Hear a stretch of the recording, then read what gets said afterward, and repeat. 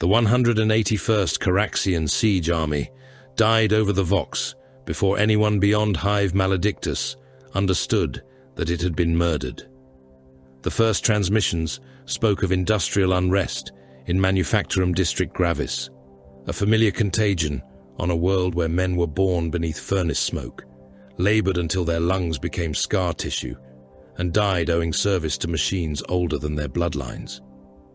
Colonel Arcturus Bale had requested 3 additional labor suppression cohorts and authority to employ live fire. 20 minutes later, his command net had become a shrieking confusion of overlapping voices. 3rd Battalion, cease firing on the transit concourse. Those are our own men. Throne, damn you, identify your targets. Another voice broke through him, frantic and hoarse. They were our men, Colonel. Emperor preserve us, they were. Sergeant Hest had another arm under his tunic. I saw it.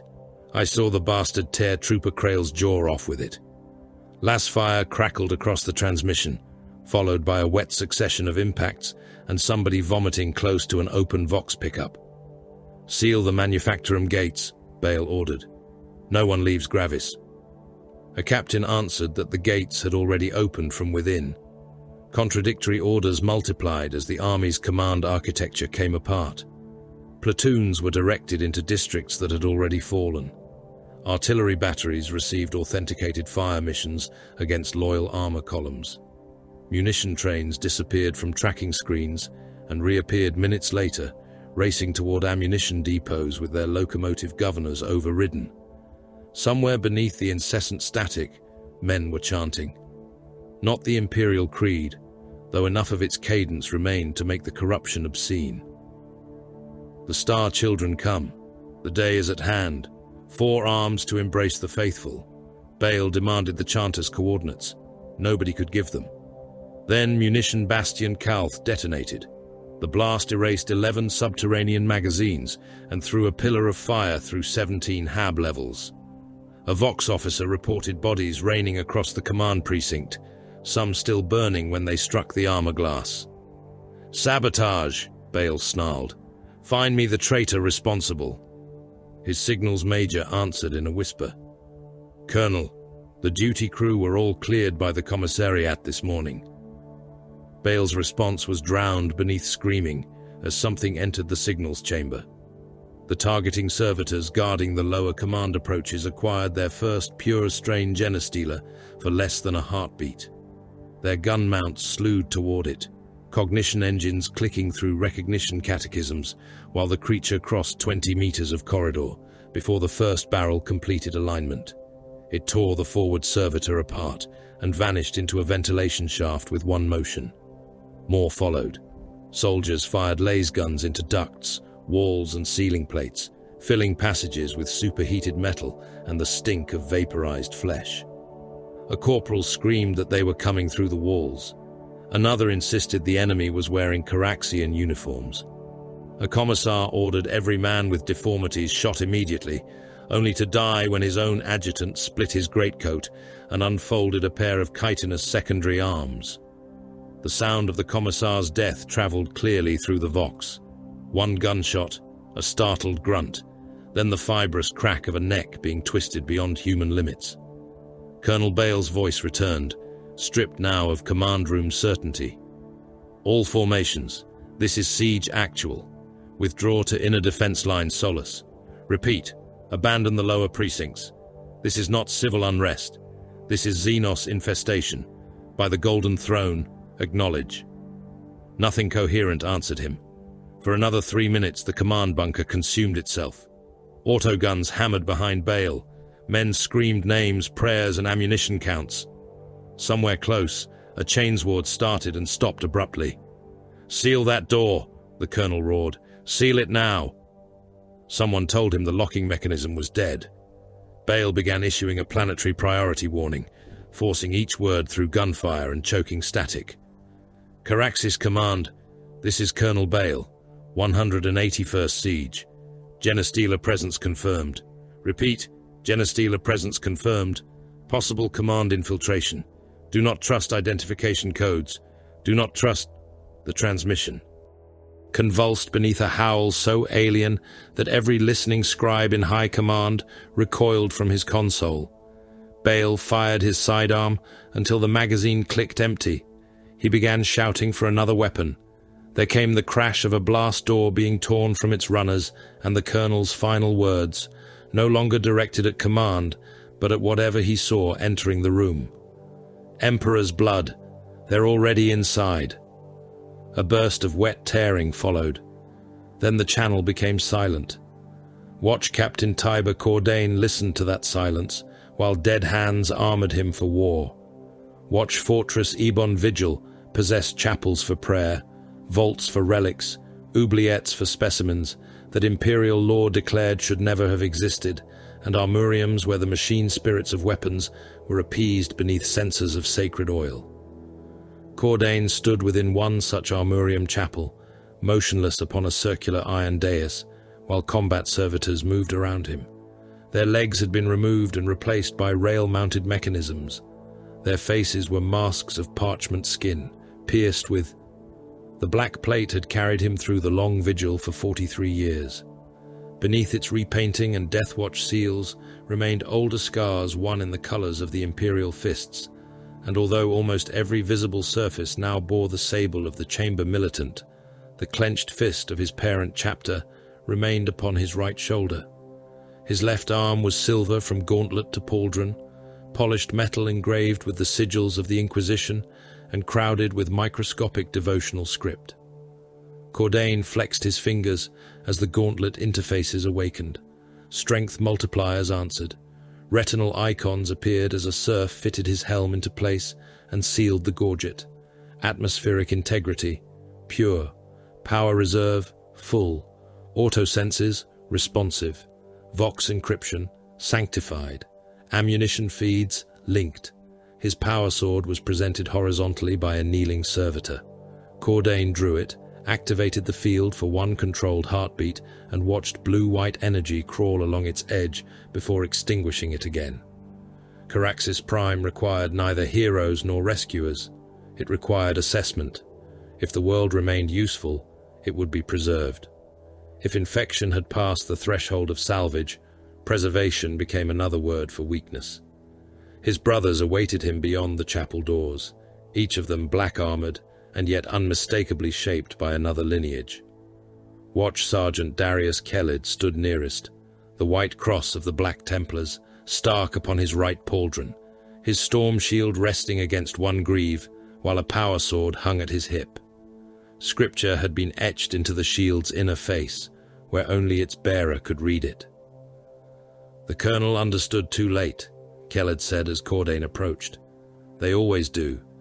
Men see a familiar face and persuade themselves corruption must announce itself with horns." Hroth Skeld gave a low grunt that might have been amusement. The Space Wolf was broader than Kellid, even without heavier plate, and the two-handed thunderhammer held against his shoulder looked less like a weapon than a piece of siege machinery stolen from a forge. "If the thing has 4 arms, brother, I find recognition becomes easier." Kellid's helm turned toward him. "Levity before contamination is unbecoming." Skeld showed his teeth. "Then be certain not to laugh when I pulp one." Ferren Cade ignored both of them.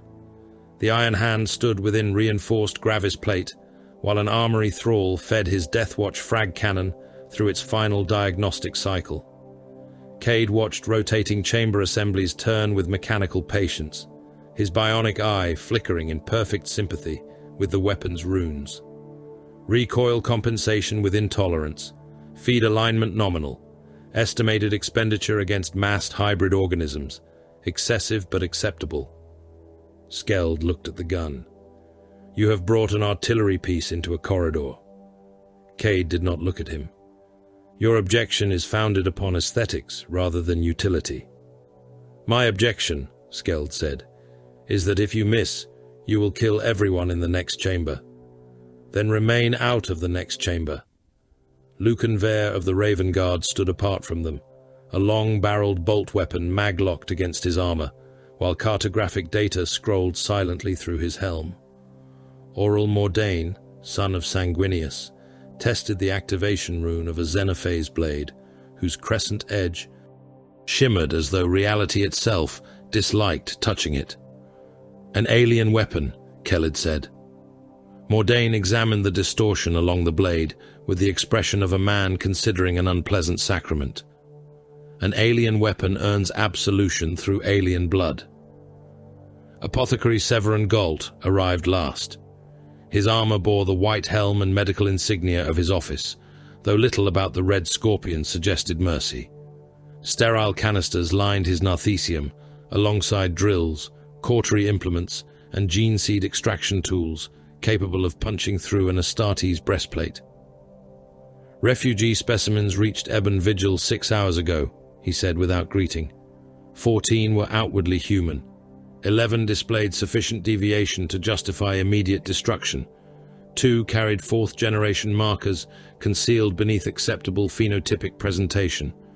The remaining specimen was biologically uncorrupted. Skeld glanced toward him. Was? Gault's voice remained perfectly level. Cross-contamination occurred during transport. Continued viability served no purpose. Cordain had known Gault long enough not to ask whether the man had suffered. The apothecary did not inflict pain for pleasure. That would have implied emotion. He destroyed contamination because contaminated matter had forfeited the privilege of continuing to exist. Inquisitor Hadron Malvek waited inside a strategium sealed by gene lock, hexagrammic cipher, and armed stormtroopers stationed beyond the inner blast doors. He was physically unimpressive beside the Deathwatch, a spare, grey-haired man in a high-collared black coat, but no one in the chamber mistook mass for authority. A hololithic Caraxes Prime rotated above the central table, covered in thousands of tactical runes. Population before hostilities, Malvek began. 63 billion registered Imperial subjects. Mobilized military strength exceeds 4 billion, excluding labor levies and emergency militia. 7 primary hive conglomerations. Orbital yards capable of capital vessel repair. Manufactoria supplying elements of 3 subsectors. A robed savant beside him murmured that refugee processing suggested contamination in 4 hives. Malvek looked at him. Vectors. The savant hesitated. My lord? They are not refugees until biological clearance establishes that designation. They are vectors. Continue. The man swallowed and obeyed. The world expanded above them. Entire continents filled the chamber in light. Army groups became clustered runes. Armored divisions crawled across the map as strings of red and gold. Skitarii cohorts advanced from Mechanicus enclaves in rigid geometric formations, while distant Titan maniples glowed as solitary sigils among lesser forces. Cordain watched orbital docks burn above the northern hemisphere, their status markers turning from contested amber to dead black. Hive districts vanished one after another as command links failed. Somewhere below those symbols, billions of men were firing laser guns, loading shells, drowning in trenches, burning inside tanks, and dying without ever knowing why their world had betrayed them. Malvek reduced the projection until Hive Maledictus appeared as a mountain of lumen lines. Then he magnified a single point beneath it. Compared with the war surrounding it, the marker was almost invisible. That, he said, is your battlefield. Objectives, Cordain said. Malvek raised one finger. Identify and destroy the Patriarch directing the infestation. Another. Determine the depth of penetration within planetary command. A third. Recover viable biological material sufficient to establish parent strain. Then a fourth. 6 months ago, Ordo Xenos archive sepulchre disappeared from sanctioned record beneath Maledictus. You will locate it. Cordain studied him. The fourth objective precedes the others in significance. Malvek's expression did not change. Perceptive. What was stored there? Synaptic tissue recovered from tyrannid organisms. Xenobiological studies. Partial research into mechanisms by which the hive mind transmits control through lesser bioforms. Silence settled around the hololith. Cade's bionic eye focused. Galt became absolutely still. Malvek continued, "If the cult has accessed those materials, the possibility exists that its psychic beacon has been strengthened artificially. The organism calling to its parent fleet may be screaming far louder than nature intended." Malvek altered the map again. Several hive complexes became bordered in crimson. Population zones presenting confirmed fourth-generation contamination are designated Perdita Extremis, pending final review. No extraction through Deathwatch lines without genetic screening. Military formations obstructing your advance are to be bypassed where practical. If bypass is impossible, destroy them. Khaled inclined his head. The alien shelters beneath stolen flesh. Burn the flesh and deny it shelter. Galt added, "Fourth-generation carriers may appear entirely human. Sentiment based upon phenotype is strategically indefensible. They ceased to be human when their inheritance became Xenos." Skeld's jaw tightened. "And the loyal men stationed beside them?" Malvek looked toward Cordain rather than answer. The watch captain watched crimson borders spread across a world of 63 billion souls. "As many as the mission requires," he said. Skeld held his gaze for several seconds, then nodded once. There was nothing more to discuss. They returned to the armorium beneath tolling bells. Thralls brought ammunition in reliquary cases, while hooded serfs whispered benedictions over each magazine. Cordain selected loads according to target class, checked every feed himself, and locked reserve magazines against his plate. Cade supervised the frag cannon's final loading with the attention another warrior might devote to prayer. Skeld ran an oilcloth across the head of his thunderhammer, fingers tracing old impact scars. Mordain held the Xenophase blade before him, while a chaplain servitor murmured a litany of sanctioned hatred. "Still distasteful?" Skeld asked. "Profoundly," Mordain replied. "Then give it to me."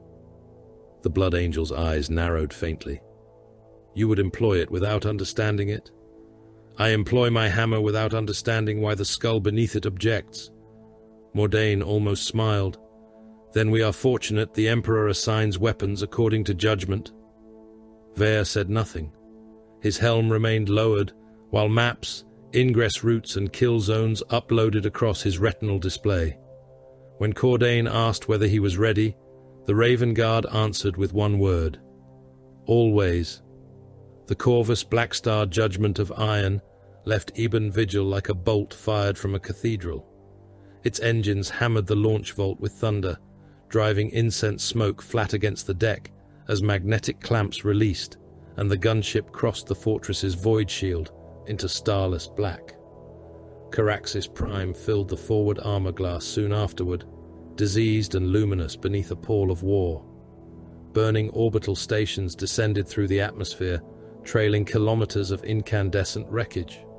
Imperial Navy cruisers exchanged lance fire with immense organic silhouettes moving beyond the outer moon, each discharge briefly illuminating things grown rather than built. Troop landers descended by the thousand, while evacuation ships climbed through them in panicked streams. Several died before Revenant's eyes, struck by debris or defensive fire, becoming brief blossoms of light containing tens of thousands of human lives. Lightning crawled through storm fronts the size of nations, storms born not from weather, but from burning promethium fields and hive fires vast enough to create their own skies. Against such immensity, Judgment of Iron was nothing. 7 Astartes and a gunship against armies counted in billions, a world collapsing beneath rebellion, and something hungry answering from the dark between stars. That was precisely why Cordain trusted the mission. Armies existed to meet armies. Titans killed engines. Fleets broke fleets. The Deathwatch existed for the smaller thing hidden inside the greater war, the unseen joint upon which the whole monstrous mechanism turned. Find it. Break it. Let everything dependent upon it die afterward. Hive Maledictus rose through the cloud deck below them, a continent of towers illuminated by artillery flashes. The Black Star rolled onto its attack vector. Warning runes appeared across Cordain's visor. 1, 5, 12, then dozens. The pilot servitor intoned, multiple acquisition signatures, Imperial pattern, Hydra flak batteries, friendly designation confirmed. Cordain felt no surprise. Friendly designation rejected, he said. Missiles rose from behind the Imperial defense line. The Black Star pitched violently downward as the first salvo crossed overhead. Flak shells burst around them in a wall of orange fire, shrapnel hammering the hull while warning icons multiplied across the squad's displays. Through the cockpit glass, Cordain saw Hydra batteries traversing in perfect coordination, their autocannon clusters tracking the descending gunship from positions supposedly secured by Caraxian troops. Kelled's voice came across the squad vox, low and full of sacred hatred. The alien has worn mankind's skin long enough. Cordain drew his bolt weapon, seated the magazine with a hard metallic strike, and pulled the charging mechanism until the first round entered the chamber. Below them, Hive Maledictus opened like the gates of damnation, streets burning, defense lasers stabbing through smoke, millions of tiny lives killing one another beneath an infected sky. Then strip it off, he said, and Judgment of Iron plunged directly into the fire. The first Hydra battery opened fire while Judgment of Iron was still descending through the burning cloud deck, 4 long-barreled autocannons traversing with machine precision as the corrupted emplacement hurled a stream of shells into the gunship's predicted flight path. The Corvus Black Star rolled hard enough to wrench loose fragments of armor plating from the troop compartment, its engines howling as the pilot servitor forced the aircraft through a descending spiral between converging missile trails. Chaff dispensers erupted along the fuselage, vomiting sheets of incandescent countermeasures into the polluted sky. A missile took the bait and burst behind them, filling the rear-picked feed with white fire. Another ignored it. "Contact starboard, closing. 6 seconds, Cade reported, his tone indistinguishable from an armorium diagnostic. Cordain watched targeting solutions crawl across his retinal display while the Black Star inverted beneath a curtain of flak. "Impact probability increasing," the pilot servitor intoned. "Recommend deviation southeast. Alternate approach increases survival projection by 27%. Cordain saw the proposed vector illuminate across his visor. It carried them away from the defense bastion and toward the ruins of an administratum district. It was exactly what an enemy expected a damaged aircraft to do. "Maintain primary vector." The pilot servitor required no explanation. Its wetware obeyed. Skeld understood anyway. "They think we wish to live." Cordain kept one gauntlet locked around the restraint bar above him as the compartment lurched. "Then their first error is already made." The pursuing missile struck the Black Star's port engine housing. The impact punched Cordain against his restraint with enough force to crack the support beneath his shoulder. Warning runes blossomed crimson across the squad network. The port turbine screamed, lost thrust, regained partial function, and began vomiting burning fuel into the slipstream. Cade immediately reported, "Port engine output reduced by 31%. Control authority degraded. Hull integrity remains sufficient." Skeld turned his helm fractionally toward him. "Your gift for reassurance remains unmatched." Another flak burst detonated beneath the aircraft and drove shrapnel through the lower armor. Nobody shouted. Nobody invoked the Emperor merely because machinery was failing. Vare fed battery positions into the shared display. Mordain marked a missile launcher, acquiring them from the eastern parapet. Keled murmured, "Abomination identified," as if naming an item upon a prayer roll. Cordain waited until the defense complex filled the cockpit armor glass, a sprawling mass of bunkers, flak towers, ammunition revetments, and radar shrines, all bearing the double-headed eagle of the Imperium. Hundreds of human figures moved across its battlements in uniforms that still displayed Caraxian colors. "Weapons free," Cordain said. Judgment of Iron answered with murder. The Black Star's nose weapons tore across its own designated landing zone. Cannon fire walked through the nearest Hydra emplacement and opened men from sternum to pelvis before striking the ammunition feeds behind them. The gun pit vanished into an eruption of exploding shells, limbs, and masonry. Missiles hammered the command bunker in rapid succession. The first broke the outer wall. The second entered through the fracture and detonated among the crews inside. Bodies and fragments of cogitator banks blasted from firing slits in a red-black spray. The aircraft passed so low over another position that Cordain saw a cult-controlled gunner turn his face upward an instant before the Black Star's weapons erased him and everyone around him. Then the landing strut struck Ferrocrete. The damaged port engine shrieked against the sudden loss of momentum. Explosive bolts released the assault ramp, and Kill Team Revenant entered Hive Maledictus, while pulverized human remains were still falling from the sky. Cordain hit the ground first, Bolter covering the western approach, while Kellid and Mordain split left and right. Cade came down behind them, with the frag cannon already leveled. Skeld followed, carrying his thunderhammer across both hands, while Galt and Vare established the rear arc without instruction. The defense courtyard had become a charnel pit of broken barricades, torn gun crews, and burning equipment.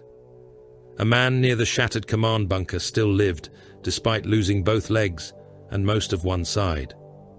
A secondary arm protruded through his ruined tunic, ending in 3 hooked fingers that clawed toward a demolition trigger lying beside him. Cordain altered course by half a step. His boot came down upon the cultist's skull with the weight of powered ceramite behind it. Bone collapsed. The head burst against the Ferrocrete, and the hand ceased moving. Cordain neither looked down nor slowed. Approach secured. Vare answered, "Movement below." Cade added, "Multiple contacts. Transit access northwest." Cordain turned toward the hive.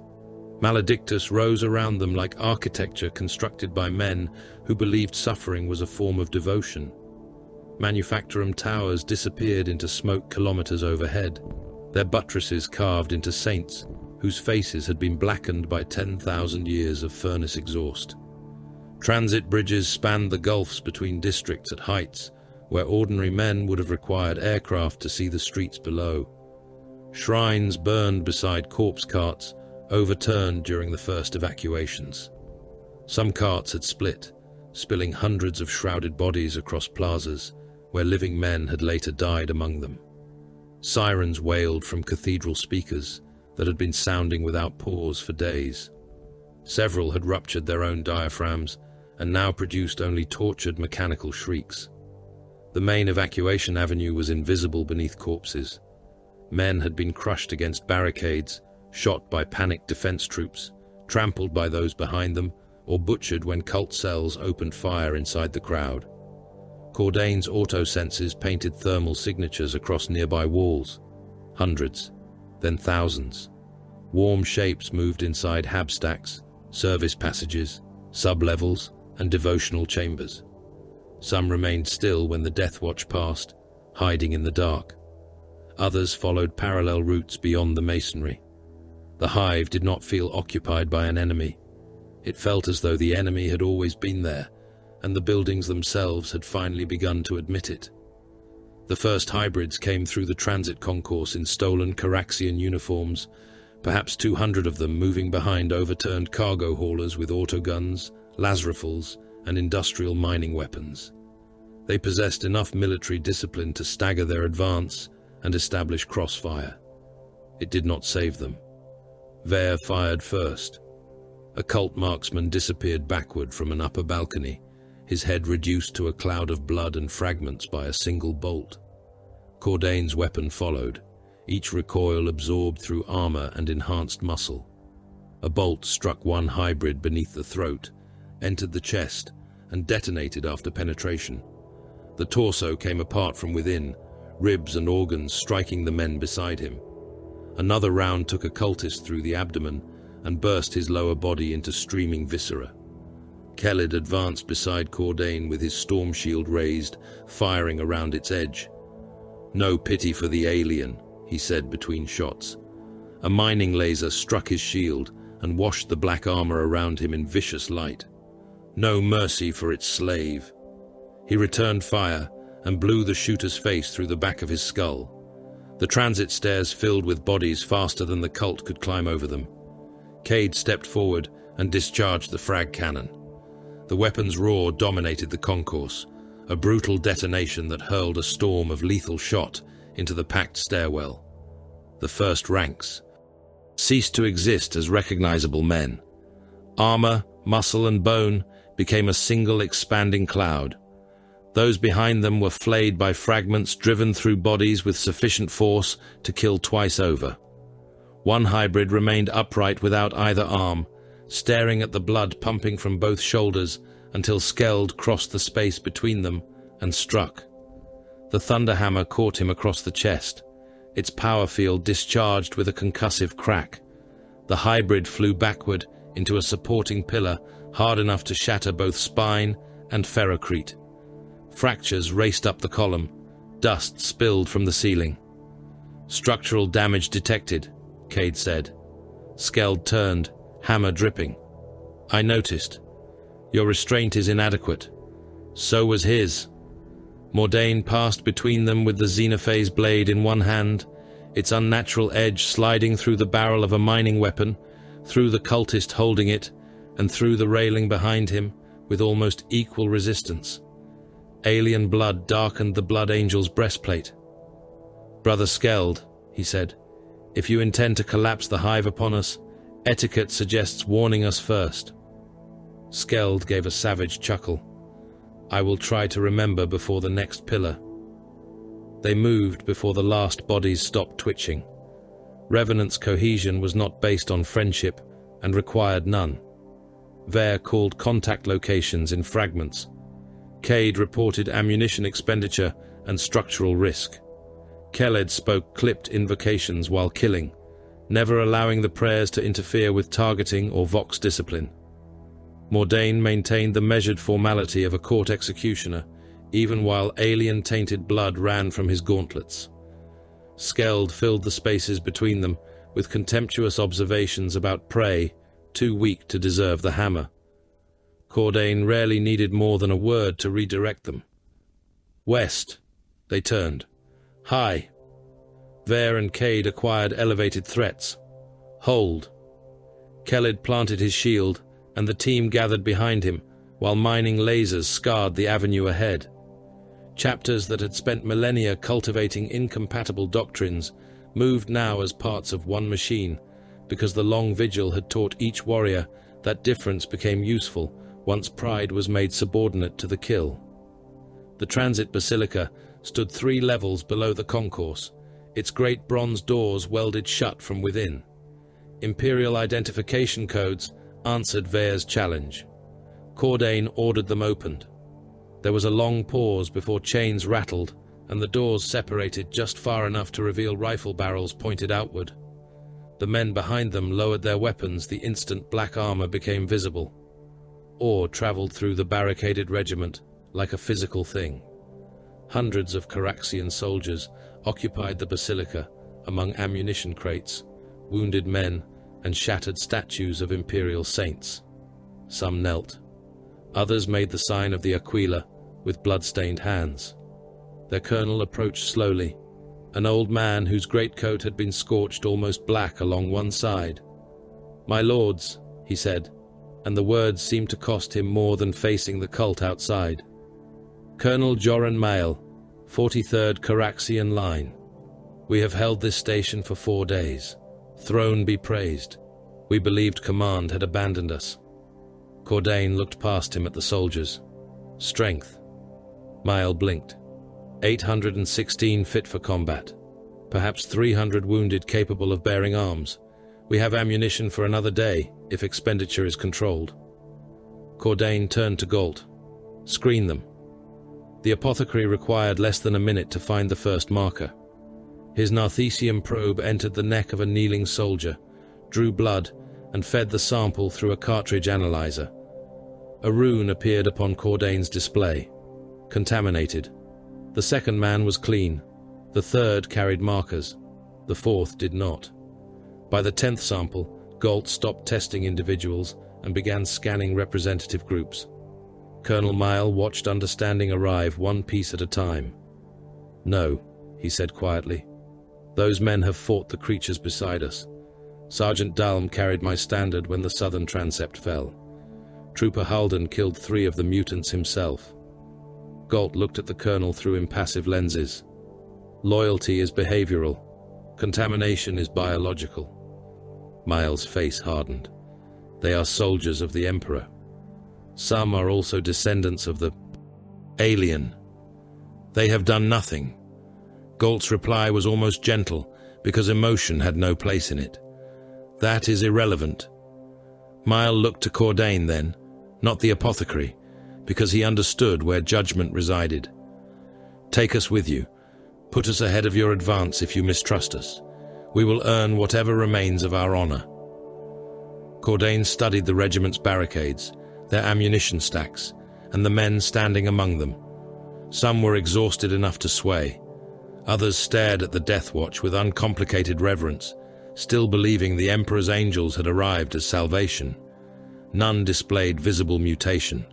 That made no difference. "Unload all ammunition," Cordain said. "Place weapons upon the floor. Kneel facing the altar." Mile closed his eyes. Around him, several soldiers smiled with relief, because they had not yet understood. The colonel had. "My lord," he said. Cordain gave him nothing. "You have 30 seconds." The regiment obeyed until the first man realized why. Lasguns struck stone as they were laid down. Magazines were stacked beside them.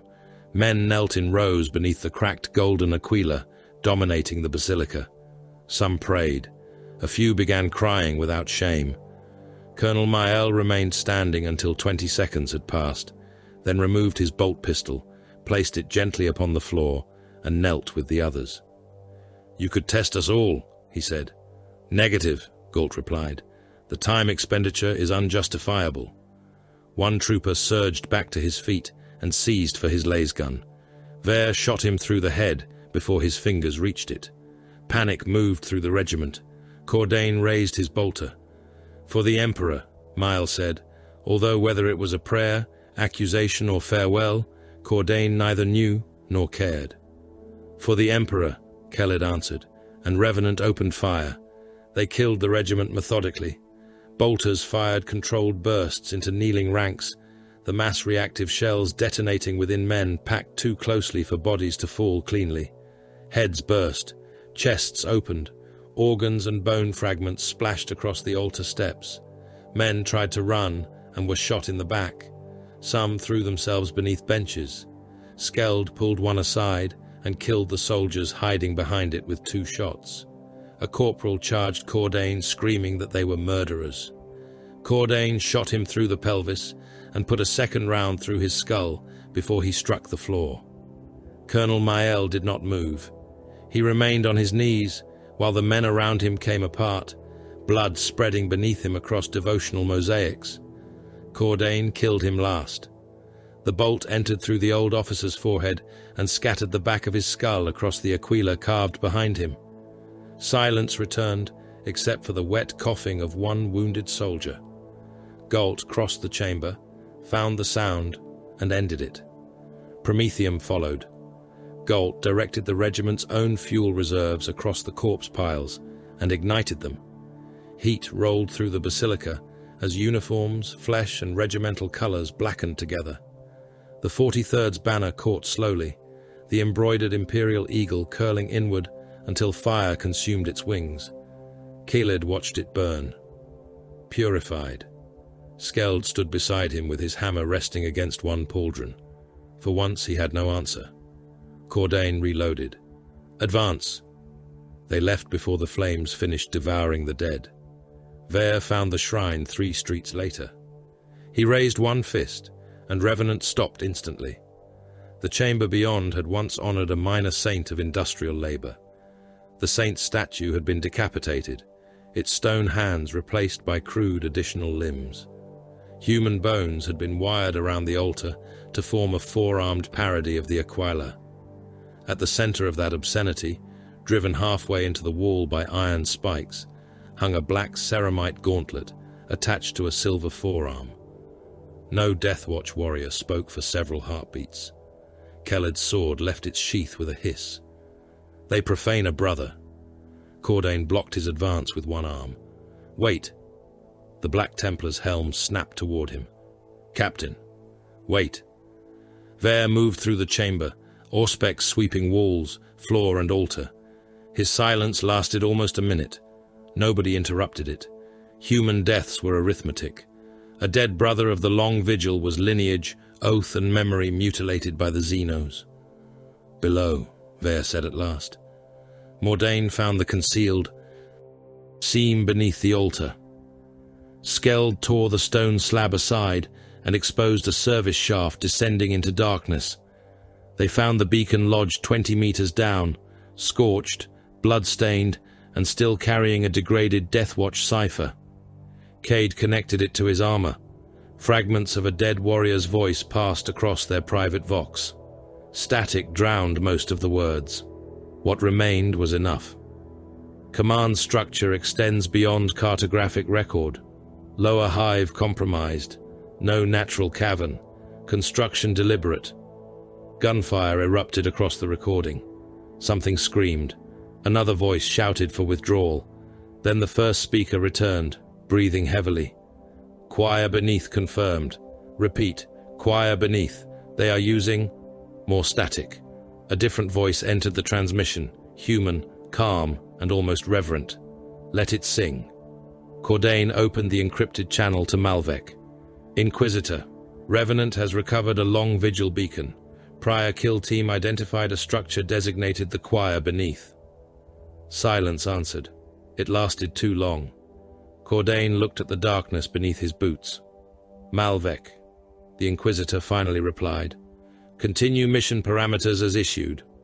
Cordain's eyes narrowed behind his lenses. "You recognize the designation." Another pause. "Continue mission parameters as issued, Watch Captain." The channel closed. Skeld looked toward him. "He knows." "Yes." "You will ask him?"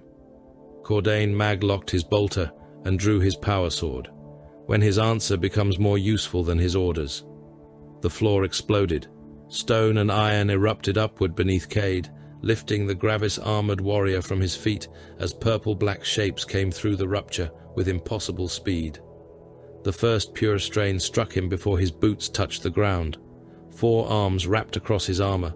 Claws screamed against ceramite and bit deeply enough to fill the squad network with damage runes.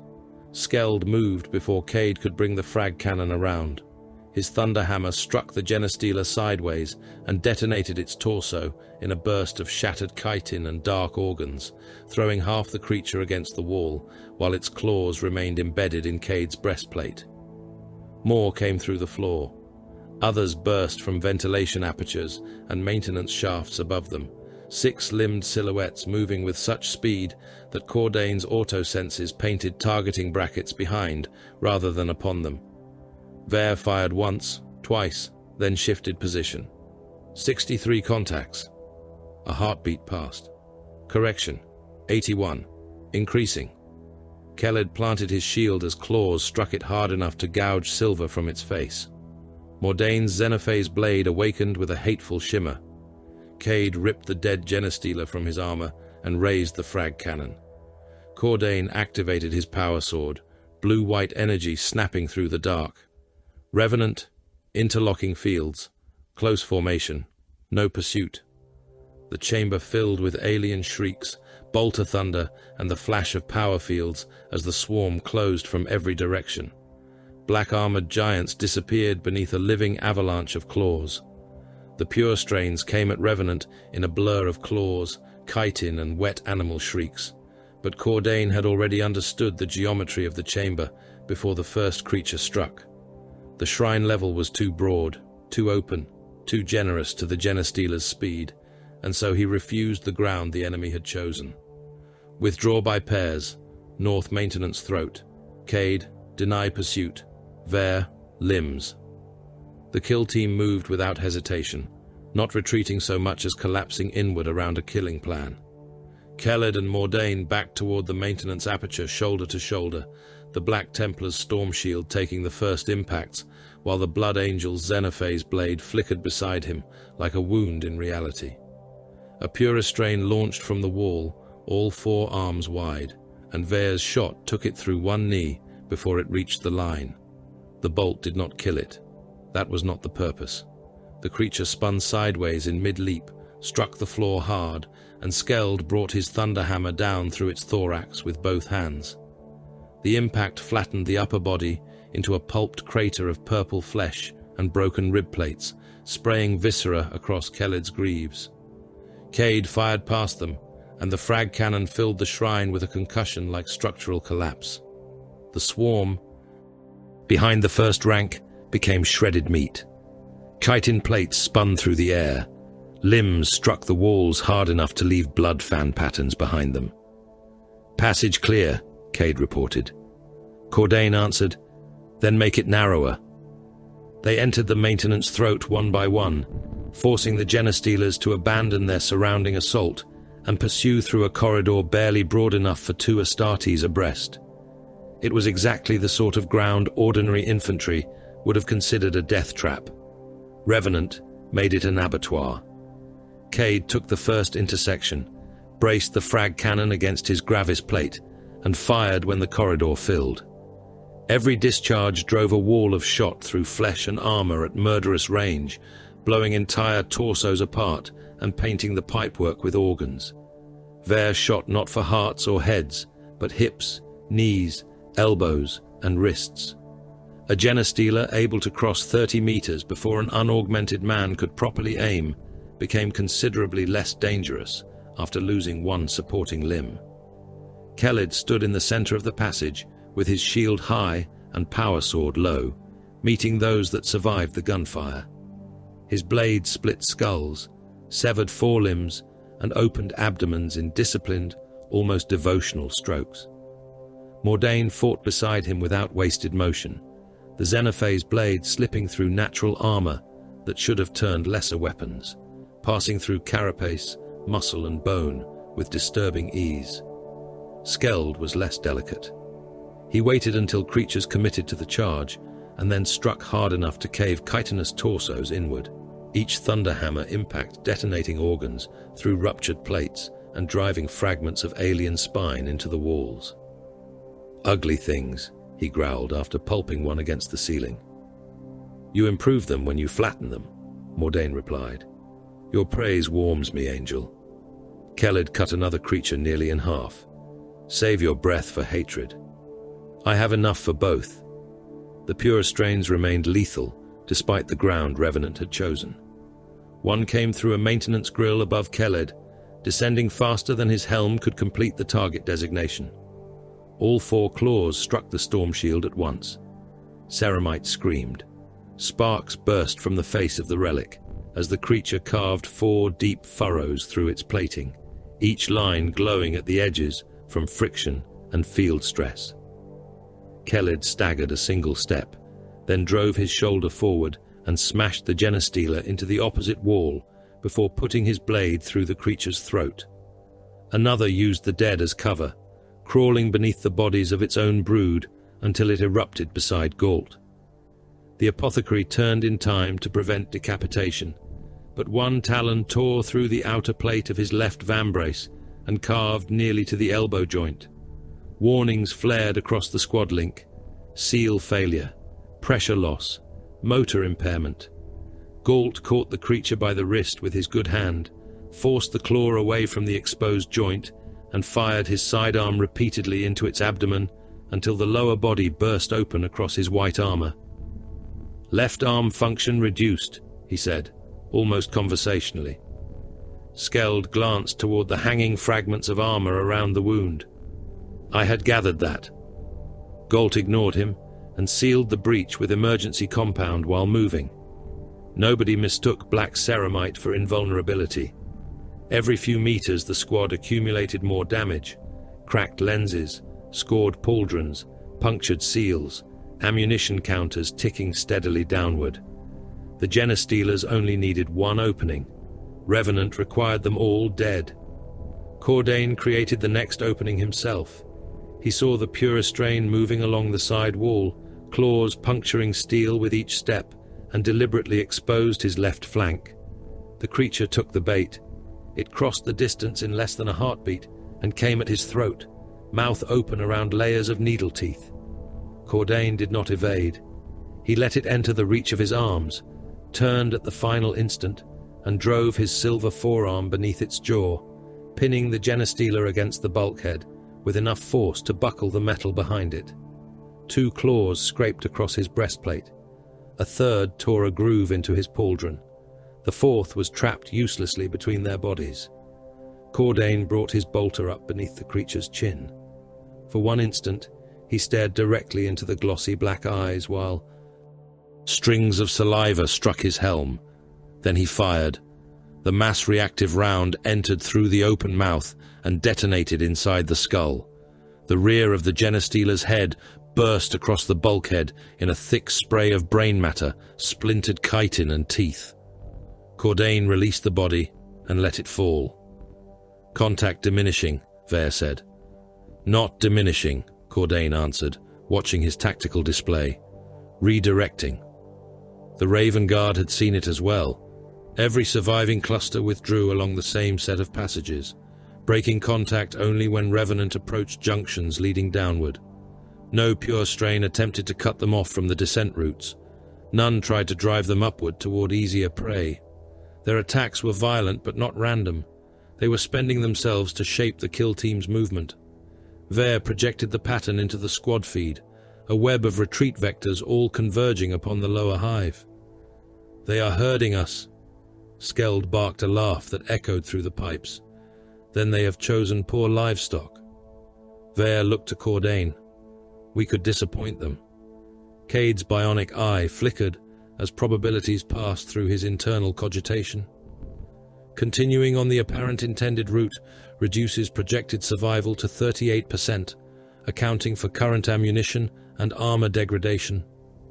Skeld laughed again, louder this time. "Better." Kelled turned his scarred shield to inspect the glowing claw marks. "The abomination desires our presence below. Desire is weakness." Cordain studied the converging routes. "No, desire is information. If the Xenos spends pure strains to place us somewhere, then that place matters." He pointed down the passage. "We go where it wants us." Mordain wiped a ribbon of alien intestine from his blade. "And once there, we teach it regret." The hive changed as they descended. Imperial construction gradually disappeared beneath layers of older stone and iron. Aquilae became rare. Devotional plaques gave way to pre-imperial masonry, patched by generations of maintenance crews who had never known what lay behind the walls. In some places, the architecture seemed older than Caraxis's official settlement records, foundations built in dimensions incompatible with the hive above. Waxy biological residue coated the lower tunnels. It had hardened in translucent ridges across bulkheads and pooled around ancient drainage channels like frozen fat. Galt sampled it without stopping. Genestealer secretion, multiple ages. They entered a chamber where the walls had been reinforced with human bones, not arranged ceremonially, used. Femurs wedged into cracks, ribs packed beneath sagging panels, skulls embedded in the hardened secretion with identification tags still hanging from some jaws. Another chamber was knee-deep in discarded clothing, labor tokens, ration chits and boots. Beyond that waited a pit filled with gnawed skeletons, accumulated in strata, like archaeological remains. Galt knelt beside a pelvis stained dark with age and drew a probe across the bone. "Minimum estimate exceeds 100 years. Kelled's voice became colder. "Impossible." "No." Galt rose. "Merely unnoticed." The implication followed them deeper. The cult had not appeared when Maledictus erupted into rebellion.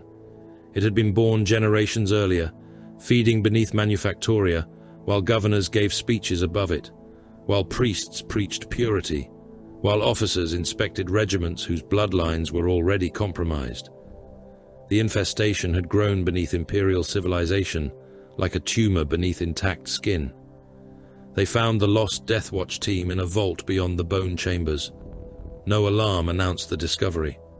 Vare stopped first, and the stillness in his posture caused every brother behind him to raise his weapon. Then Cordain saw the black ceramite. 3 bodies remained recognizable as Astartes. The cult had opened them with grotesque patience. Armor plates had been split at joints and peeled away from enhanced flesh.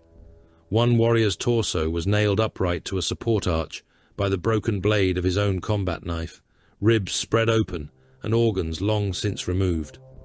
Another lay across a stone table beneath instrument marks that were too regular to have been made in frenzy. His skull had been sawn apart, and the upper cranium lifted away, leaving the hardened remains of the brain exposed beneath old preservative wax. The third had been dismembered and arranged according to no imperial rite Cordain recognized. Keled crossed the chamber in 3 furious strides and raised his sword toward a nearby cult sigil. Galt caught his wrist. The movement froze every warrior present. "Release me, apothecary." Keled's voice had lost even the clipped restraint of battle. "No. They profaned the dead, and the dead contain evidence." Keled's sword field hissed between them. Galt did not move. "Destroy this chamber, and you destroy whatever they learned before death. You would avenge insult by aiding the Xenos." Silence endured for several seconds before Keled lowered the blade. "Proceed." Galt went to work. His narthecium drills punched into what remained of the first corpse's neck and chest, searching for viable progenoid material. Much had been ruined. Some had not. Each recovered organ went into a sealed canister. Each dead Marine became a name in the watch record. Brother Sergeant Halbrecht Vane, Crimson Fists. Service to the Long Vigil, 61 years. Progenoid recovery partial. He moved to the next. Brother Othric Kale, Iron Hands. Service, 29 years. Progenoid unrecoverable. Cade's expression did not change, but one mechanical hand closed around the grip of his weapon until the metal creaked. Galt continued. Brother Corian Thale, Nova Marines. Service, 37 years. Progenoid viable. Keled stood motionless throughout. Hatred banked now into something colder and more useful. The dead team's armor yielded data after Cade bypassed damaged encryption nodes. Fragments appeared across Revenant's shared feed, corrupted by static and biological interference. The previous kill team had reached the lower vaults, discovered the cult's command structure, and continued until one phrase repeated through their logs with increasing urgency. "Choir beneath." Picked fragments followed. Rows of psychers shackled into machinery. Astropaths with their eye sockets wired open. Cult mystics connected by tubes to a pulsing organic mass. Imperial transmission coils and stolen xenological instruments grafted into something neither wholly machine nor wholly flesh. Galt watched the images twice. "A resonance architecture," Cade answered. "Amplification mechanism." Cordain saw the truth before either finished. The Patriarch had not merely bred a cult and waited for the hive mind to hear it. It had taken Imperial psychic infrastructure and the Ordo Xenos Archives research, fused both into a biological beacon, and strengthened the call. Thousands of infected psychers had been turned into a choir whose hymn crossed interstellar darkness. Cordain opened the command channel. "Malvek," the Inquisitor answered after 3 seconds. "Report. The previous team reached the choir beneath. Their data confirms sanctioned astropaths integrated into a Xenos resonance structure. Ordo samples are present." Silence. Cordain's voice hardened. "You knew. I knew possibilities. You withheld them. Operational ignorance limited the value of information that might be extracted from you by a sufficiently capable psychic organism." Cordain looked at the opened skull of the dead Astartes on the table. "You expected capture. I expected contingencies." Keled stepped closer, his contempt carrying clearly across the shared channel. "Sophistry. Malvek did not acknowledge him. "New order, Watch Captain. You will not destroy the choir." Even Cade stopped moving. Keeled spoke first. "Madness." "Authority," Malvek corrected. "You will reach the Patriarch. You will confirm control architecture. You will preserve the beacon until I issue sanction." Cordain stared into the dark beyond the vault. "Reason." "Not yet. That answer is insufficient. It is nevertheless the answer you have." The Vox went dead.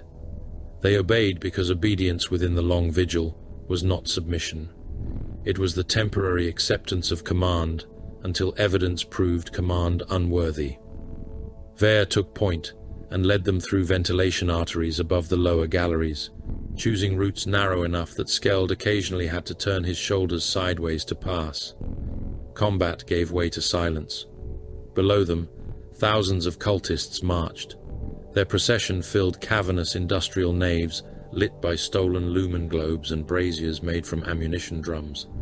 Men in Caraxian uniforms walked beside laborers, priests, and hybrids whose additional limbs were no longer concealed.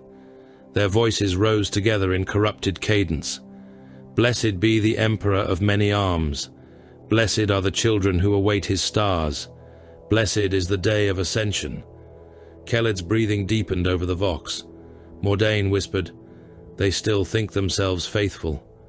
Galt answered, "Most diseases exploit existing systems." The cultists below carried aquila altered by crude additions. A former Ministorum priest raised both natural hands and two chitinous secondary arms toward the ceiling.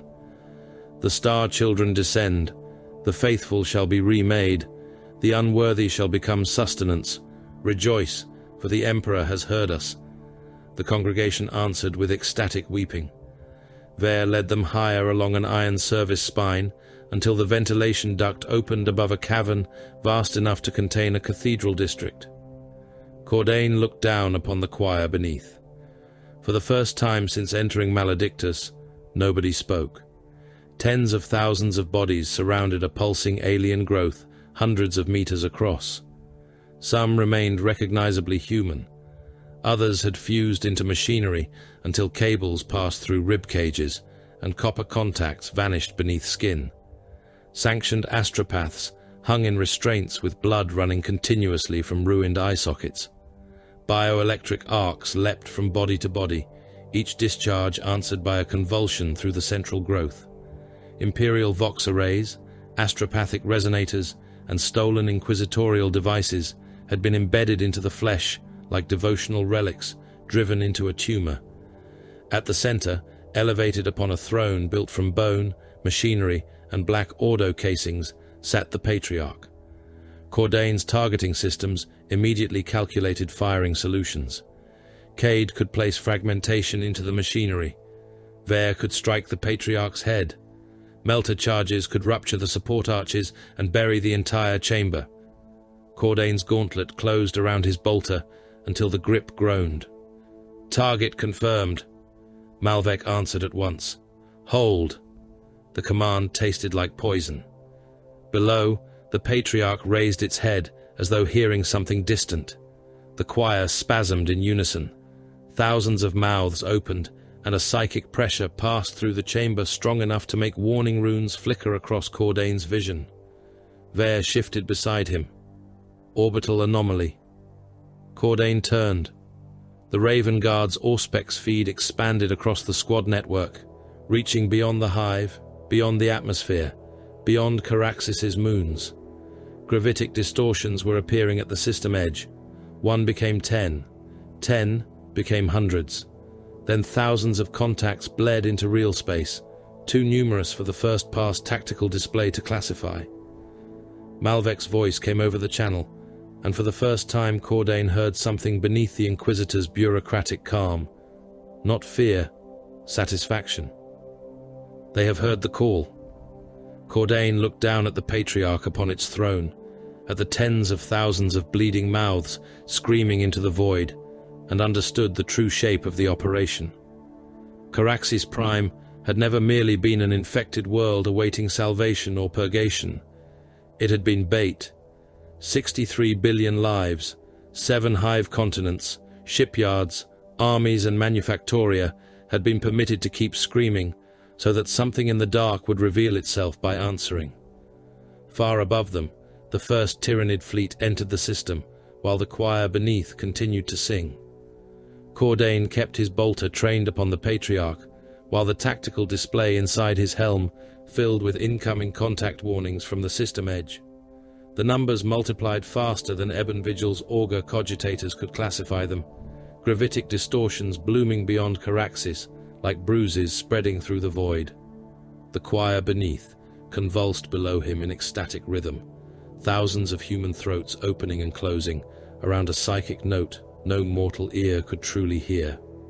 Blood ran from the ruined sockets of astropaths and pattered from their chins onto cables thick as a man's arm.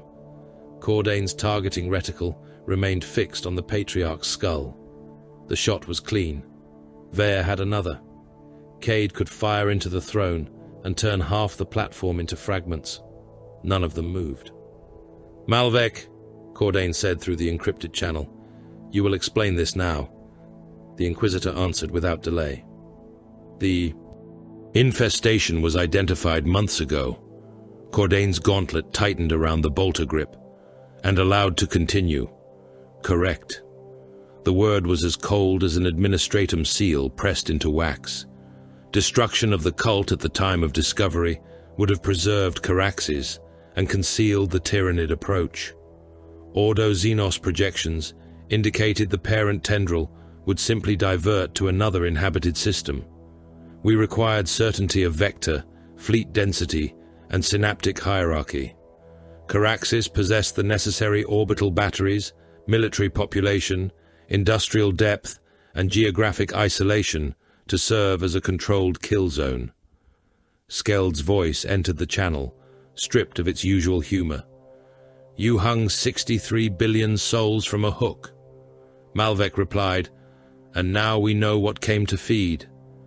Keled looked down upon the writhing cult congregation with nothing resembling pity. Then the sacrifice was correctly made. Better one world burned than the alien permitted to strike 100 unseen. Cade's bionic eye flickered as he processed the incoming tactical data. Operational premise is mathematically efficient. A known battlefield permits prepositioned naval assets, prepared interdiction zones, and controlled biomass denial. Galt, still working one damaged arm through emergency repairs beneath his vambrace, asked only, "Quarantine perimeter?" "3 neighboring systems have been placed under interdiction," Malvek said. "Civilian translation has been suspended. Rogue trader traffic diverted. Astropathic warning has been issued under Ordo Cipher." "Insufficient," Galt replied. "If spore-bearing craft breach the outer cordon, infection risk remains non-trivial." Mordain's gaze remained fixed upon the Patriarch. His xenophase blade rested inactive across his knees. "You speak of the inhabitants as though they were ammunition." Malvek's answer carried no offense. "Ammunition is expended toward effect. So are soldiers. So are worlds. The distinction is emotional rather than strategic." Skeld gave a low growl. "Cold-blooded bastard." "An observation, not an argument," Malvek said. Cordain ended the exchange before it could become indulgence. "Enough. We swore the long vigil, not an oath to Caraxes. Our duty is the Xenos." Every warrior became still. That was the line none of them would cross. Whatever they thought of Malvek, whatever chapter instinct rebelled against his methods, the alien remained the greater enemy. The Inquisitor expanded the operational projection into Revenant's shared tactical feed. The choir continues until the Tyranid vanguard commits to Caraxes beyond practical reversal. Naval Command is already repositioning cruiser groups behind the inner moon. Fortress squadrons will engage first contact. Planetary defense lasers are operating at maximum charge, though several batteries are compromised. Ground armies have been ordered into fortress zones pre-selected for prolonged attritional defense. Their task is not to win ground, it is to consume biomass slow digestion cycles, and fix the swarm beneath overlapping artillery. Cade accepted the terms without comment. Skeld muttered, "So the guardsmen are bait as well." "They are soldiers," Cordain answered. "The distinction is irrelevant once battle begins." Malvek continued, "When the vanguard is fully committed, Revenant will eliminate the Patriarch and destroy the resonance structure. The resulting synaptic fracture should destabilize cult coordination across the planet at the precise moment tyrannid organisms begin planetary insertion. Navy assets will then attempt void denial, while ground forces exploit whatever confusion follows." Nobody used the word victory. The hololithic terms were colder and more precise. Acceptable attrition, biomass denial, synaptic degradation, containment probability, projected planetary loss. Cordain understood the language. Victory belonged to poets, remembrancers, and men far from the battlefield. The long vigil dealt in outcomes. Then they waited, and waiting became another form of killing.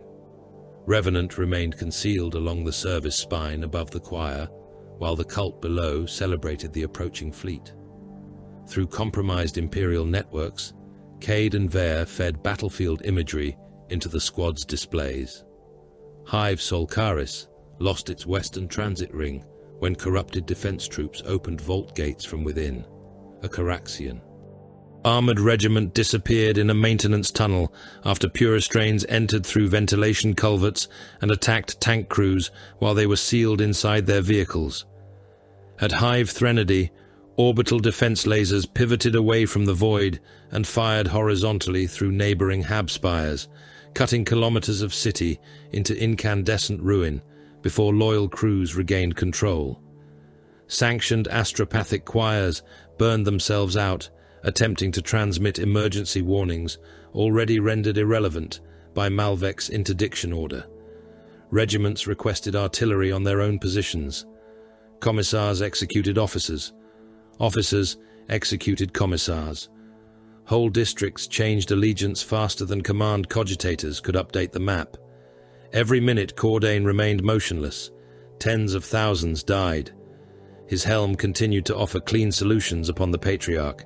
Head, thorax, shoulder junction, neural mass. He ignored each prompt. The cruelty was not in pulling the trigger. Cordain had done that more times than he could remember. Cruelty was possessing the power to end something, and choosing not to, because more useful deaths had yet to occur. Below him, cultists prostrated themselves, while their children chanted to the Emperor of Many Arms. Priests carried censers made from skulls. Hybrids beat drums, stretched with human skin. The Patriarch remained upon its obscene throne, motionless except for the small movements of its head as the psychic beacon reached farther into the void. Keled watched the creature and whispered, "Suffer not the alien to live." Cordain did not rebuke him. He understood the prayer. His own finger rested against the bolter trigger guard. The target distance appeared at the edge of his vision. Vare could kill the heavy gunners. Cade could erase the congregation.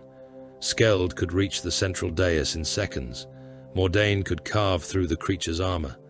All of it had to wait, because the enemy above had not yet crossed an invisible line on a void chart.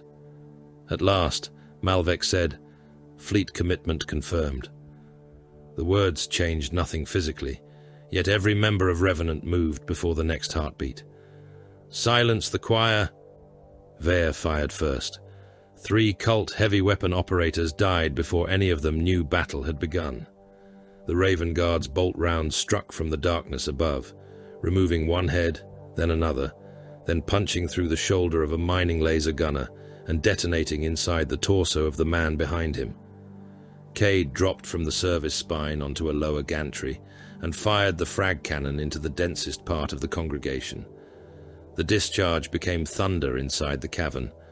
Hundreds of bodies vanished into a red storm of meat, shredded robes, and bone fragments. Men nearest the blast were stripped to ruin. Those behind them collapsed screaming with limbs missing or rib cages opened. Keled descended through the central stair in a black armored charge, storm shield smashing aside hybrids, while his power sword severed necks and arms beneath clipped invocations.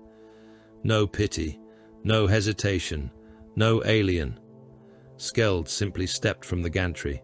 He fell through smoke and screaming bodies before striking a cluster of aberrants with the head of his thunderhammer beneath him. The power field detonated on impact.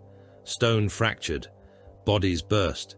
One aberrant's spine came apart so violently that vertebrae punched through the flesh of another. Skeld rose from the crater coated in blood and laughter. "Now this," he growled, "is honest work." Mordain moved toward the throne with terrible grace. His Xenophase blade awakened, and the air around its edge distorted. A hybrid lunged with a mining pick. Mordain removed both arms at the elbows and passed without watching the body fall. Another fired an autogun into his chest at point-blank range. Rounds sparked from ceramite. Mordain thrust through the shooter's sternum, turned the blade inside him, and opened the torso from heart to hip before kicking the corpse away. Cordain descended behind the assault line, firing disciplined bursts into targets that attempted to flank his brothers. Galt remained several paces back, shooting only when required and preserving his damaged arm for the biological work he knew would follow. The cult responded with fanaticism rather than panic. Men hurled themselves into bolter fire, chanting about ascension. Aberrants battered against Kheled's shield. Pure strains erupted from the lower galleries. The choir itself screamed louder, psychic pressure building until Cordain's vision flickered with false colors and his teeth ached inside his skull. Then the Patriarch moved. It crossed the central platform faster than ordinary vision could have followed, descending from the throne in a blur of chitin and muscle. A bank of servitors stood between it and Cordain. They ceased to exist as meaningful obstacles. One was torn in half by an incidental sweep of the creature's arm. Another struck a pillar hard enough to burst open, mechanical organs and human tissue scattering together. Cordain fired twice.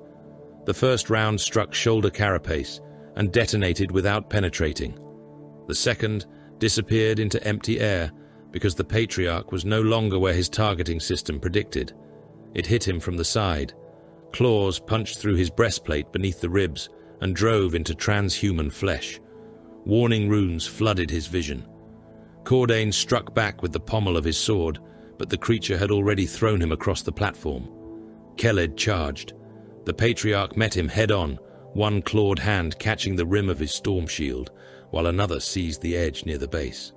Servos whined as Black Templar and Xenos fought over the relic.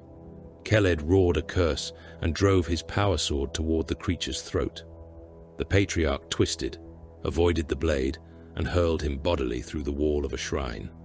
Stone saints exploded around the Marine as he disappeared into the rubble. Skeld came from the opposite side with the thunderhammer raised over one shoulder. His strike landed. The discharge broke one of the Patriarch's upper arms at the joint and drove the creature half sideways across the dais. Skeld laughed once. The sound ended when a lower claw punched through his thigh plate and emerged from the rear of his leg in a spray of blood. The Patriarch lifted him from the ground. Skeld snarled through clenched teeth and hammered the creature's forearm, forcing it to release him before another claw opened his abdomen. "Mordain," Cordain said from the floor. The Blood Angel was already moving. The Patriarch anticipated him. It turned beneath the Xenophase cut, caught Mordain's pauldron and tore half of it away, black ceramite spinning through the air. The claws continued across his shoulder plate and exposed crimson underarmor beneath. Mordain gave no cry. He withdrew with measured precision, drawing the creature after him. Cordain understood. Cade, suppression. The frag cannon roared, not at the Patriarch itself, but at the platform around it. Stone, bone, and machine fragments erupted into the air, forcing the creature to turn its head. Ver shot the damaged arm. Kheled re-emerged from the shattered shrine with one lens cracked and his shield hanging from a damaged grip. "Captain." Cordain rose despite the wound beneath his ribs. Make it choose. The Deathwatch attacked from incompatible angles. Khaled pressed the front behind his storm shield, forcing the Patriarch to commit claws against the relic. Skeld struck low from one side, despite the blood pouring down his leg. Cade kept fragmentation bursting around the creature's feet, denying stable movement. Ver fired into joints whenever a limb extended. Mordain vanished behind a bank of machinery. Cordain stepped into the Patriarch's reach deliberately. He deactivated his sword. For an instant, he became the easiest target on the dais. The Patriarch took him. 2 claws seized his shoulders. Another struck the wound in his breastplate and drove deeper. Cordain felt ribs break. His secondary heart stuttered. Pain flooded his nervous system. He locked both arms around the creature anyway, powered gauntlets clamping onto its torso, while his armor servos screamed beneath the strain. Now! Mordain appeared behind it. The Xenophase blade entered beneath the Patriarch's rib plating and passed through chitin as though through smoke. Mordain drove upward with both hands. The alien edge opened the thorax from within, severed bundles of muscle, and cut through organs whose function Galt would later name. The Patriarch shrieked. Skeld's hammer removed the broken upper arm completely. Khaled buried his power sword into the opposite shoulder. Cordain maintained his grip, even while the creature tore at him. It refused to die. Cordain released one arm, drew his bolter, and pressed the muzzle into the wound Mordain had opened. He fired until the weapon locked empty. Each mass-reactive round detonated inside the Patriarch's torso. The first burst ribs outward, the next pulverized organs. The next opened the creature from sternum to abdomen and filled the air with steaming alien blood. Cordain kept firing through the recoil until the magazine was spent and the Patriarch's chest had become a cavity of broken chitin and shredded tissue. Still it moved. One remaining claw struck weakly at him. Skeld stepped in. The thunder hammer came down upon the Patriarch's skull. The first blow cracked the cranial armor. The second collapsed one side of the head. The third drove teeth through the creature's own palate and exploded one eye from its socket. Skeld hit it again. Neural tissue sprayed across the throne. Chitin fragments struck Cordain's helm. One broken tooth embedded itself in Khaled's shield. When Skeld finally stopped, there was no recognizable skull left, only a crater of grey-pink brain matter, blood and shattered plates smeared across the throne. Galt was kneeling in the corpse before the limbs had stopped twitching. "Primary cranial structure destroyed," he said, cutting into the opened thorax with his narthecium.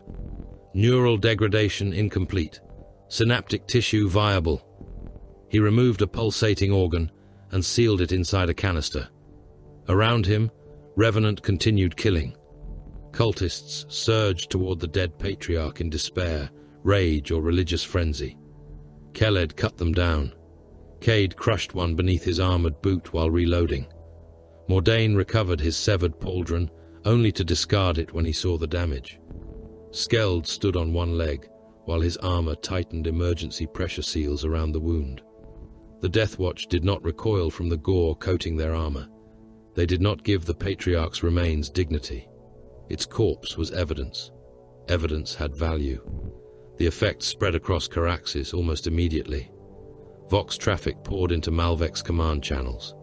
Rebel formations at Hive Threnody ceased coordinated movement and began firing in contradictory directions.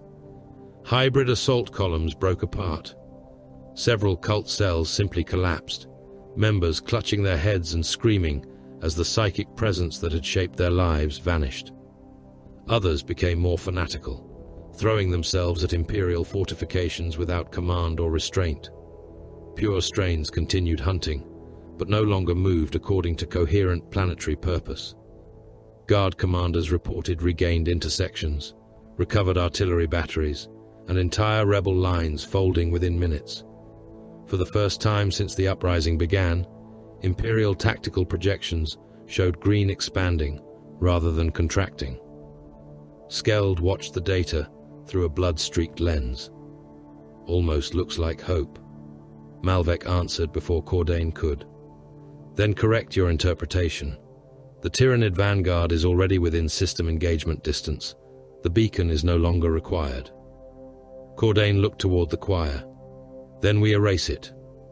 Melter charges went onto the stolen Ordo machinery, the astropathic resonators, and the thickest parts of the alien growth. Cade calculated the necessary sequencing. Galt marked the biological nodes. Ver secured the ascent route, while Kelled and Mordain held back the surviving cultists. When the charges were armed, Revenant began withdrawing upward. The choir reacted before detonation. Perhaps the dying psychic network sensed the end. Tens of thousands of bodies convulsed at once. Astropaths threw back their heads and screamed until blood burst from their mouths.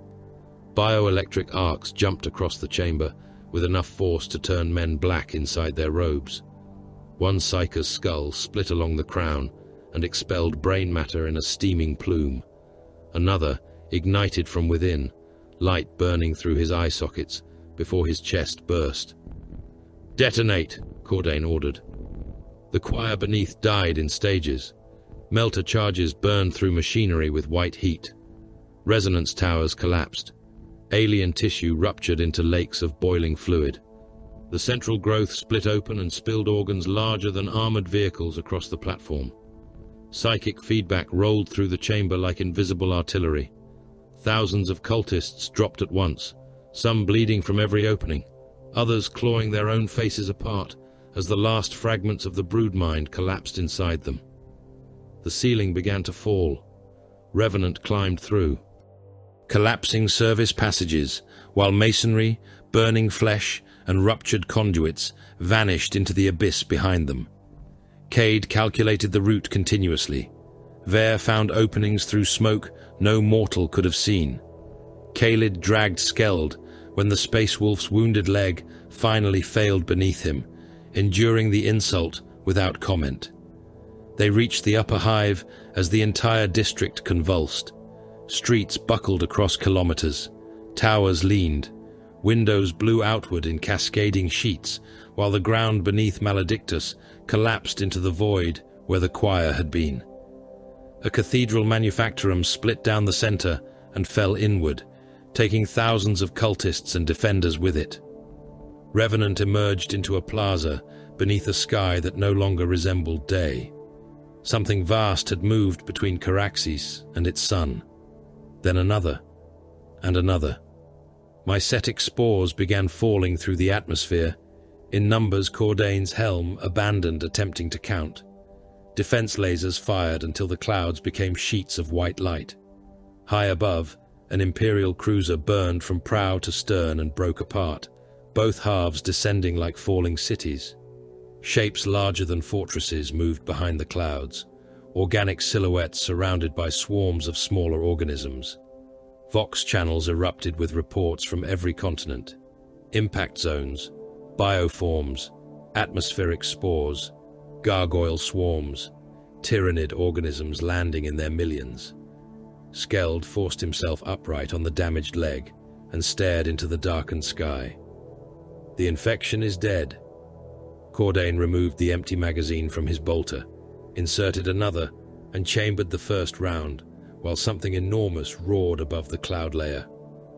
"No," he said, "the infection has arrived." Caraxes Prime had prepared for invasion with the exhausted thoroughness of a world already dying. Long before the first tyrannid organisms struck atmosphere, artillery belts extending for hundreds of kilometers had begun firing into coordinates selected by auger stations and Ordo Xenos tacticians, basilisk batteries discharging until recoil pistons steamed and gun crews wrapped heat-shielding cloth around breaches that glowed dull red beneath the smoke. Manticores emptied missile racks toward approach corridors crowded with descending spores, their warheads bursting among clouds, thick with winged organisms. Leman Russ squadrons formed armored wedges behind ferrocrete defense lines, while Baneblades sat like mobile fortresses at major junctions, volcano cannons and demolisher weapons waiting for creatures large enough to justify the ammunition.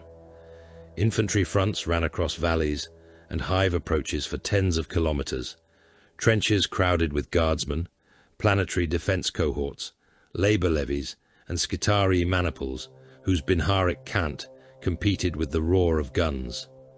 Behind them walked titans. Warlords and reavers strode through continent-spanning smoke, void shields shimmering beneath impacts, while their weapons opened holes in Tyranid swarms large enough for lesser armies to disappear inside. Millions of organisms died before reaching the first Imperial trench. Millions more climbed across their corpses without slowing. Cordain saw only fragments of that greater war through the tactical feed as Kill Team Revenant crossed the upper levels of Hive Maledictus toward the extraction coordinates. The Hive shook continuously now, not from one battle, but from thousands occurring above, below, and around them. Gargoyle broods filled the avenues between towers, diving upon aircraft in such density that wreckage fell like burning rain. Termagants and Hormagaunts surged through Hab streets already choked with civilians and cult dead, their bodies flowing around barricades, overturned transports, and the foundations of shrines. Imperial defenders fired until lasgun capacitors overheated, then fell back to secondary positions or died where they stood. Revenant did not try to kill every organism that crossed their path. That was a task for armies and ammunition reserves measured in freight trains. Cordain watched the swarm instead. Every movement had structure. Lesser organisms became disciplined when larger creatures entered range. Charges tightened, fire converged, retreats became feints. "Synapse," he said. Vare marked a warrior moving behind a flood of gaunts. Cordain did not need another word. One bolt struck the creature through the throat, another through the skull. The warrior collapsed, and the swarm. Before it immediately lost cohesion. Some gaunts continued charging, others veered towards sound and movement without purpose. A Caraxian autocannon battery slaughtered them in the confusion. That was how Revenant crossed Maledictus, not by trying to outnumber the invasion, but by finding the unseen joints within it and breaking them. Cade fired the frag cannon only when formations became dense enough to justify each shell. Mordain and Kellid killed organisms that survived into close range. Galt remained near the center, scanning every unfamiliar strain his helm could classify, while managing Skeld's wounded leg through pain inhibitors and emergency sealant. Skeld ignored every warning Galt sent to his armor. "Your femoral reinforcement is compromised," the apothecary told him as they climbed the broken shell of a transit bridge. "Then the leg will learn discipline." "Bone does not respond to discipline." Skeld looked back over one pauldron. "Spoken like a man who has never met Fenrisian bone." Galt did not dignify that with a reply. Cordain did not tell them to be silent. Their speech occupied no tactical channel and cost nothing. Ahead, Vare raised one fist. Revenant halted instantly. The Raven Guard had taken position within the broken upper nave of a manufactorum chapel, nearly 2 kilometers above the avenue floor. Far below, a Caraxian tank column was retreating beneath pressure from a gaunt swarm pouring through the ruins of a Hab district. 6 Lehman Russ tanks fired while reversing, battle cannons blasting craters through the living tide, but the swarm continued tightening around them. Vare ignored the lesser organisms. His magnified sight moved behind them, searching.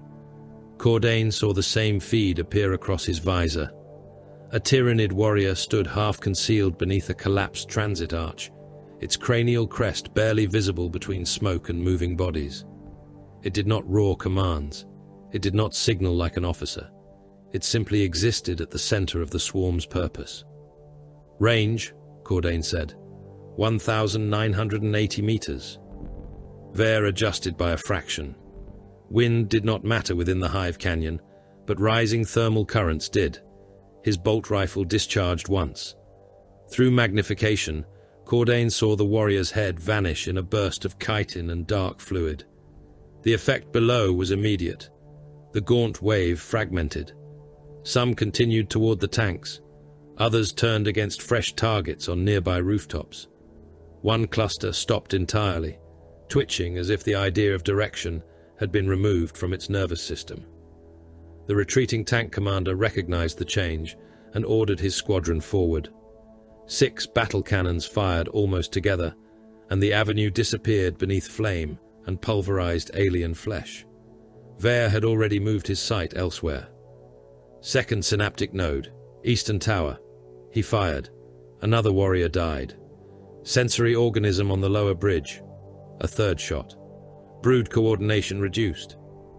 Cordain accepted each call without verification. That trust had been earned across decades of war against creatures whose biology made ordinary military doctrine inadequate. Vare did not kill the largest enemy, or the nearest one. He killed the creature whose death altered the greatest volume of battle around it. Each bolt became an order issued in reverse, not to Imperial troops, but to the enemy swarm, forcing it into confusion. Cade observed the changing tactical feed. Armored survival probability improved by approximately 1/3. Skeld shifted his grip upon the hammer. You could simply say he saved them. That would be less precise. Vare rose from the firing position. Neither description matters. He moved toward the next descent route. We are late. The Carnifex came through defense wall Carthax before Revenant reached the extraction plaza. The wall was 6 meters of reinforced ferrocrete, built to stop armored assault and strengthened with adamantine beams around the gate approaches. The Carnifex hit it once. Cracks spread through the structure. It struck again, and the wall failed inward around the creature in slabs large enough to crush tanks. Guardsmen vanished beneath falling masonry. A Lehman Russ attempted to pivot its battle cannon toward the breach. The Carnifex reached it first, hooked one enormous forelimb beneath the hull, and threw the tank onto its side. Men trapped behind it screamed as tracks, armor, and tons of metal crushed them into the street. The beast stepped through the wreckage, chitin layered over its body like living bunker plating, bioweapon symbiotes convulsing along its arms as they acquired new targets.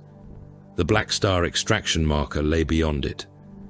"Continue to extraction," Cordain ordered. Skeld stopped. "Negative." Cordain turned his helm toward the Space Wolf. Skeld was already running. His damaged leg drove him forward beneath warnings that filled the squad feed. The Carnifex fired. A burst from its symbiotic weapon struck the avenue and shredded a platoon of Caraxian infantry into blood, torn webbing, and fragments of flak armor. Skeld crossed beneath the next burst and swung the thunderhammer into the creature's forward knee. The discharge cracked chitin, but did not break the joint. The Carnifex answered with a backhand blow that caught Skeld across the chest and hurled him through a ferrocrete barricade. The wall exploded around him. For a moment only dust remained. Galt's telemetry flooded red. Multiple armor faults, secondary fracture, thoracic trauma. Kellid advanced behind his shield. He remains alive. Cade raised the frag cannon. Correcting that condition appears to be the Xenos objective. Cordain fired into one of the Carnifex's sensory clusters. The bolt burst against thick frontal armor. Cade fired immediately afterward, the frag discharge ripping open tissue around the creature's face. Not enough to kill, enough to blind. Skeld came back through the rubble. Half the left side of his armor was split, and his damaged leg dragged for the first 2 strides, before power-assisted musculature forced it into rhythm. Blood ran from beneath his gorget. He was laughing now, not with joy, but with the predatory fury of a Fenrisian who had finally found something large enough to justify hatred. The Carnifex turned toward the sound. Cordain and Cade fired together, bolts and fragmentation hammering the exposed sensory pits until the beast recoiled. Skeld reached it. He drove the thunderhammer beneath a jaw plate, used the impact to pull himself onto the creature's shoulder, and climbed across its thrashing carapace, while taloned limbs struck blindly around him. The first hammer blow landed against the crown of the skull. Chitin cracked. The second widened the fracture. The third sank deep enough to expose pulsing grey-red tissue beneath. The Carnifex convulsed and slammed itself against the defense wall, nearly throwing him free. Skeld locked one arm around a horn and struck again. Bone and chitin collapsed inward. Brain matter erupted through the broken cranial plate and ran in thick ropes across the beast's face. He hit it until the creature's legs folded and its enormous body crashed into the street. The guardsmen around the breach began cheering. The sound died as Revenant walked past them. Cordain's armor was black, beneath layers of cult blood and Tyrannid ichor. Kelled's shield carried claw scars deep enough to expose glowing metal. Mordain's pauldron was partly missing. Skeld limped beside the corpse he had created, dripping blood from multiple seals. None of them acknowledged the men who stared at them, as though saints from chapel glass had stepped down into the war. A lieutenant pushed through the line and saluted so sharply his hand shook. "My lord, Lieutenant Edrin Pell, 17th Maledictus Defense, Hospital District Ossian is 3 streets east. Hundreds of thousands of wounded. The outer barricades are failing. If you reinforce us for even an hour, we can evacuate the Medicae vaults." Cordain checked the route. East led away from the Black Star landing coordinate. "No," Pell stared. "My lord, we are not assigned to Ossian. They are Imperial wounded. So are millions elsewhere." Pell's face changed from awe to disbelief. "You cannot leave them." Kelled stepped forward. The lieutenant became very still. "Your duty," the Black Templar said, "is to die where you were ordered. Ours is elsewhere." Pell looked from one black helm to another, searching for some contradiction. None came. Revenant left the hospital district to the swarm. The attack from behind began less than 10 minutes later. Refugee columns had been funneling toward the southern gates since the first spores fell. Millions of people compressed into avenues too narrow to contain them. Cordain heard the panic before he saw its cause. Gunfire erupted. Inside the crowd. Then people began dying from the center outward. Pure-strain Genestealers came through maintenance openings beneath the refugees, while hidden hybrids abandoned their disguises among artillery crews and gate wardens. A Caraxian gunner turned his heavy bolter on the men beside him. Another tore open his uniform and revealed a secondary arm wrapped around a blasting charge. Defense batteries began firing both toward the approaching Tyrannids and into their own rear lines. Galt sampled blood from 3 bodies as Revenant crossed the command platform above the gate mechanism. His verdict arrived immediately.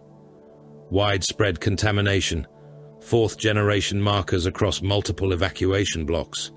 Distribution suggests penetration throughout the southern population stream. The local gate commander heard him. "That is impossible. Those people have been screened." Galt looked at the crowds below. "Poorly." Malvek's voice entered Cordain's helm. "Seal the southern gates. Permanent closure. No further extraction." The gate commander paled. "There are millions outside." Cordain looked down. Men, children, and wounded soldiers packed the avenue in a mass stretching beyond sight. Behind them, Tyrannid organisms were already entering the outer districts. "Close them." The commander hesitated.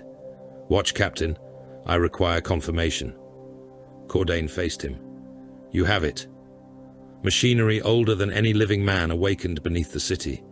The southern gates descended, adamantine slabs large enough to divide districts grinding toward one another, while sirens wailed. The crowd understood. Panic became a physical force. Men threw themselves against the narrowing opening.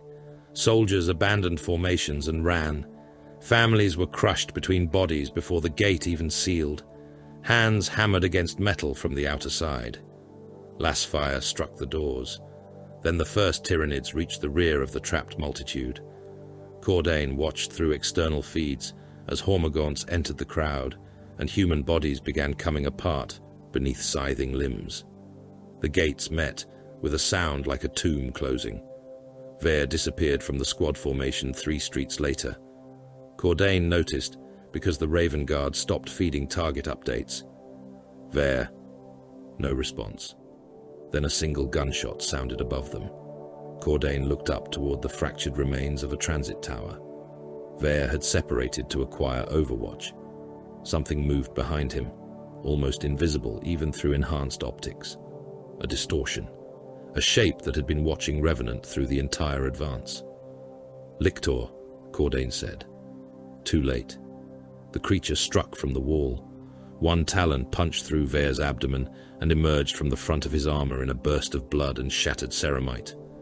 The Lictor lifted him from the firing ledge, its feeder tendrils opening around its mouth, while the Raven Guard's legs hung above the street. Vare did not scream. His rifle had fallen. He drew his bolt pistol instead. The Lictor pulled him closer. Vare pressed the muzzle against its face. He fired until the weapon stopped. The first round destroyed one eye. The second detonated behind the feeding tendrils. The third entered the skull.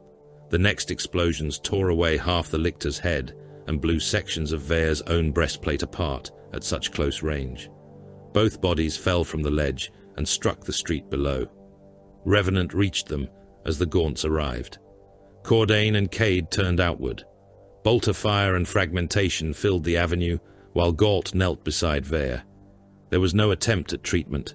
The wound had destroyed too much. The apothecary's reductor punched through ruined armor and entered the dead Marine's neck, then chest.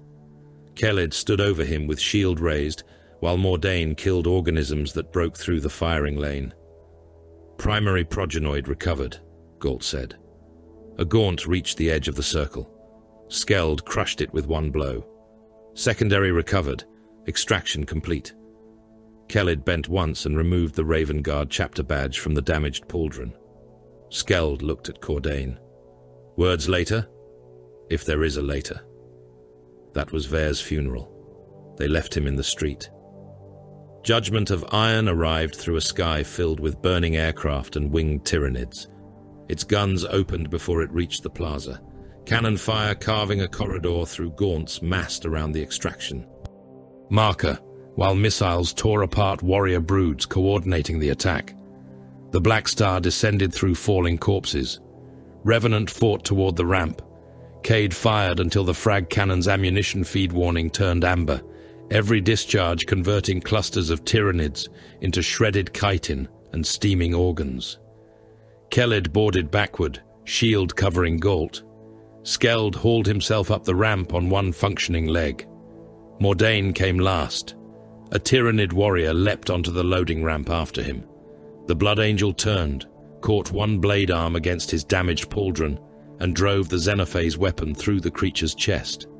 He cut upward, splitting thorax and skull, then kicked the halves into the city below. The Black Star climbed. Through the open ramp, they watched an Imperial defense line disappear. It had contained hundreds of thousands of soldiers, hundreds of tanks and artillery positions extending across several districts. From altitude, all of it became a thin line, swallowed beneath a moving carpet of organisms. Guns continued firing inside the swarm for several minutes. Then, individual flashes became rarer. A Titan stood beyond the line, weapons burning corridors through the Tyranid mass. Even it appeared small against the invasion. 6 Deathwatch Marines escaped, because their mission still mattered. Malvec contacted them before the ramp finished closing. Galt. Analysis of Patriarch tissue. The apothecary fed the harvested data into the Black Star cogitator. Synaptic architecture indicates adaptation beyond normal cult parameters. There is a dominant command organism within the invading fleet. Low orbit, likely embedded aboard a major bioship. Cordain looked toward Caraxis through the armor glass. Destroying surface swarms is irrelevant while it remains intact. Correct, Malvec said. The fleet is adapting through it. Remember, don't forget to like, comment, and subscribe. Support helps.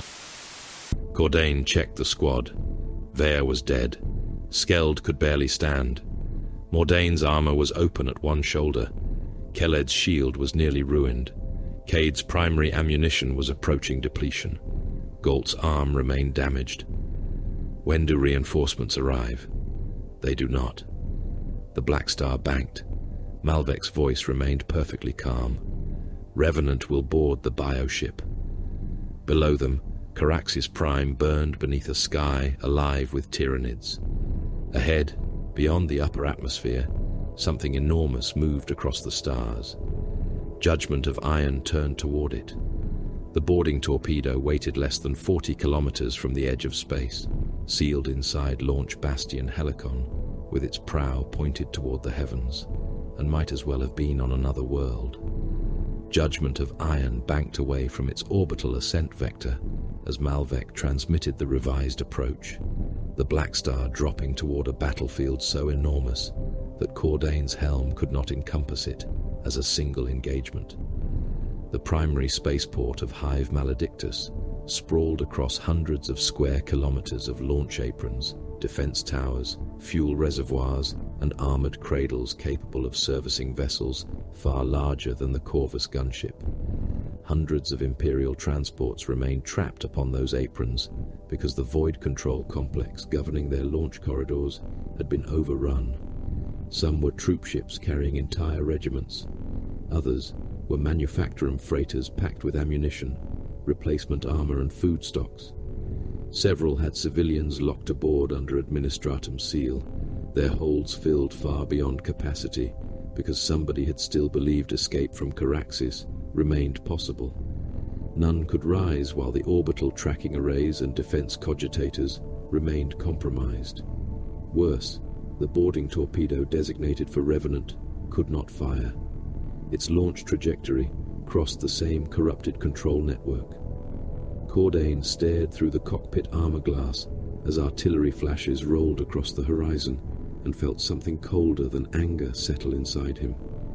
Every minute spent on the surface gave the bioship in low orbit another minute to adapt. "We clear Helicon," he said. Malvec answered over the encrypted channel. "You clear the launch corridor, nothing else." Understood. The Black Star descended into a war involving tens of millions of men, as though descending into weather. Smoke had erased the distinction between earth and sky.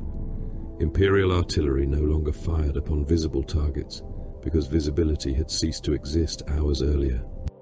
Basilisk batteries discharged according to coordinates, fed through Vox relays and half-functioning augers, their Earthshaker shells passing overhead in an endless procession of screaming metal before detonating somewhere beyond the black horizon. Gun crews worked until exhaustion killed them. Servitors continued when exhaustion had ceased to matter. Cordain saw one ammunition servitor loading shells beside a basilisk, whose human crew had been reduced to torn limbs and red smears across the gun shield. The servitor simply took rounds from the magazine cradle and rammed them into the breach because no command had arrived, telling it the battle was lost. Armored companies advanced across trenches already filled with dead guardsmen, Lehman Russ tracks grinding corpses, rifles and shattered bone into the mud. A wounded Baneblade burned beside an access road, while Gaunts crawled across its hull, ripping open hatches and dragging tankers into the smoke.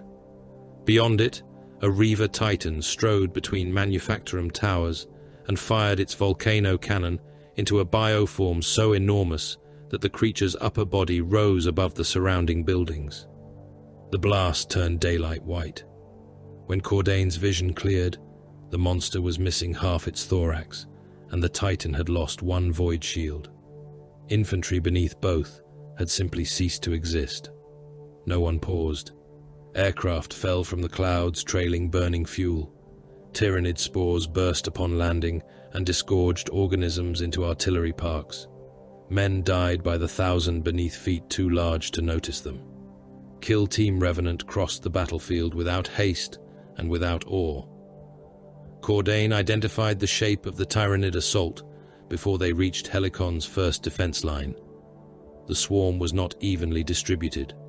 3 separate concentrations of synaptic control were directing lesser organisms against the launch bastion from different approaches, each forming a knot of purpose within the otherwise overwhelming tide. "We do not hold the perimeter," Cordain told his brothers. "We cut the mines from it." Cade immediately marked the northern munition yards. Mordain and Keled took the western fuel depot. Skeld looked toward the central avenue, where the wreck of a super-heavy tank formed a blackened hill beneath advancing warriors. Galt remained with Cordain, his damaged arm locked close to his side, while diagnostic runes continued to argue with his continued combat status. 3 clusters, Cade said. Simultaneous removal increases probability of local collapse. Skeld hefted his thunderhammer. That sounded almost like enthusiasm. It was arithmetic. Cordain transmitted target assignments. Cade, north. Mordain, Keled, west. Skeld, central. Galt with me.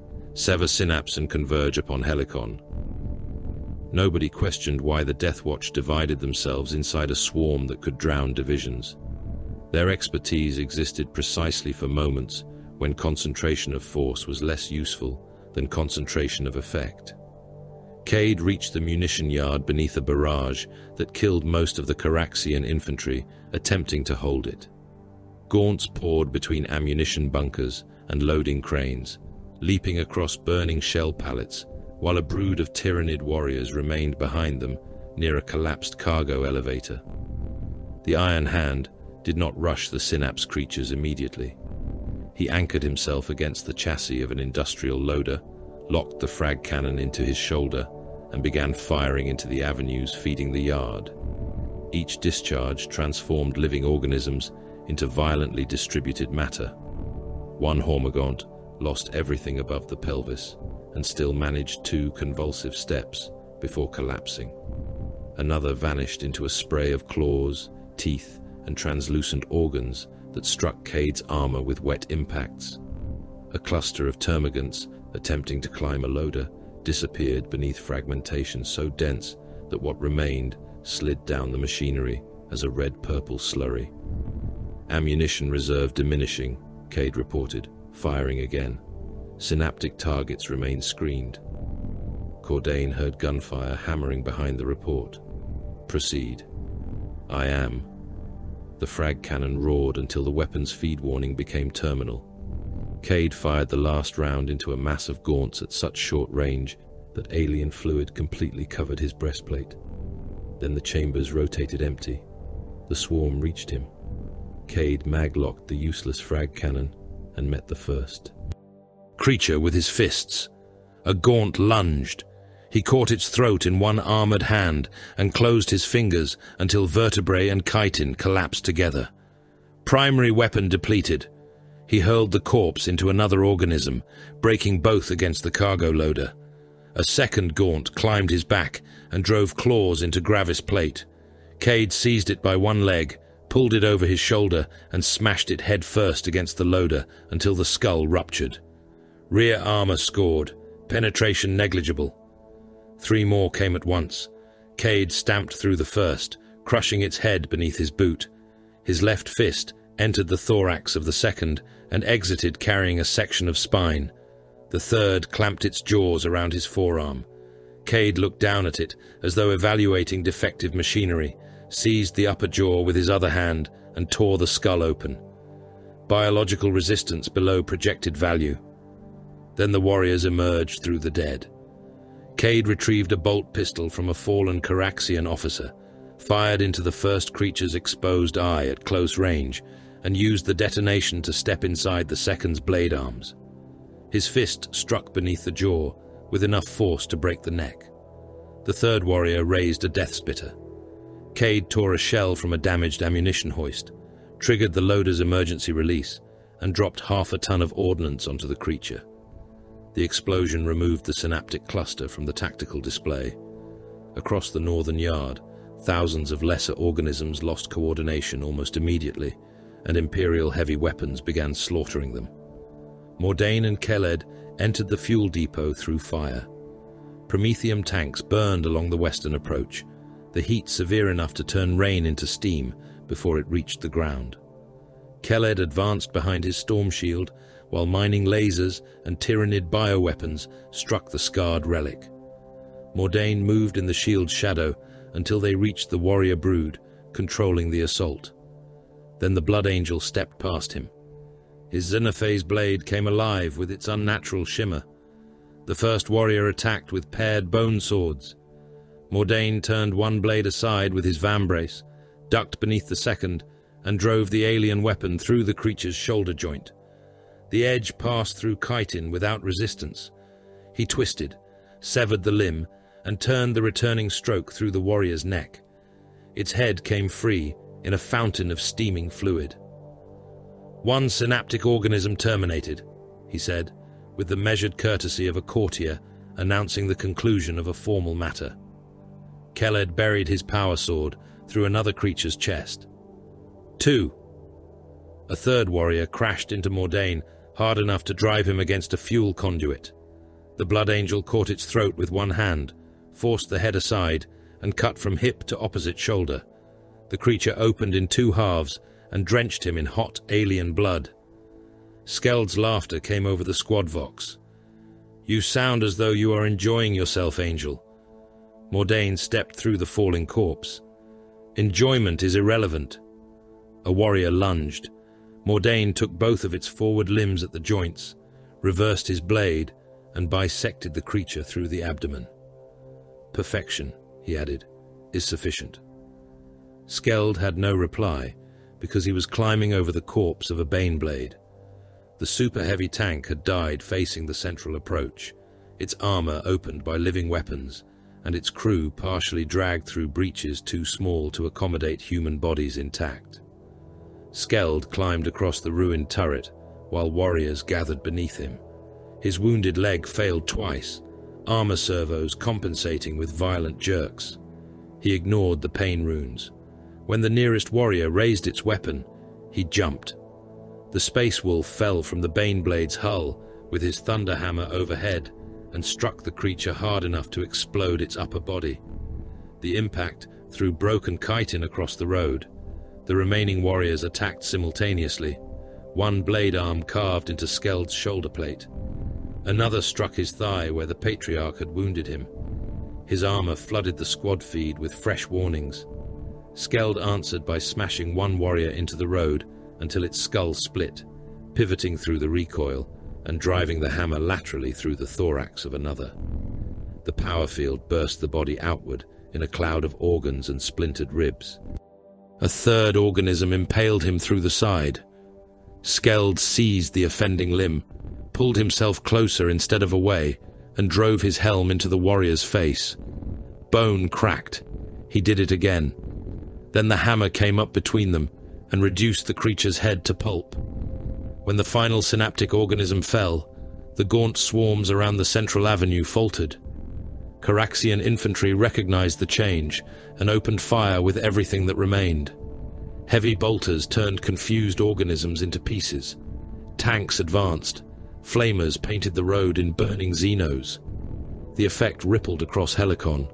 3 synaptic clusters died within minutes of one another, and an assault that had been coordinated enough to crack the launch perimeter became 1,000 isolated animal impulses.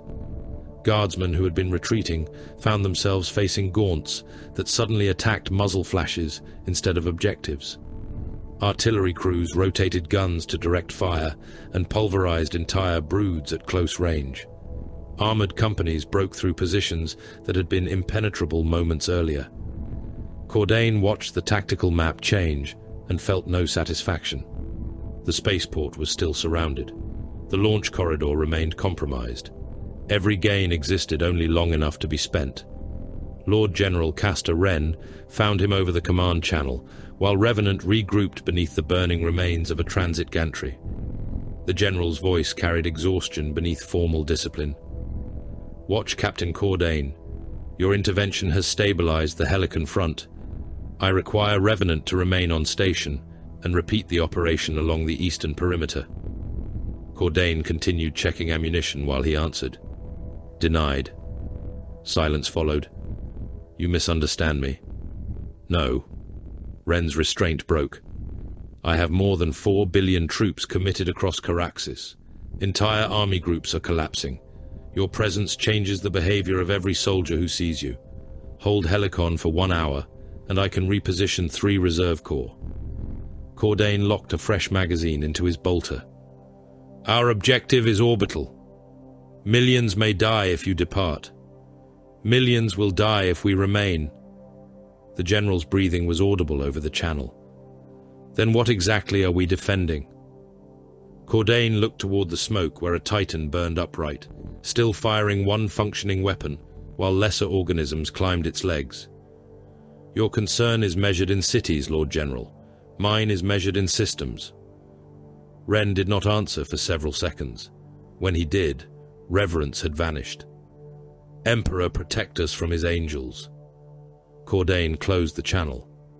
Galt discovered the contaminated retreat column moments later. Tens of thousands of Caraxian troops were falling back along the southern supply route, mixed with refugees, wounded men, armor crews, and survivors of districts that no longer existed. The apothecary scanned blood, recovered from 2 dead soldiers near the column edge, and transmitted his verdict. Genestealer markers confirmed. Multiple generational expressions. Distribution unknown. Malvek answered immediately. Route designation. Cordain sent the coordinates. The Inquisitor did not hesitate. Artillery sanction granted. No survivors beyond the southern cordon. Skeld looked toward the retreating mass visible through smoke. There are loyal men in there. Yes, Galt said. And infected. You cannot separate them? Not before they reach Helicon.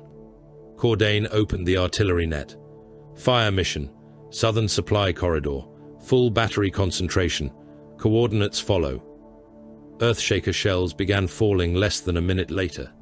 The first detonation struck among the rear armor column. Tanks disappeared beneath earth and flame. The next walked forward into the infantry. Men vanished by companies. Bodies rose through the smoke in pieces. A chimera turned sideways, burned, then was struck again, and split open. Tyranids chasing the retreating soldiers disappeared beneath the same barrage. The bombardment did not distinguish alien from loyalist, because Cordain had given it no reason to. Skeld watched through magnified optics as the road became a sequence of craters filled with bodies and burning vehicles. Ugly work. Galt sealed his blood samples inside a sterile capsule. Purity often is. The launch complex opened beneath them at last. Helicon's armored blast doors had suffered direct impacts, and one refused to complete its cycle, leaving a gap too narrow for Revenant in full plate. Keled handed his ruined shield to Cade, stepped into the opening, and drove both gauntlets against the door edge. Servo muscles screamed. Hydraulic mechanisms fought him. Move, Cordain ordered. Keled pulled. Metal shrieked. The gap widened by centimeters, then more. His armor warned of overstrain as he forced the door far enough for the others to pass. Revenant entered one by one. Outside, a squad of human launch crews fought gaunts with las pistols and maintenance tools because no infantry remained to protect them. One man looked toward the Deathwatch as Keled released the door. He did not ask for rescue. Perhaps he had learned. The blast plate slammed shut between them. The boarding torpedo waited in its armored cradle like a shell intended for a god's gun. Revenant climbed inside and locked themselves into restraint thrones while launch servitors sealed the hatch. No speeches accompanied departure. No promise was made to the men still fighting outside. Cordain watched restraint claws secure Skeld's damaged armor, saw Cade's blood-covered Gravis plate disappear behind locking bars, and heard Galt confirm his specimen canisters were sealed. The pilot servitor's voice entered the compartment. Launch corridor available. Orbital debris density extreme. Survival projection unacceptable. Skeld shifted against the restraints. Good. Cordain said, "Launch." The torpedo fired. Acceleration became violence. Cordain's body drove backward into the restraint throne as Helicon's launch engines hurled them skyward. Macro cannons fired around the ascending projectile. Defense lasers cut white wounds through the clouds. Tyranid spores struck the torpedo's armor and burst against it like fleshy artillery shells. External pict feeds showed burning ships, descending bioforms, and the black curve of Caraxis dropping away beneath them. An Imperial transport rose alongside for several seconds, its hull vast enough to carry tens of thousands. A living projectile struck the vessel amidships. The transport folded around the impact, reactor light shining through ruptured armor before the whole ship came apart in a silent, expanding flash. Thousands of human lives disappeared between one heartbeat and the next. Ahead waited the bioship. It was larger than Helicon's central launch district, an organism grown to carry war between stars. Muscular contractions passed beneath its armored hide. Weapon symbiotes opened like diseased flowers along its flanks. Navy fire had torn a ragged wound through one section, exposing layers of tissue beneath the outer carapace. Cordain marked it. There, the pilot servitor altered course. The boarding torpedo struck the bioship at killing speed. Layers of living armor exploded across the external feeds. Blood covered the picked lenses. The melter prow ignited and burned deeper, while the torpedo continued burrowing through muscle, bone, and pulsing vascular tissue. Restraint systems failed. Cade tore partly free. Skeld's damaged leg struck the deck hard enough to crack plating. Something enormous convulsed around them, as though the entire ship had felt the intrusion. Then the torpedo stopped. Explosive bolts fired. The assault hatch fell outward into a tunnel of wet, contracting flesh. Hot vapor entered the compartment. The walls beyond them pulsed with the rhythm of an immense heart. Somewhere deep inside the living vessel, something roared. Cordain released his restraints, rose and drew his power sword. Now we kill the ship. The first thing Cordain understood about the bioship was that it possessed no corridors, only organs that happened to lead somewhere. The boarding torpedo had buried itself deep enough that its rearward picked feeds showed nothing except compressed flesh and shattered plates of external carapace, while ahead the assault hatch opened into a passage shaped by curved ribs of ivory chitin. Membranes stretched between them, slick with mucus and expanding with slow muscular contractions. Beneath translucent walls, arteries thicker than a space marine's torso pulsed with dark fluid, every beat passing through the soles of Revenant's boots as a tremor. The air that entered the torpedo was yellow, hot and wet. Spores drifted within it in such density that Cordain's helm immediately sealed secondary filtration membranes and issued biological hazard warnings across his display. Galt stepped into the vessel first, after Cordain, his narthecium already sampling the atmosphere. Acidic compounds, digestive enzymes, airborne microorganisms in concentrations sufficient to destroy unprotected pulmonary tissue within minutes. Skeld limped after him, Thunderhammer held low. Then it smells healthier than Fenris. Galt ignored him. Keled looked upon the dripping archways and spoke a quiet condemnation. There is no machine spirit here, no blessed iron, nothing fashioned by hand, only appetite made flesh. Mordain activated the Xenophase blade, its unnatural edge bending the humid air. Then appetite can bleed. Revenant moved away from the torpedo, while its pilot servitor continued transmitting a locator pulse behind them. Every surface reacted to their presence. The floor tightened beneath armored boots. Small cilia withdrew into pores. Pale feeder organisms no larger than rats vanished through muscular openings in the walls. Once they passed beneath an arch of fused rib structures, the membrane behind them contracted until the passage sealed completely, then relaxed several seconds later, as if tasting the disturbance they had caused.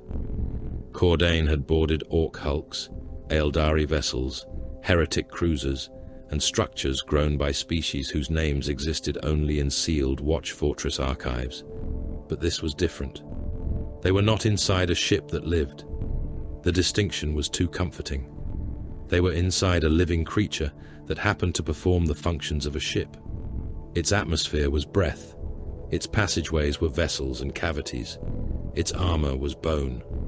Somewhere beyond the bulk of flesh surrounding them, weapon symbiotes exchanged fire with the Imperial Navy, while other organs maintained orbit, repaired wounds, spawned defenders, and digested whatever matter had been consumed during previous wars. The creature was large enough to possess ecosystems within its body. Revenant was not boarding it. They were an infection. Cordain learned quickly that their weapons altered the creature around them. A gaunt emerged through a birthing membrane, and he put a bolt through its skull. The mass-reactive shell detonated after penetration, scattering cranial fragments across the wall, but the explosion also tore open the tissue behind the target. The bioship convulsed. Muscular fibers contracted around the wound, pulling the passage inward until the ceiling descended by almost a meter. Cade tested the frag cannon on a larger brood moments later. The weapon's discharge destroyed the entire cluster, filling the passage with dismembered organisms and pulverized chitin.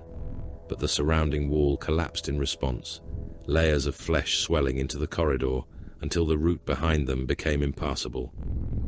Excessive trauma stimulates closure, Cade observed. Continue such use, and we manufacture our own confinement. Skeld struck a warrior emerging from an upper aperture. His thunderhammer burst the creature's thorax against a structural rib, and the power field discharge traveled through the bone in a visible shudder. Farther along the chamber, membranes spasmed and opened simultaneously. "Mine frightens it," Skeld said. "Your weapon transmits kinetic disturbance across connected skeletal structures," Cade corrected. "That is what I said." Mordain stepped to a sealed membrane and passed the Xenophase blade through it. The alien edge parted tissue without the explosive trauma caused by bolt or hammer. The opening remained slack long enough for the squad to pass. Mordain watched it contract behind them. "Distasteful," he said. "Useful," Cordain answered. The Blood Angel inclined his helm. The words are not mutually exclusive. The first real response came from the walls. Dozens of sacs swelled at once, translucent membranes splitting as termagants spilled onto the passage floor, trailing amniotic ropes. Revenant killed the nearest without slowing. Cordain expected more of the same and received something else. The temperature climbed sharply. His armor's internal cooling systems compensated, while the bioship flooded the corridor with heat. Pressure followed, enough to make damaged seals complain. Cordain ordered withdrawal through the previous membrane. The Tyranids pursued. Then he reversed the movement without warning and drove Revenant forward through them, changing an anticipated retreat into a close-range assault. Keled crushed the first gaunt against his storm shield and ran his sword through the creature behind it. Mordain opened another from sternum to pelvis. Cade did not fire the frag cannon. He used his gravis bulk to shove organisms against the wall, where Skeld's hammer reduced them to broken plates and steaming flesh. When warriors arrived from a secondary passage, Cordain refused the exchange entirely. Charges. Keled planted fragmentation grenades in the birthing sacs, and Revenant advanced without firing. The detonations occurred behind them, destroying the fresh brood and forcing the ship to contract around the damage. By the time the warriors pushed through, the route had closed between predator and prey. "It adapts," Galt said. "So do we," Cordain replied. The bioship attempted poison next. A sphincter membrane opened overhead and released a translucent fluid that struck Cade across one pauldron. The surface of his armor began smoking immediately. Galt caught a sample in a sealed vial, while the rest of the squad avoided the descending stream. Digestive suspension, rapid protein degradation, secondary compounds attacking ceramite sealants. Skeld watched the apothecary label the vial, while rounds impacted farther along the passage. "Do you intend to dissect the entire beast before we kill it?" Galt knelt beside a warrior corpse and inserted a reductor probe behind the cranial crest. "Given sufficient time, I would consider it a professional obligation." He extracted a cluster of wet neural tissue, sealed it in another specimen capsule, and cut a reproductive nodule from the wall. Something small and pale erupted beside his head, a feeder organism, all jaws and translucent skin. Galt's sidearm came up. He fired once at contact range. The creature burst against his shoulder in a spray of colorless fluid. Without looking at the remains, he resumed cutting. Unfortunately, time remains limited. They descended through chambers that revealed what the bioship had eaten. The first digestion pool contained recognizable bodies. Imperial Navy voidsmen floated face down in green fluid, uniforms dissolving from their backs, while feeder organisms moved beneath the surface and stripped flesh in methodical ribbons. One corpse turned slowly as Revenant passed, revealing a face without eyes or lips. The next chamber was older. Bones lay in compacted strata beneath partially digested armor plates. Cordain saw Cadian pattern flak, naval pressure suits, rusted lasgun receivers, and the curved wreckage of a Sentinel cockpit embedded within hardened tissue. Farther on, an entire section of vehicle track protruded from a wall, as though swallowed metal had become part of the vessel's anatomy. Cade stopped beside a corroded breastplate and scraped the surface with one finger. Alloy composition inconsistent with Caraxian manufacture. He moved to another fragment. Second composition also inconsistent. Different forge origin. Galt examined a half-dissolved helmet. Age? Indeterminate. More than one campaign. Cordain looked across the chamber. The evidence was everywhere. This fleet had not found Caraxes first. It had fed upon other Imperial forces, other worlds, other populations, absorbing their matter before moving onward. Caraxes was merely where the Imperium had finally forced the Predator to reveal its path. Khaled stared into the digestion pool. "How many worlds?" Cade answered. "Insufficient data. Then we shall assume too many." The psychic pressure began as interference at the edge of Cordain's sight. Targeting runes doubled. Range markers drifted several degrees away from visible surfaces. His vox carried fragments of voices that were not transmitting, whispered syllables beneath the breathing of his brothers. Cordain halted Revenant before the phenomenon worsened.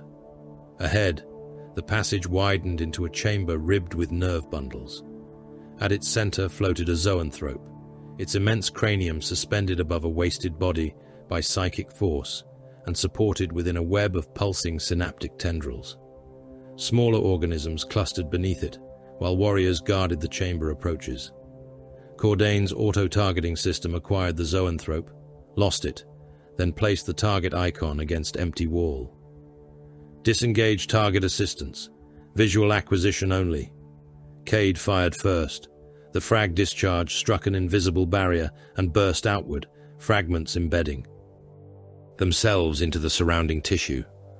Psychic pressure hammered through the chamber, hard enough to make Cordain's vision flash white. Skeld staggered. Galt's armor issued neurological warnings, despite the helm shielding his senses. Khaled raised the battered storm shield. "Behind me." They advanced in the Black Templar's shadow. Psychic force struck the shield and drove him backward half a step. He recovered and moved again. Cordain fired around its right edge, while Cade used the left, their bolts aimed not at the zoanthrope, but at the synaptic tendrils supporting its position. Several rounds vanished against the barrier. Others struck surrounding tissue. Mordain remained directly behind Khaled until they reached the chamber's midpoint. "Now," Cordain said. Khaled lowered the shield for a heartbeat. Mordain went through the opening like a blade released from a sheath. The zoanthrope turned toward him. Blood began running from the Blood Angel's nose beneath his helm, before the Xenophase blade reached the first supporting tendril.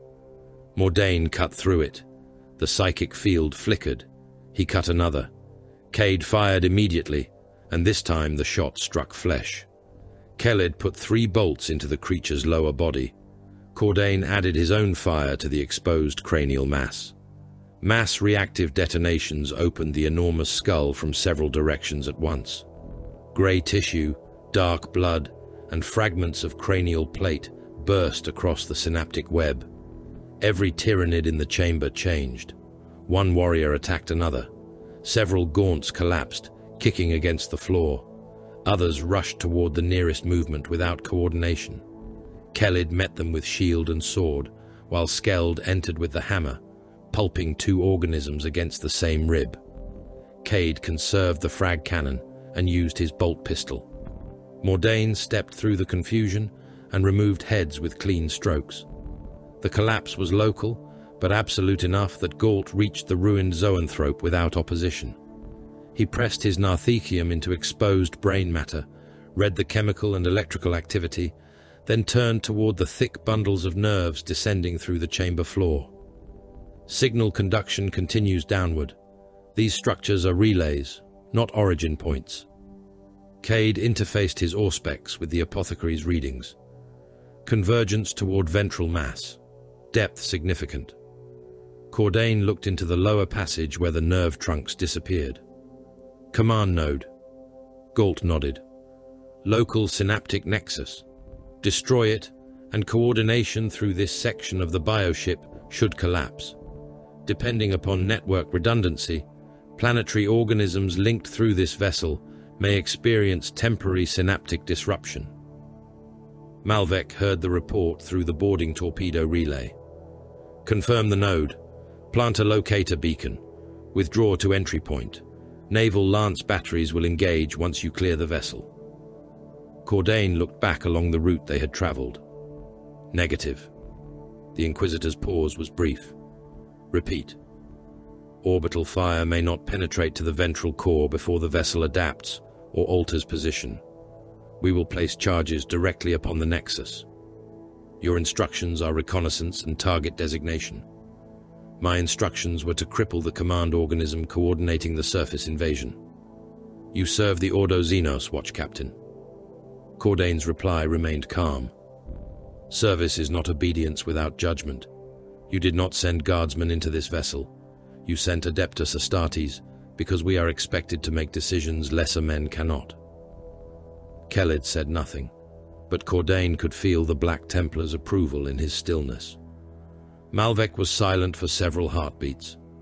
When he answered, there was no anger in him. Perhaps he had expected the refusal. Direct demolition offers higher certainty and lower probability of extraction. Correct. Then proceed. I will inform the Navy that their bombardment begins upon your signal rather than your withdrawal. The channel closed. Skeld glanced toward Cordain. You two are becoming friends. No. Pity. He seems lonely. The ship began sealing them in before Revenant reached the next descent. Behind them, the boarding torpedo's locator pulse weakened abruptly. Cade checked the relay. Obstruction increasing. Bone plates were growing across the breach, layers of pale armor thickening over the embedded torpedo, while muscular tissue compressed around its hull. The route they had used vanished behind contracting organs. Forward passages narrowed. More life signs appeared across the auspex, first dozens, then hundreds. Cordain halted the squad beneath an arch of cartilage and demanded ammunition state. Keled, 4 magazines, 6 bolts remaining in current feed. Mordain, 3 magazines. Galt, 2, sidearm reserve intact. Skeld, the Space Wolf slapped the hammerhead once. Enough. Cordain did not indulge him. Bolt ammunition. 2 magazines. Cade reported last. Frag cannon reserve, 9 shells. Bolt pistol, 1 magazine, and 11 loose rounds. Cordain removed 2 magazines from his own armor. He handed one to Galt and one to Keled. Mordain transferred another to Cade. Ammunition was not honor. It went where it generated the greatest effect. Less than half supply, Cade said. Then miss less, Skeld replied. They continued. The passage sloped downward until the walls became almost entirely neural tissue. Thick translucent cords passed around them, pulsing with electrical flashes that moved in coordinated waves towards some destination below. Tyranids converged from side passages, but Revenant refused prolonged engagements. Cade spent 1 frag shell to close an approach behind them. Keled held another long enough for Mordain to cut through a membrane and open a new route. Skeld struck structural ribs only when Cordain wanted the vessel to contract in a particular direction. The bioship reacted. Revenant reacted to the reaction. Predator and infection learned one another while descending toward the organ that mattered. Then the floor opened. There was no gradual transition. One moment Cordain stood upon resilient tissue, and the next, the passage ended at the lip of a shaft, descending farther than his unaided sight could follow. His helm magnified automatically. The depth estimate climbed through hundreds of meters and continued beyond a kilometer. Veins and neural trunks lined the walls like the roots of a continent-sized tree. At the bottom, something vast pulsed with slow light.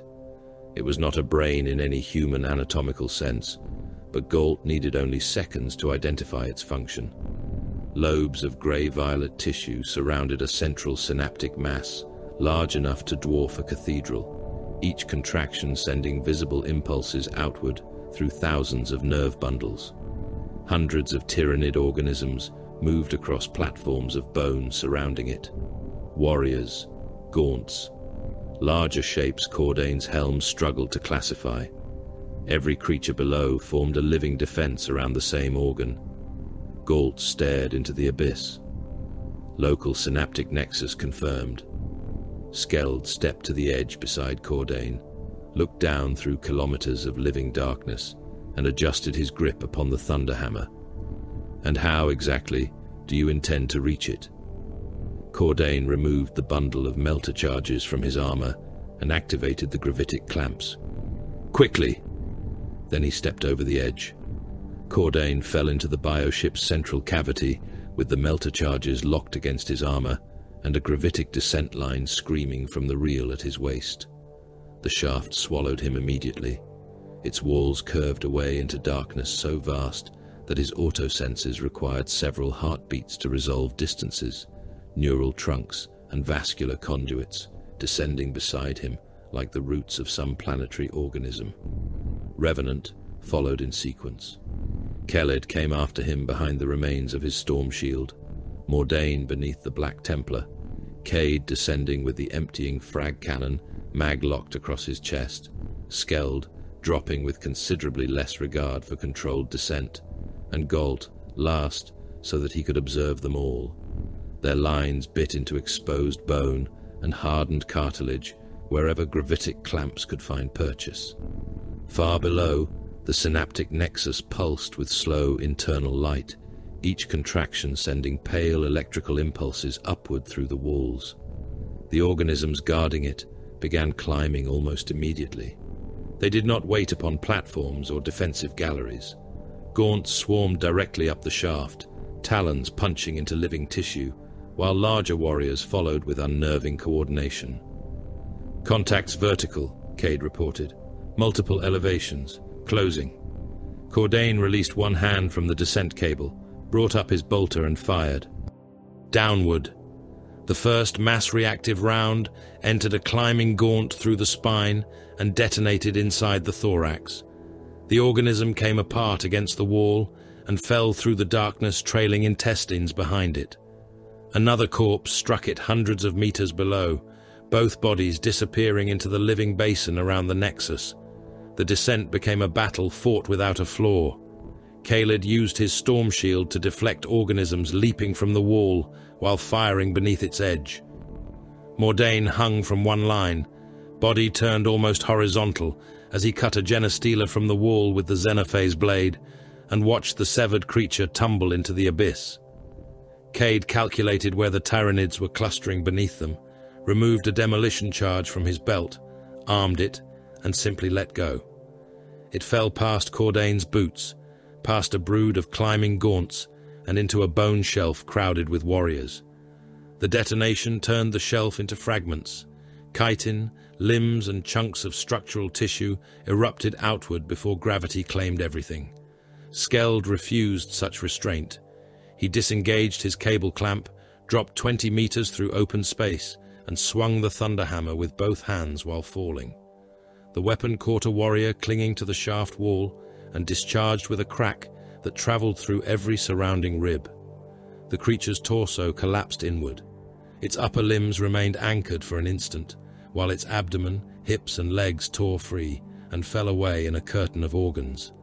Skeld caught a lower anchor with his free hand before continuing into the abyss. "Controlled descent," Galt warned. "It was controlled," Skeld answered. "The Xenos went where I intended." Cordain reached the neural basin first and struck it hard enough for cracked ceramite beneath his boots to shed fragments. The platform was not constructed so much as grown, a crescent of dense cartilage around the vast, pulsating synaptic structure. Veins crossed its surface in ridges thick enough to trip a battle tank. Spawning apertures opened all around them. The first brood of warriors attacked before Revenant completed its landing. Cordain fired into the closest creature's chest while moving beneath its blade arm, but the second struck him from the side and sent him across the platform. His armor hit hardened tissue with enough force to crack 3 ribs already weakened by the Patriarch. Pain flared through his torso. One lung partially collapsed before his enhanced physiology and armor pressure systems compensated. Cordain rolled beneath another descending blade and drove his power sword through the warrior's lower thorax. The field split chitin, muscle and internal organs. He ripped the weapon free and rose while his helm filled with injury warnings. "Captain, remain stationary for treatment," Galt ordered. "Denied. Your thoracic cavity is compromised." Cordain parried another claw. "So is the enemy." Kelled's storm shield finally died beneath the assault. 3 warriors struck together, bone swords and talons hammering against the relic until the damaged face split along the claw marks left by the pure strains beneath Maledictus. The 4th impact tore the shield from his arm entirely. It spun into the neural basin and vanished beneath grasping feeder tendrils. Kelled looked once at the empty locking mechanism on his forearm, then drew his power sword into a 2-handed grip. "A shield is useful," he said, cutting through the wrist of the nearest warrior. "Faith is sufficient." He stepped into the brood. His first stroke severed an arm. The return opened a throat.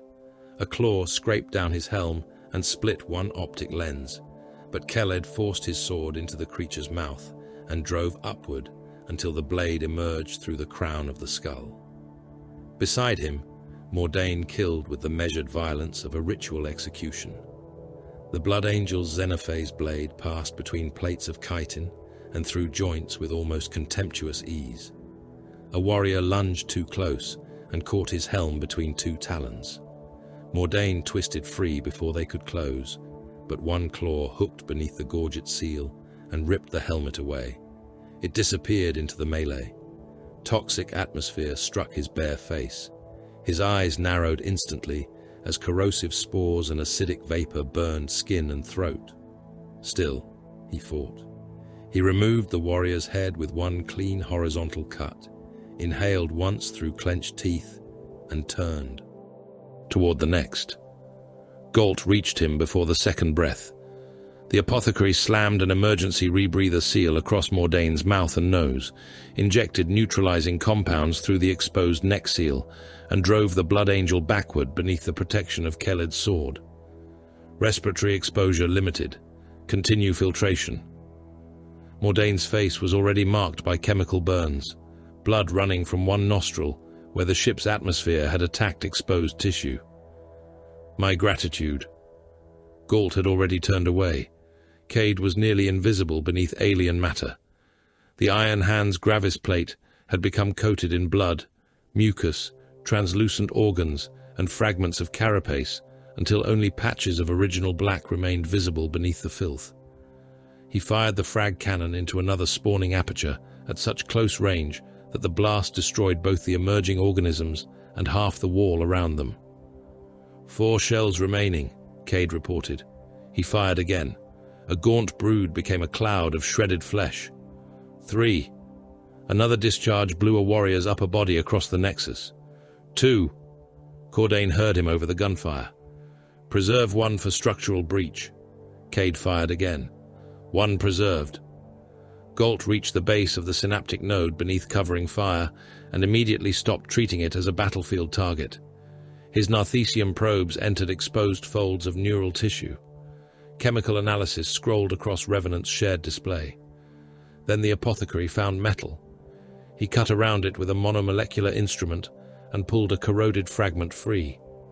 The surface carried the remains of an Ordo Xenos cipher seal. Cordain. The watch captain turned while blocking a talon with his sword. Galt excavated deeper. More metal appeared beneath the living tissue. Sensor housings, research capsules, portions of data interfaces, and shards of containment apparatus from Archive Sepulchre. The bioship had not merely carried the stolen material aboard, it had incorporated it. Neural filaments wrapped around machine fragments like roots through a corpse. The cult delivered the archive to the fleet, Galt said. The organism is processing it biologically. Cade looked toward the exposed components. Acquisition of anti-tyrannid countermeasure data. Potentially more. Weapons responses, synaptic disruption experiments, chemical agents, observed vulnerabilities. Galt's tone remained clinical, but the implication was severe enough that even Skeld ceased speaking. If this vessel survives long enough to transmit or propagate those adaptations, future organisms may be grown with resistance to methods already proven effective against them. Cordain understood the consequence immediately. Then this node does not merely coordinate the invasion, it remembers us. He drove his sword through a gaunt skull and kicked the corpse into the basin. Ring formation. Galt rigs the primary charges. Nothing reaches him. Revenant tightened around the apothecary. Keled and Mordain held the closest approaches, power weapons moving in alternating arcs. Cade discharged the final frag shell into a warrior brood, attempting to cross a nerve bridge. The blast ripped the bridge apart, along with the creatures upon it. Cade released the empty weapon without ceremony and caught a bolt weapon taken from one of their dead brothers before leaving Maledictus. Primary weapon exhausted, secondary active. Skeld trapped a warrior's paired upper limbs against the haft of his hammer when it tried to drag the weapon from him. He twisted brutally, wrenching the creature forward until its head descended within reach of his boot. The space wolf stamped once. The skull cracked. He stamped again and drove his heel through chitin into the brain cavity. When he pulled his boot free, grey tissue and broken teeth came with it. Galt distributed melter charges around the neural mass, placing them where the resulting thermal collapse would destroy both organic tissue and absorbed archive fragments. Cordain fought beside him, breathing more heavily now as blood collected inside his damaged armor. The apothecary reached toward the watch captain with an injector. Cordain caught his wrist. Charges. You have internal bleeding. Charges. Continued exertion increases mortality probability. Cordain pushed Galt's hand back toward the Nexus. Then complete the mission before I die. Galt regarded him for half a heartbeat. Acceptable. He returned to work. The Guardian emerged from the neural basin after the bioship understood that ordinary warriors were insufficient. It climbed over the pulsing node on 6 reinforced limbs, larger than any creature Revenant had encountered inside the vessel. Its frontal armor had grown in overlapping slabs thick enough to absorb bolt detonations without exposing flesh beneath. Sensory organs sat recessed behind bony shutters. Limb joints were braced by secondary structures clearly intended to resist the concussive trauma of Skeld's hammer. Cordain fired once into the chest. The bolt detonated against the outer plate and achieved nothing. Cade fired into the same area. The round burst harmlessly against armor dense enough to resemble tank plating. Skeld stared at it. It has learned. Yes, Cordain said. So stop teaching it the same lesson. He changed the battle immediately. Ignore the body. Structural targets. Mordain, left support membrane. Cade, upper artery. Keled, provoke frontal commitment. Skeld, wait. Keled advanced alone, power sword raised. The Guardian lunged toward him. Cade fired into the arterial conduit above it, not to kill, but to rupture the surrounding tissue. Pressurized fluid erupted across the creature's back. Mordain cut through the supporting membrane beside the platform. A section of heavy cartilage collapsed inward and struck the Guardian across one flank. Its reinforced armor survived. Its position did not. The beast staggered sideways, one lower limb slipping beneath the fallen tissue. "Now," Cordain said. Skeld's thunder hammer struck the exposed joint from behind. Reinforcement meant little once the surrounding geometry was wrong. The limb broke with a wet detonation. Keled attacked the opposite joint. Mordain moved beneath the creature's raised forelimb and cut through a tendon bundle impossible to reach from the front. The Guardian tried to turn toward him. Cade placed 3 bolts into the newly exposed articulation. The limb detached. The creature collapsed, but did not stop. It dragged itself toward Galt on the remaining limbs. Cordain stepped into its path. Then the node behind him opened. The feeder organism had been hidden inside the damaged synaptic tissue, grown within the very structure Galt was cutting apart. It erupted through a membrane in a spray of neural fluid and struck the apothecary before anyone could turn. A spear-like feeding appendage punched through the white chestplate beneath his ribcage and emerged from his back, carrying fragments of armor, blood, and organ tissue. Galt jerked once. His narthecium remained locked around the charge controller. "Apothecary," Cordain said. "Continue defense," Galt answered. Blood flooded from his mouth grill. The feeder organism lifted him partly from the ground. Secondary jaws opened along its head. Galt kept one hand upon the controller, while his other closed around the penetrative limb through his own wound. His armor telemetry became a wall of terminal warnings. Cordain moved toward him. "Negative," Galt said. "The gene seed. After arming sequence. Severin. After." His voice had become wet, but not less precise. The feeder organism drew him closer. Galt's damaged fingers entered the final command upon the detonator. Primary charges armed. Secondary charge remained in his belt. The organism struck again.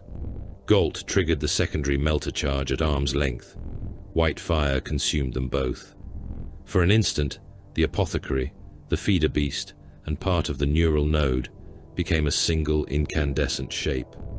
Then tissue vaporized, armor liquefied. The explosion tore a crater into the nexus and scattered burning fragments across the platform. Galt's body struck the ground several meters away, without legs below one knee, and without most of one side of the torso. Cordain reached him, while Revenant closed the ring tighter. There was no life to preserve. The watch captain took Galt's reductor from what remained of the narthecium. He had seen the procedure performed enough times.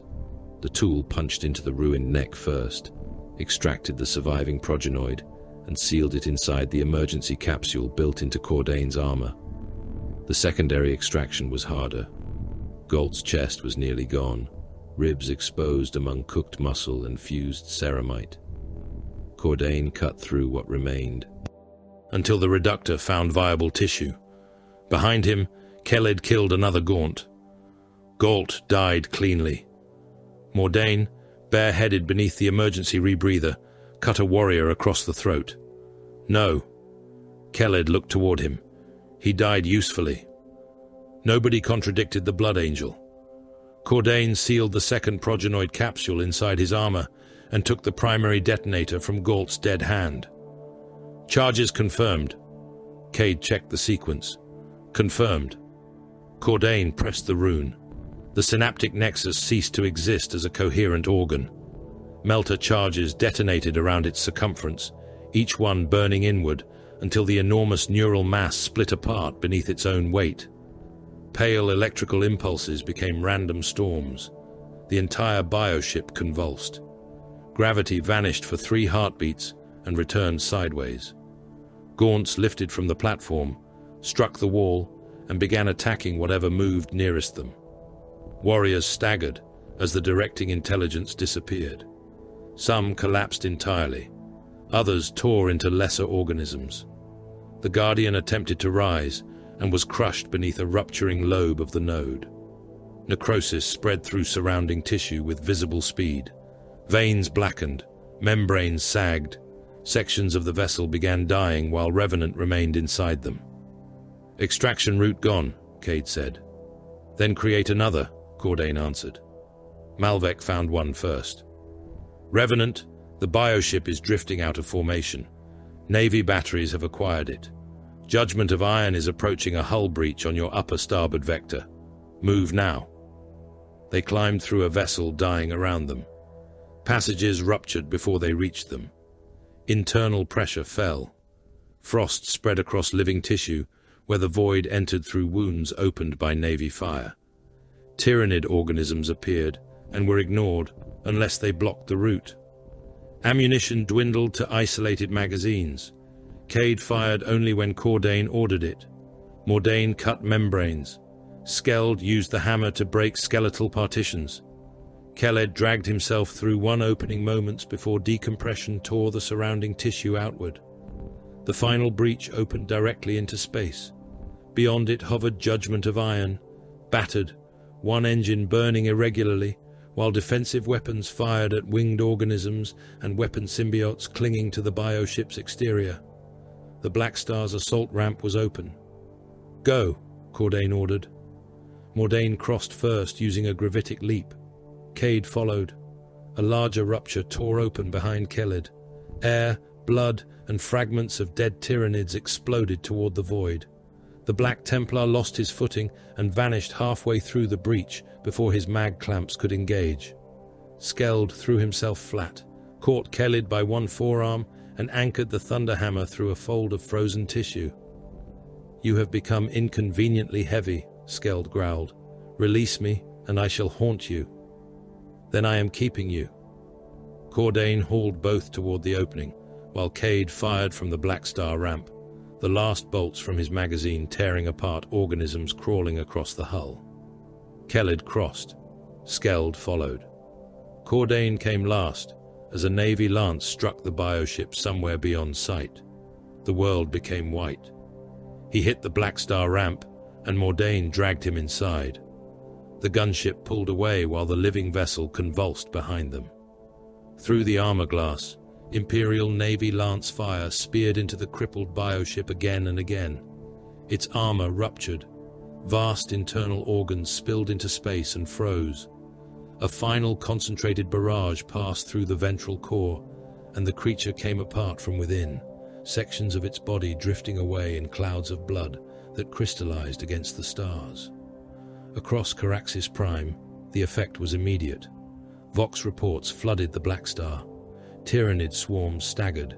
Entire broods lost direction. Imperial tank formations counterattacked through openings that had not existed seconds earlier. Artillery officers screamed for fire missions. Guardsmen reported warriors collapsing and gaunts turning upon one another. For a handful of heartbeats, men used the word victory. Then Malvek spoke. The bioship was not the fleet's primary synaptic authority. Cordain looked toward the burning world below. Location. Surface. A new rune appeared upon the planetary display. It descended toward Caraxes through the atmosphere. "The dominant organism reacted to your attack," Malvek said. "It has transferred planetside." Skeld stared at the rune. "We killed the brain." "No," Cordain said, checking the progenoid capsules sealed inside his armor, while Judgment of Iron turned toward the atmosphere. "We killed one nerve." Below them, the brain of the invasion was waiting. Caraxes Prime looked less like a world than the remains of one. Judgment of Iron descended through an atmosphere bruised black by continent-spanning smoke, its battered hull shuddering whenever turbulent firestorms caught the damaged port engine and forced the Black Star sideways. Beneath them, oceans near the great Tyrannid capillary growths had changed color. Wide belts of water turned red-brown by spores, dissolved biomass, and alien secretions pumped into the currents. Hive Maledictus was no longer whole enough to resemble a hive. Entire districts had collapsed into the cavity left by the destruction of the choir beneath, while other towers burned from foundations buried kilometers below the surface. Orbital pict feeds showed trenches crossing provinces like scars. fortification lines extending beyond the horizon, armor concentrations still moving through smoke and artillery flashes, despite losses that would have annihilated the entire military populations of lesser worlds. Hundreds of millions of Imperial soldiers had died since Revenant entered the bioship. Hundreds of millions more remained under arms. The guns had not stopped. Earthshaker batteries continued firing into coordinates that no living observer could see.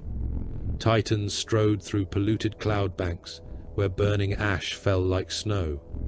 The Tyranid assault had lost one synaptic node and one major bioship, yet the wider invasion had become more savage rather than less, as if the hive mind had answered injury by increasing pressure upon every surviving front. 5 warriors remained of Kill Team Revenant. Cordain stood at the forward restraint brace because sitting caused the broken ribs beneath his breastplate to grind against damaged internal armor supports. Galt's progenoid capsules rested inside emergency containment niches against his torso, each one registering viable. Keled's storm shield was gone, his left forearm carrying only the ruined mounting clamps, while a cracked optic lens rendered half his helm's vision unreliable. Skeld's armor had been repaired with sealant, bonding compound, and sections of plating stripped from the Black Star's maintenance stores, yet his damaged thigh remained partially locked, and his thunderhammer was so coated in alien blood that its metal head appeared almost black. Cade's Gravis plate bore deep claw marks and acid burns, and his original ammunition load was gone. Magazines from Vare, Galt, and Caraxian dead had been redistributed until no 2 pouches matched. Mordain remained bareheaded beneath an emergency rebreather hood because his helm had been lost inside the bioship. Chemical burns patterned one side of his face, but his expression retained the same cultivated restraint as before, as though the injury were merely an imperfection awaiting correction. Malvek's voice entered the troop compartment. New destination, Hive Crucium, dominant planetary synaptic signature confirmed within the Western Defense Basin. Cordain looked toward the projected route. Population concentration. Correct. Military strength. The largest surviving aggregation on Caraxis. Cade processed the feed. Estimated personnel density exceeds all previous defensive zones. Cordain already knew what that meant. You gathered them there. Malvek did not deny it. 3 days before planetary insertion, evacuation directives were altered. Food distribution, Medici access and transport corridors were redirected toward Crucium. Refugee notices identified it as the primary protected zone. Surviving army groups were instructed to consolidate around the Hive's western manufactoria and geothermal infrastructure. Skeld looked toward the ceiling, as if Malvek were physically present above them. You filled a bowl and waited for the beast to smell it. Yes. Mordain's eyes narrowed. How many? Current estimates exceed 4 billion military and civilian bodies inside the extended Crucium Basin. Even Keled turned at that. Malvek continued in the same administrative tone. The hive mind prioritizes accessible biomass and strategic opposition. Crucium provides both. The Tyranids are concentrating accordingly. Cordain understood the design with a clarity that removed any need for anger. Malvek had converted the surviving population of Caraxis into bait, just as he had used the world itself to reveal the fleet. Every Medici station, every ration convoy, every evacuation announcement had served the same end. Civilians believed they were being saved. Soldiers believed they were forming a final defensive bastion. In truth, they had been assembled into the largest concentration of edible matter on the planet, so the hive mind would commit its ground organisms where the Imperium wanted them. The Black Star descended beyond Crucium's outer trench belts, and the human scale of the bait became visible. Refugee columns ran for hundreds of kilometers. There were too many transports for the roads, too many wounded for the field hospitals, too many bodies for burial pits. Men walked beside dead armored vehicles because fuel had become more valuable than lives. Priests stood on Lehman Russ hulls and shouted prayers through amplified vox horns while artillery thundered behind them. Entire cemeteries had been cut open to create firing positions, guardsmen digging through older graves because every meter of unoccupied soil had already been claimed by trenches, ammunition revetments, or the recently dead. Cordain stepped from judgment of iron into mud, mixed with ash and human blood. Soldiers stopped working as Revenant passed. Some knelt, others simply stared. Their uniforms were patched, faces blackened, eyes too exhausted for awe, until they recognized the silver left arms of the Deathwatch. One young guardsman stood from a trench with a shovel still in his hands. He could not have seen more than 20 years. "My lord," he said. Cordain stopped. The youth swallowed. "Have you come to save us?" Around him, other men listened. Cordain looked through red lenses at a soldier who wanted one sentence badly enough to believe anything.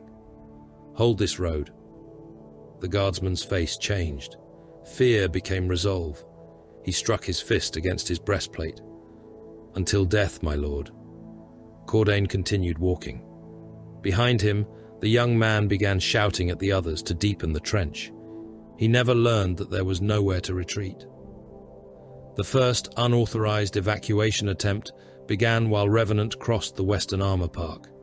5 mass conveyors lifted from auxiliary pads without launch clearance, huge civilian transports crammed beyond legal capacity and guarded by desperate Caraxian troops who had murdered the port officials assigned to stop them. Malvek transmitted the order before the vessels had cleared the hive's upper towers. Interdict. Lord General Wren's remaining air commanders refused. One replied that the transports carried nearly 200,000 Imperial subjects. Another insisted no contamination had been confirmed aboard them. Gault was dead. The biological screening network around Crucium had collapsed hours earlier, and no one could verify anything at that scale. Cordain looked upward as the first transport climbed through smoke trailing emergency transponders. Forward their vectors to orbital defense. A Caraxian colonel stared at him from the command platform. "My lord, those are our people." Keled answered before Cordain could. "They are also a threat to every world their vessel reaches. You do not know they are infected. Neither do you know they are clean." Cordain transmitted the firing solution himself. The first lance strike missed by less than a kilometer and turned the clouds beside the convoy white. The second hit the lead transport amidships. Its hull opened in silence above them, atmosphere and bodies pouring from the rupture before the vessel's reactors failed. For one heartbeat, the ship remained intact enough for Cordain's magnification to show men clinging to the edge of the wound. Then the transport became a burning sun. The next vessel tried to bank away. Orbital macro fire caught it from below and broke the keel, both halves descending through the smoke, trailing tens of thousands of dead. A third transmitted pleas across every open channel until a defense laser erased the cockpit and bored through the entire vessel. Skeld watched without comment. One burning transport passed overhead, low enough that Cordain saw human shapes falling around it. Keled stared upward as they disappeared into the haze. Better they die here beneath the Emperor's sky than carry the alien to another world. Skeld finally answered, "There is very little sky left." Nobody replied. Lord General Castor Wren was waiting for them inside Crucium Command when Malvek's hololithic projection appeared above the central strategium table. The general looked 20 years older than when Cordain had first heard his voice. His ceremonial armor was gone, replaced by scorched fatigues beneath a battered flak coat. One hand trembled from exhaustion or chemical stimulants. The other rested near his sidearm. Tactical officers stood around him, but watched the Deathwatch rather than their maps. "I have seen the sealed directives," Wren said. Malvek's image regarded him without expression. "Then your intelligence access remains functional. You knew. Specify." Wren's face twisted. "Do not play Clark with me. You knew the infestation was here. You knew the fleet was coming. You funneled civilians into Crucium before the first spores even landed. Malvek said nothing. Ren stepped closer to the hololith. You murdered this world before the Xenos touched it. No. I selected the circumstances under which its loss might achieve strategic value. The general looked at Cordain. Something in his expression was worse than hatred. It was betrayal directed at a creature he had once believed incapable of it. And you accept this? Cordain removed his damaged helm. The strategium became strangely quiet when the human officers saw his face, pale and scarred, blood dried beneath one nostril, where internal injury had forced it through his armor seals. I accept necessity. Ren's jaw clenched. Does the Emperor demand this? Cordain considered the question only because the general had earned the answer through continued command while his world died. The Emperor has demanded that mankind survive for 10,000 years. Survival has never been clean. Ren laughed once, without humor. That is what monsters say when they wish to remain righteous. His hand moved toward the pistol. He was not aiming for Cordain. The general drew on Malvek's projection, as if a bolt round could cross the hololithic link and kill the man behind it. Cordain caught Ren's wrist before the pistol cleared leather. Human bone broke beneath his fingers with a small, dry crack. Ren gasped and dropped to one knee, the weapon falling from a hand that no longer worked correctly. Cordain did not draw his own. You still have soldiers to command. Ren looked up at him, face white with pain. You should kill me. That would waste an officer. The humiliation struck deeper than execution. Cordain released him. Two aides moved forward and stopped when Ren ordered them away. The general rose slowly, cradling his broken wrist against his chest. Get out, he said. Whether he meant Malvek, the Deathwatch, or the entire Imperium was unclear. The Hive Tyrant announced itself by reorganizing the war. One moment the western approaches to Crucium were a million separate acts of violence. Gaunts swarmed barricades, carnifexes hammered armor, winged organisms fought Imperial interceptors between towers. Then, every Tyranid formation altered direction at once. The change passed across Cordain's tactical display like a hand closing. Warrior broods moved into relay positions. Lesser organisms abandoned nearby prey to converge upon predetermined avenues. Carnifexes formed living spearheads. Gargoyle swarms thickened above them until the sky itself seemed to descend. Then Cordain saw the tyrant. It walked at the center of the advancing swarm, towering above warrior organisms and surrounded by a moving wall of lesser bioforms. Its body bore wounds that had already begun sealing beneath fresh plates of chitin. Great blade limbs flexed beside a thorax, protected by armor thicker than the hull of many transports. The psychic pressure of its presence reached the Deathwatch, even through sealed helms and kilometers of battlefield. This was not an officer. Tyranids did not require officers. It was a concentration of the hive mind's will, given claws, armor, and murderous intelligence. Skeld stared through magnification. Large, Cade answered. Your observational precision improves. The first Tyranid wave struck Crucium's outer defense line. The world disappeared beneath gunfire. Revenant did not. Attack the tyrant. Cordain marked the nearest warrior cluster. Relay nodes first. Cade acquired one brood with borrowed bolt ammunition. Kellid and Mordain took another. Skeld moved toward a third behind a wrecked tank squadron. Cordain linked directly into the Imperial command net. Deathwatch target designation follows. Artillery priority upon marked organisms only. Do not expend heavy ordnance on gaunt concentrations until synaptic degradation confirmed. A colonel started to protest that the lesser creatures were already inside his trenches.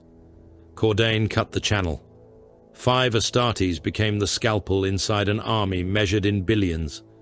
Kellid killed a warrior by driving his power sword through the mouth and out beneath the cranial crest.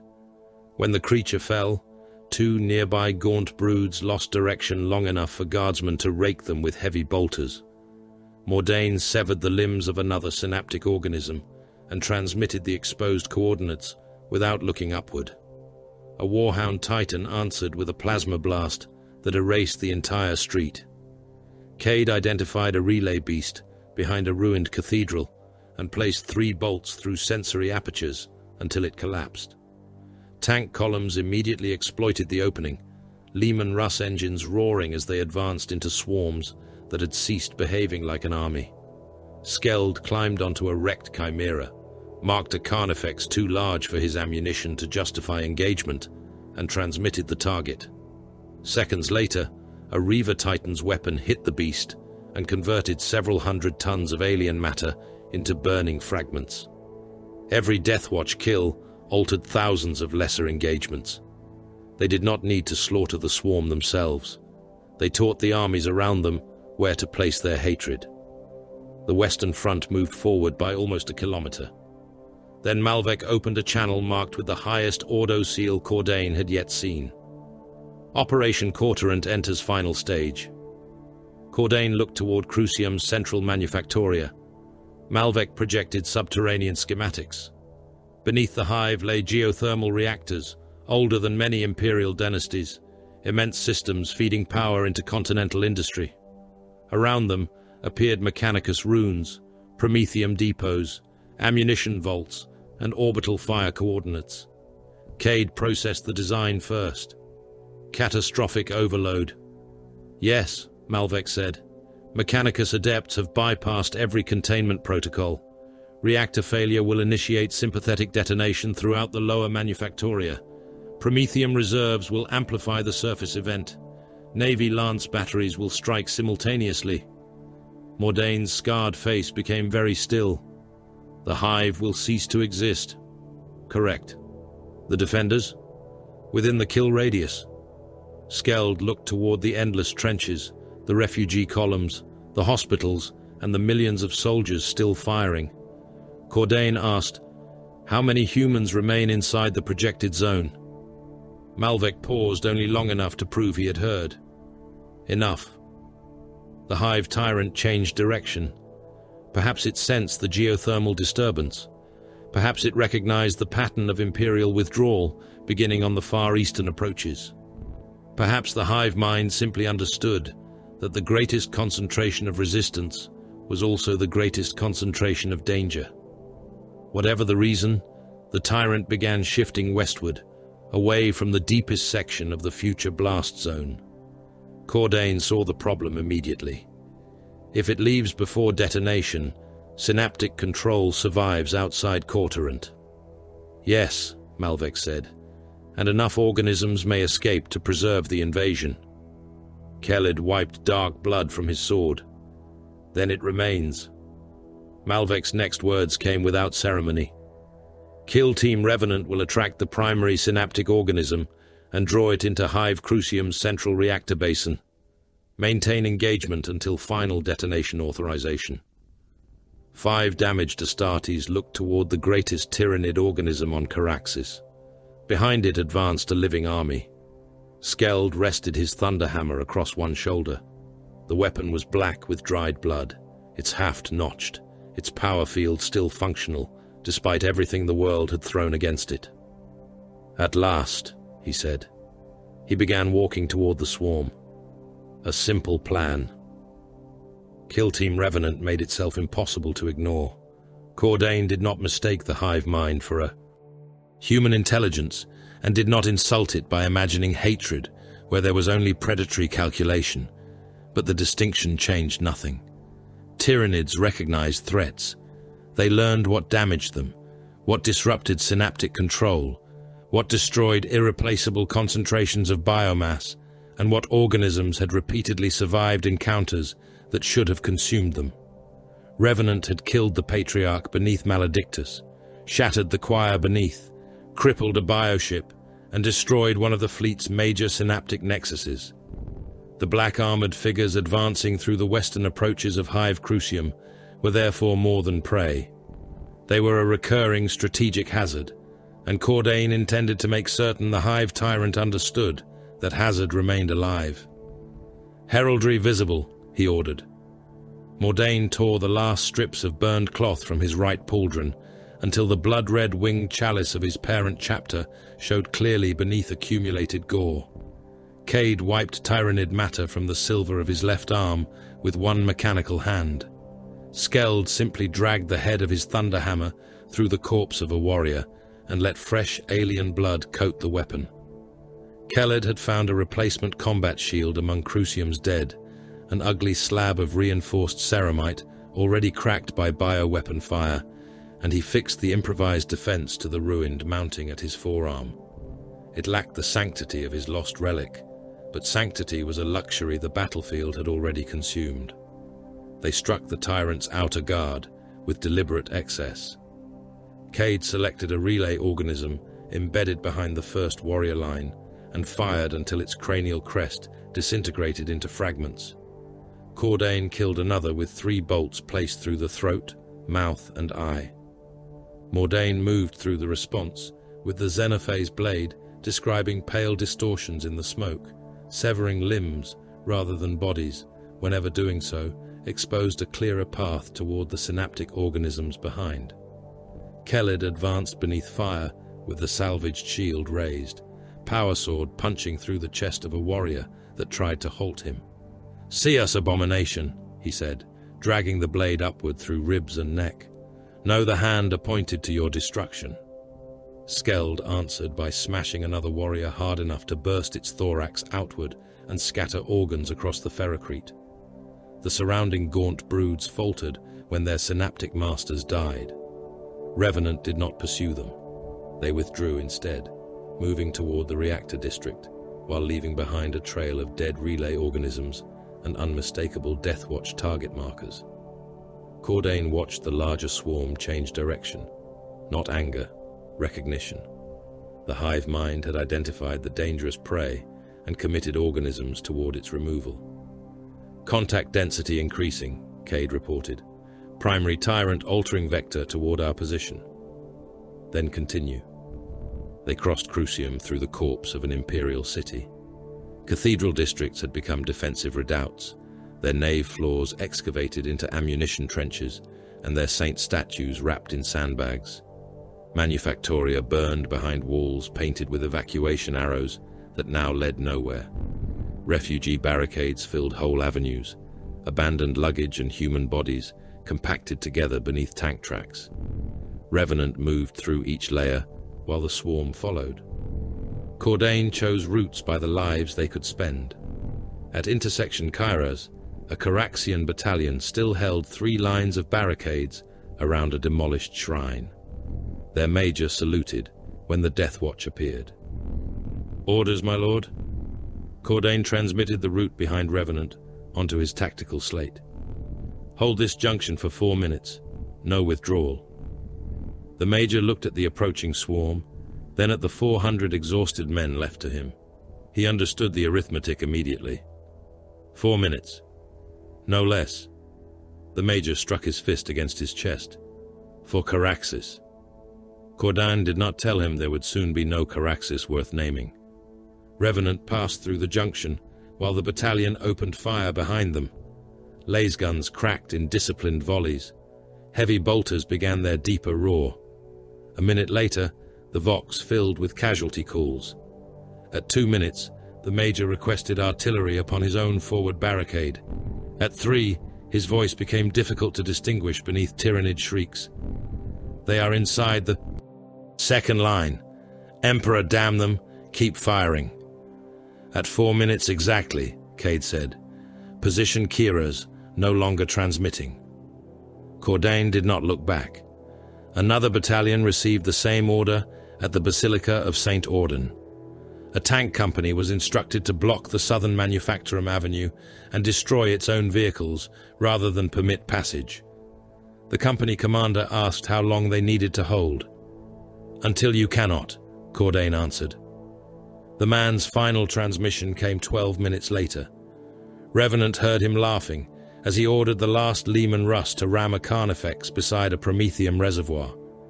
The explosion shook the district behind them and bought more distance. The Gate of Martyrs had once separated Crucium's inner manufactoria from the administrative quarter. Now the gatehouse was a ruin of fractured stone and overturned armor. Revenant crossed beneath its arch when movement appeared behind them.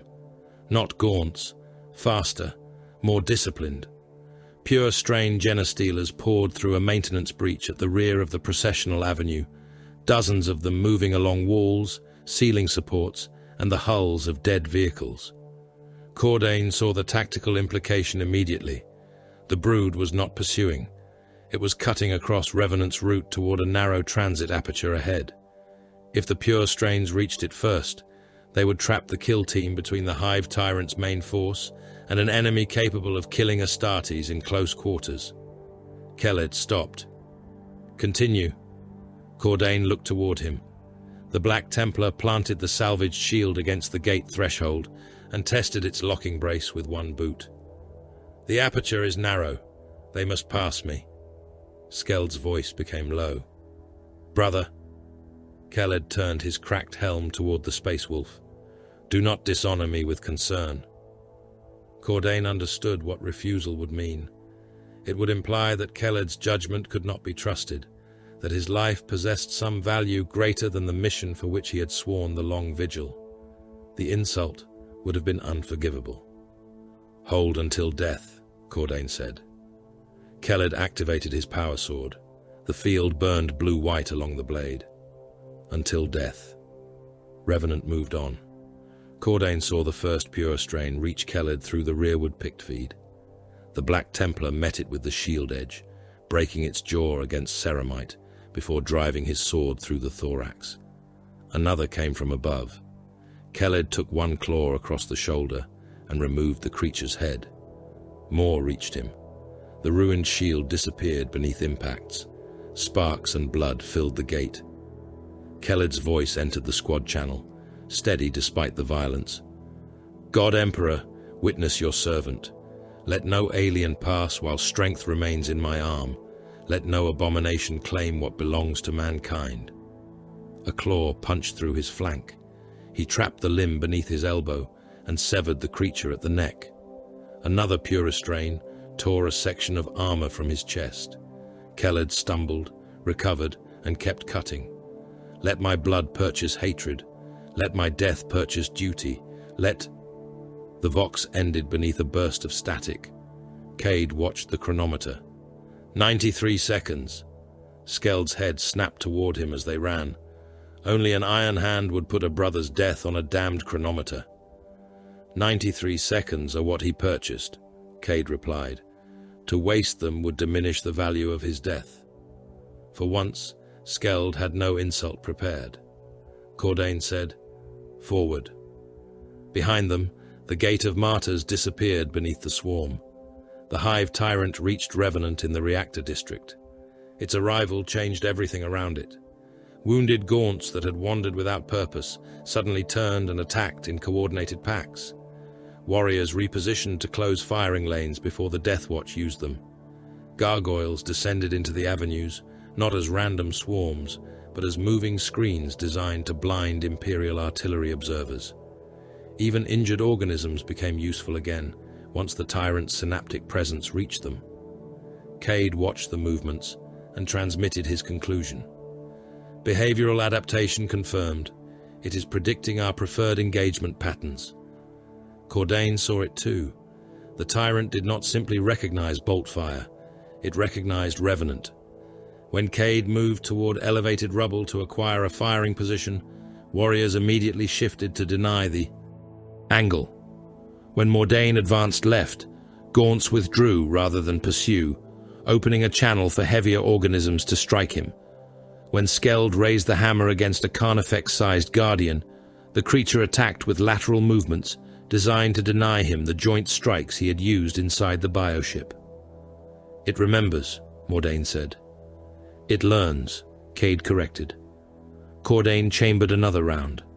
"Then we become inconsistent." They changed everything. Cade advanced where he would normally anchor. Mordain withdrew from targets he could easily kill, drawing them into Skeld's reach. Skeld stopped chasing large organisms and used the thunderhammer to destroy walls, dropping masonry into firing lanes.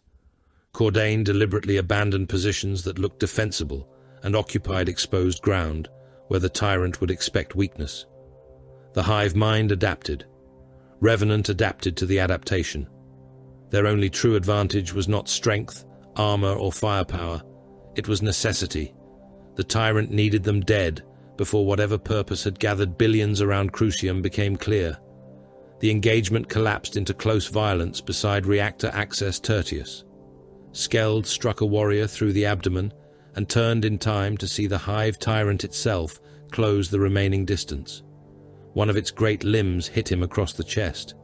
The space wolf vanished through the wall of a machinery, housing hard enough to reduce cogitator banks and piping to fragments.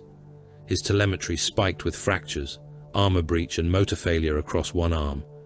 He emerged anyway, one shoulder hanging visibly lower than the other. "That," he rasped, "was rude." Mordain had no time to answer. A gaunt caught the Xenophase blade between its talons, and another struck his wrist. The weapon spun from his grasp. A third organism lunged open-mouthed for his throat. Mordain shoved his forearm directly between its jaws. Teeth punctured the weakened plate and entered flesh.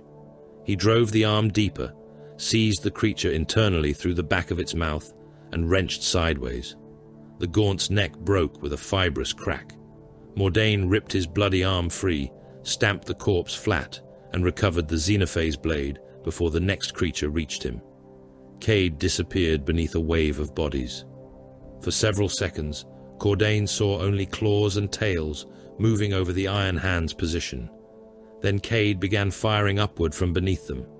Bolt detonations opened gaunts from below, blasting intestines, severed legs, and fragments of carapace into the air. He fired until the mass above him ceased moving, then rose from beneath a mound of butchered organisms, with his armor almost completely obscured by blood. "Mobility reduced by 16%, he reported. "Ammunition critically low." Cordain did not answer because a tyrannid blade entered his side. The warrior had approached beneath the tyrant's shadow. Its bone weapon punched through already damaged ceramite below his ribs and emerged behind him. Cordain felt the blade pass through flesh, scrape enhanced bone and rupture, something his armor immediately classified as significant. He shot the warrior in the face at contact range. The head detonated. Cordain tore himself sideways off the embedded blade and allowed his armor's emergency seals to close around the wound. Pain inhibitors entered his bloodstream. Blood remained inside the plate rather than outside it. That was sufficient. Lord General Wren contacted him as Revenant withdrew deeper into the reactor district. "Cordain." The watch captain almost failed to recognize the voice beneath artillery and static. "Report." No report. Wren sounded exhausted, but there was iron beneath it now. "An order. Mine." Cordain looked toward the tactical map. Caraxian formations around Crucium were changing direction. Every surviving army was advancing inward. "What have you done?"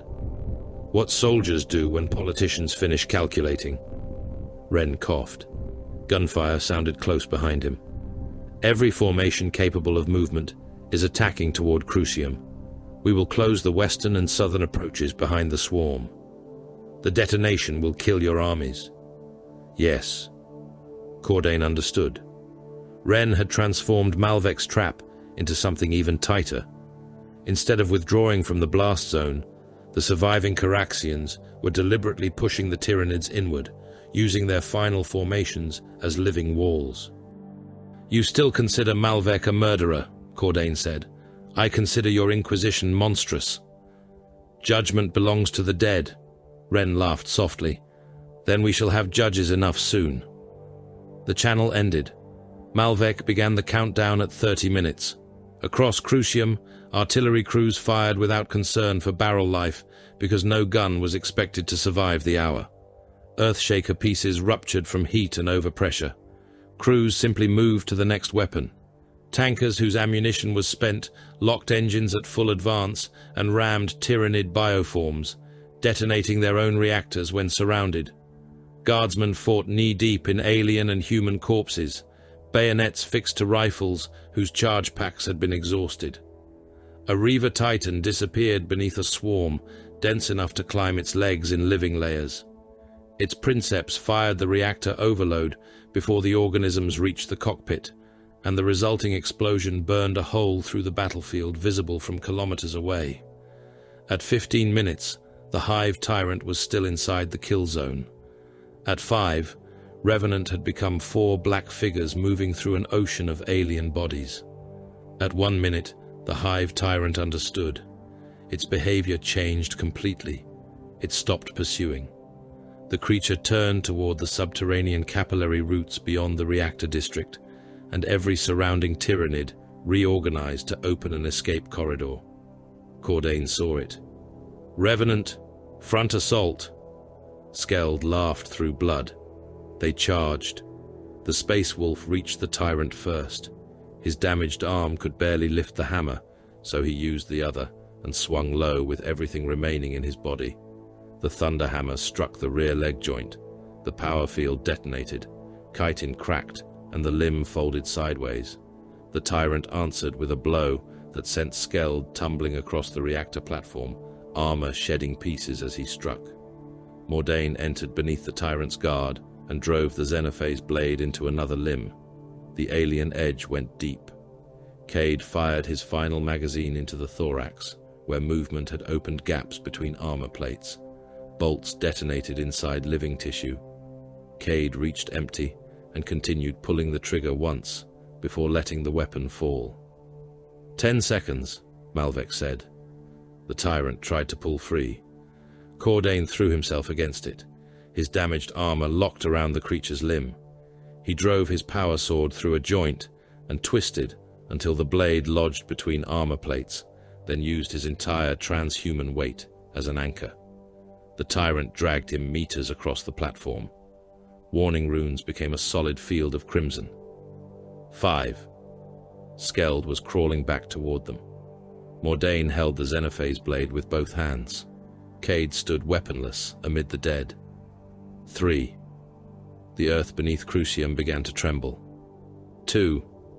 Cordain looked into the Hive Tyrant's alien face. 1. The geothermal reactors overloaded. For an instant, nothing happened. Then Caraxis opened. White light erupted through the foundations of Hive Crucium. Manufactoria kilometers high lifted before their lower structures disintegrated. Promethium reserves ignited in sympathetic detonations that raced across the district faster than sound. Orbital lances descended through the clouds at the same moment, columns of stellar fire connecting heaven and earth. The horizon turned white. Towers leaned toward the expanding blast and vanished before they struck the ground. Tens of millions of men and tyrannids died in the first seconds. Hundreds of millions more disappeared as the devastation spread outward. Cordain saw the Hive Tyrant burning. Its chitin blackened, flesh split. One eye burst beneath the heat. Then the artificial sun swallowed everything, and his armor began screaming that he was dead before darkness finally proved it wrong. Cordain awakened beneath a dead city. There was no Medici light, no apothecarian incense, and no voice reciting his injuries into a recovery slate. There was only darkness, crushing weight, and the taste of blood circulating through the emergency rebreather of his helm. His armor had locked around him in defensive stasis, servos frozen to preserve broken limbs and ruptured organs, while internal systems flooded his vision with crimson diagnostics. 4 ribs fractured, left clavicle compromised, secondary lung partially collapsed, internal hemorrhage contained but unresolved. Right knee actuator severed, power reserve below half, one eye lens dead. The surviving lens showed nothing because meters of vitrified stone lay across his faceplate. Cordain dismissed the warnings one after another and commanded his armor to release. The machine spirit resisted. He overrode it. Pain arrived instantly, white and complete, but pain remained information rather than prohibition. Somewhere beyond the rubble came the distant impact of metal against stone.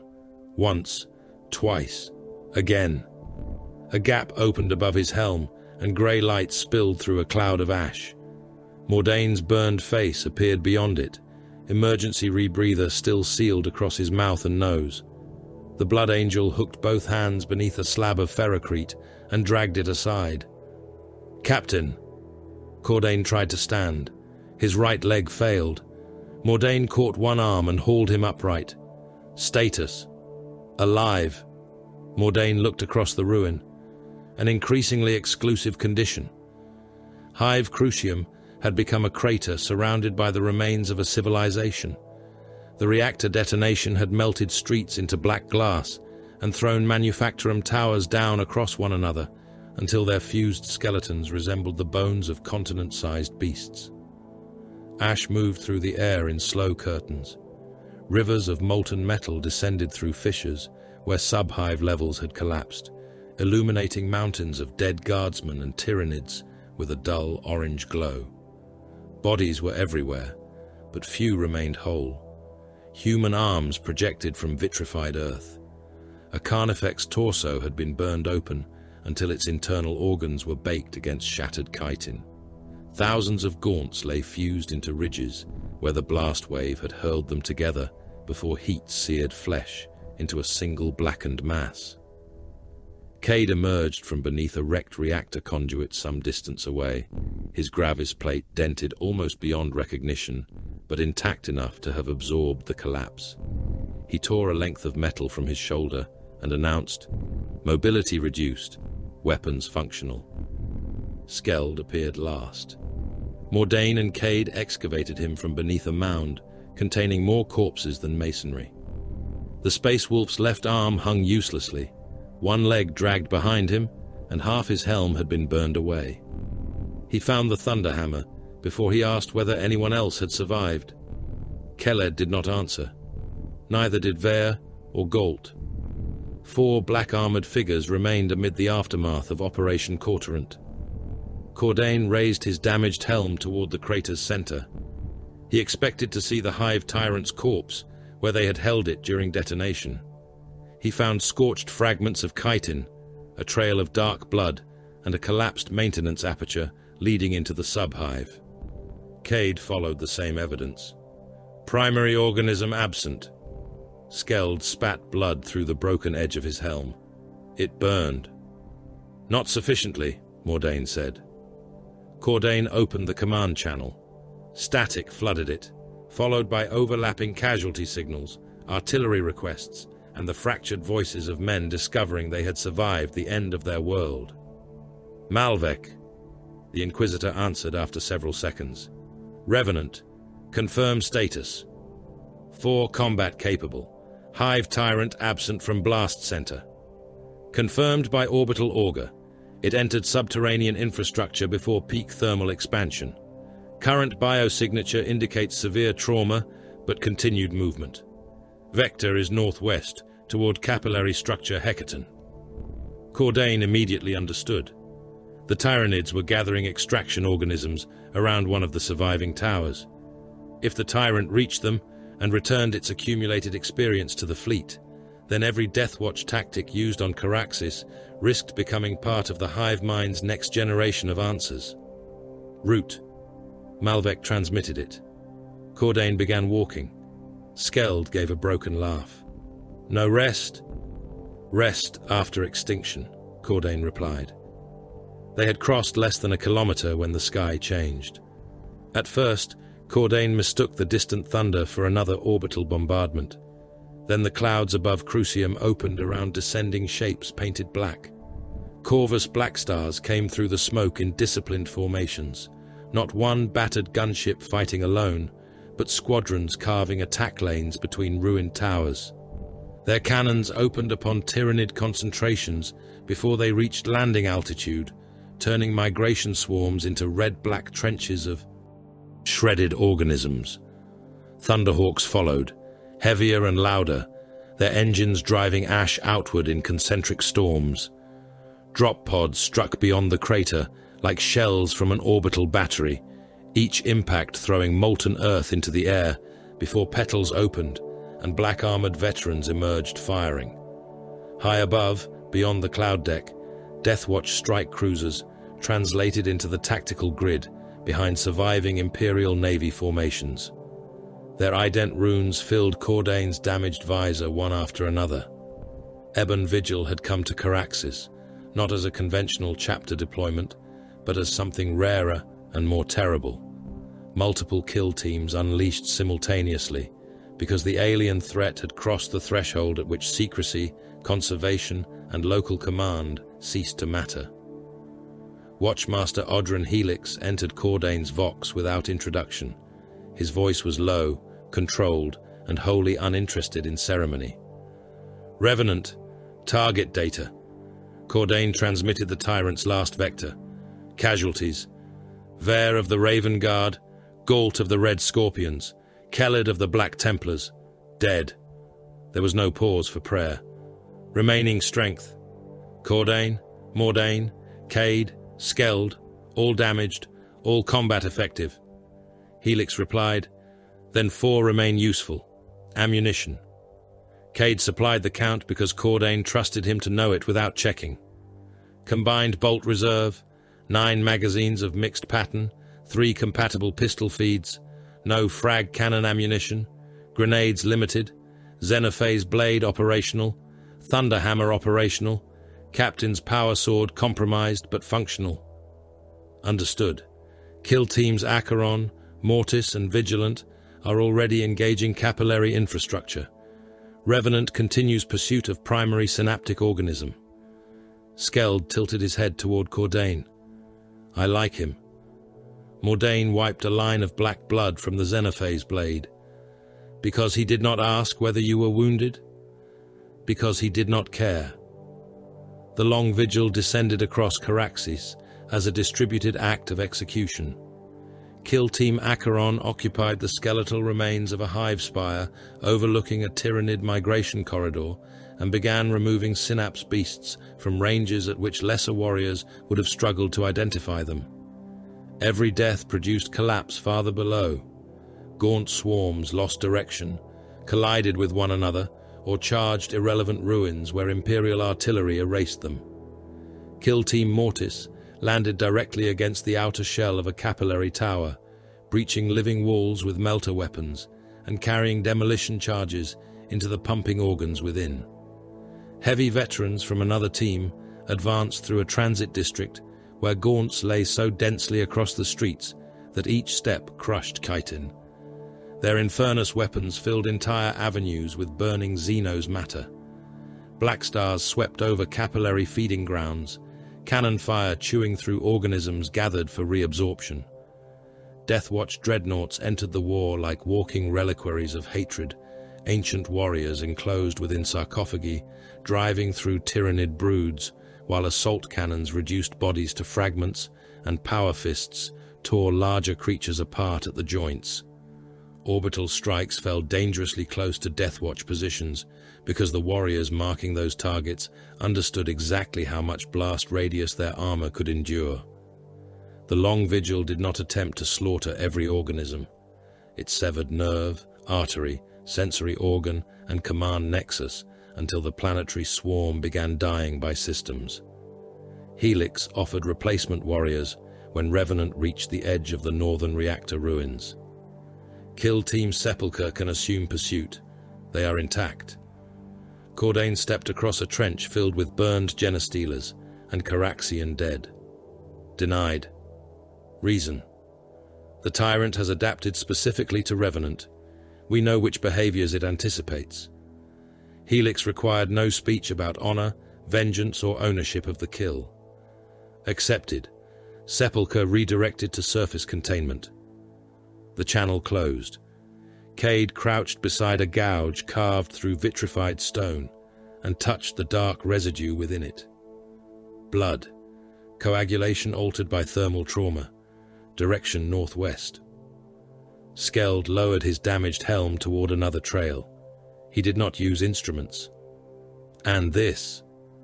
Cordain saw broken gaunts scattered through the tunnel entrance ahead. They had not been killed by Imperial weapons.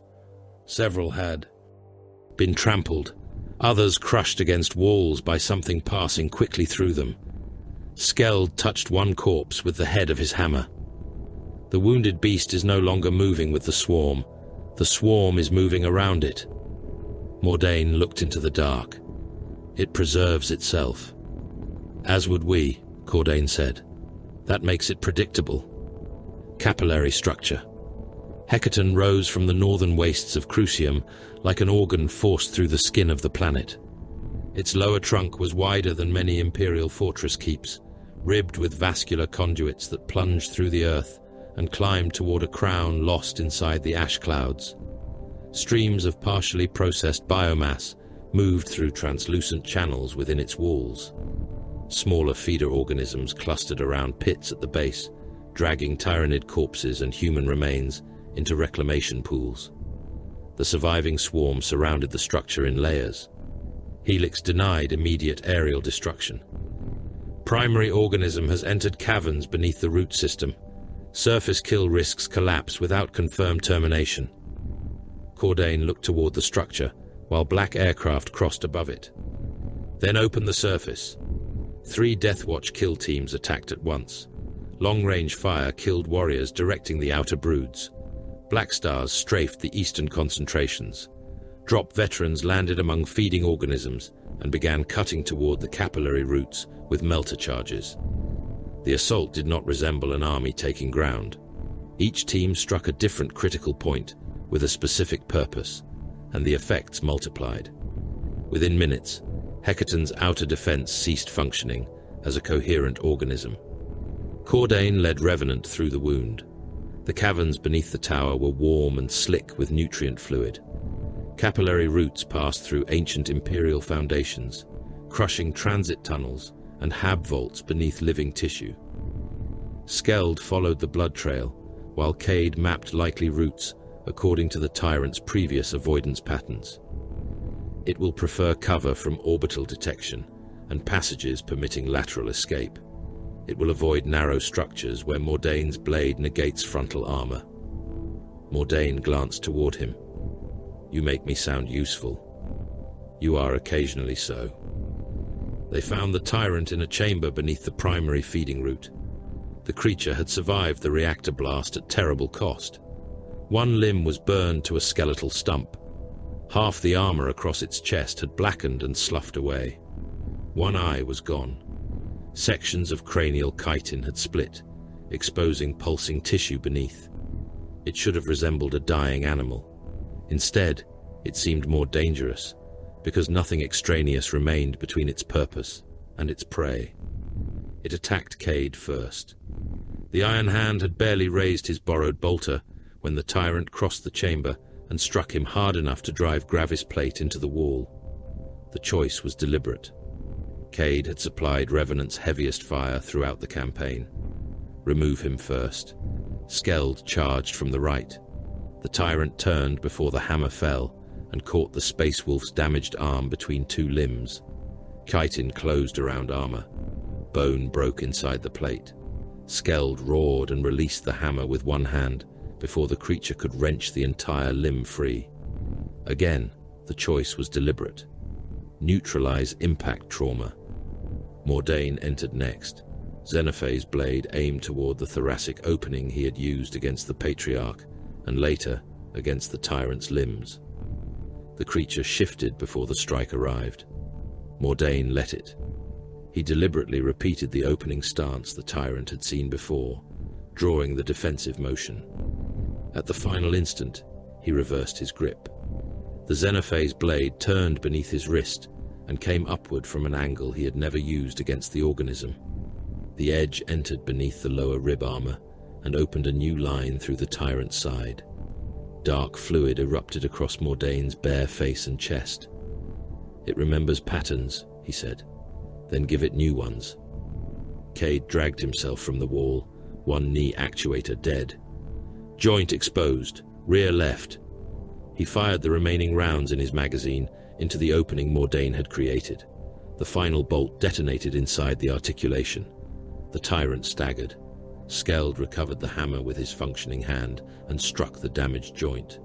The limb broke sideways with a wet crack, forcing the creature down. Mordain stepped through its counterstroke and drove the Xenophase blade into the thoracic armor, cutting upward until plates separated and internal organs became visible beneath them. Cordain moved into the opening. His power sword flickered irregularly, field generator damaged but alive.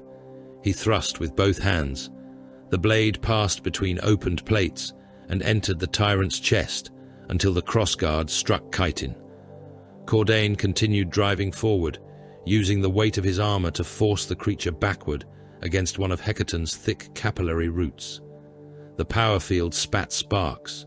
The sword penetrated the root behind the tyrant and pinned both together. The creature still fought. One claw struck Cordain across the breastplate and opened the old wound in his side.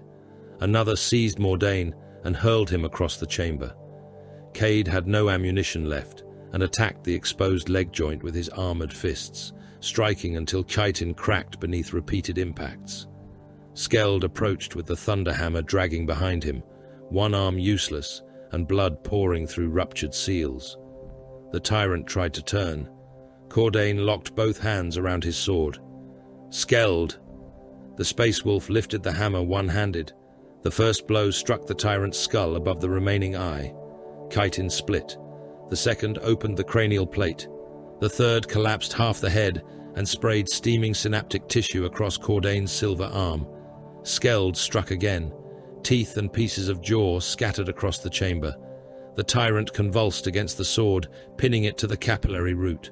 Skeld hit it a fifth time and drove the broken skull into the chest cavity. Brain matter ran down the creature's thorax in ropes. Cordain pulled his power sword free. Then he began cutting. He severed the remaining cranial structures, split the neck, drove the blade into exposed neural tissue, and continued until no intact head remained upon the body. Mordain recovered the Xenophase blade and removed the upper spinal cord. Cade tore loose a section of internal synaptic tissue and crushed it beneath one boot. Only when the corpse stopped responding to every stimulus did Cordain transmit. Primary synaptic organism terminated. Helix answered immediately. All kill teams. Complete objectives. Caraxes began dying a second time. Capillary towers detonated across the surviving continents as Deathwatch charges burned through their roots. Great columns of living tissue collapsed, spilling oceans of partially digested biomass across ruined cities. Imperial Navy vessels concentrated lance fire upon isolated bioships whose coordination had faltered after the tyrant's death.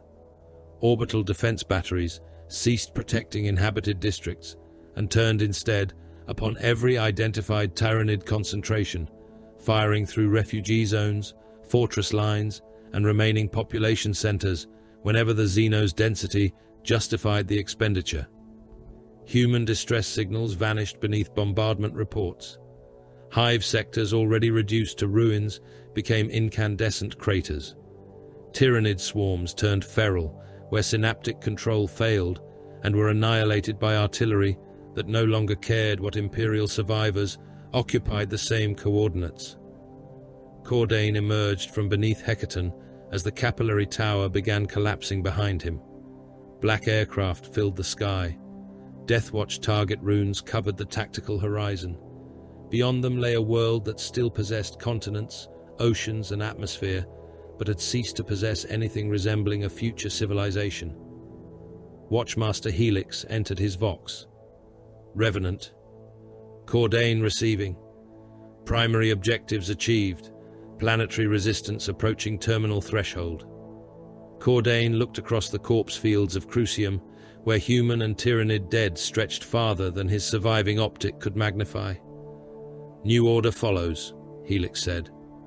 The sky above Caraxes flashed beneath another orbital strike. Prepare for final cleansing. Silence had conquered Caraxes Prime before the Imperium finally killed it.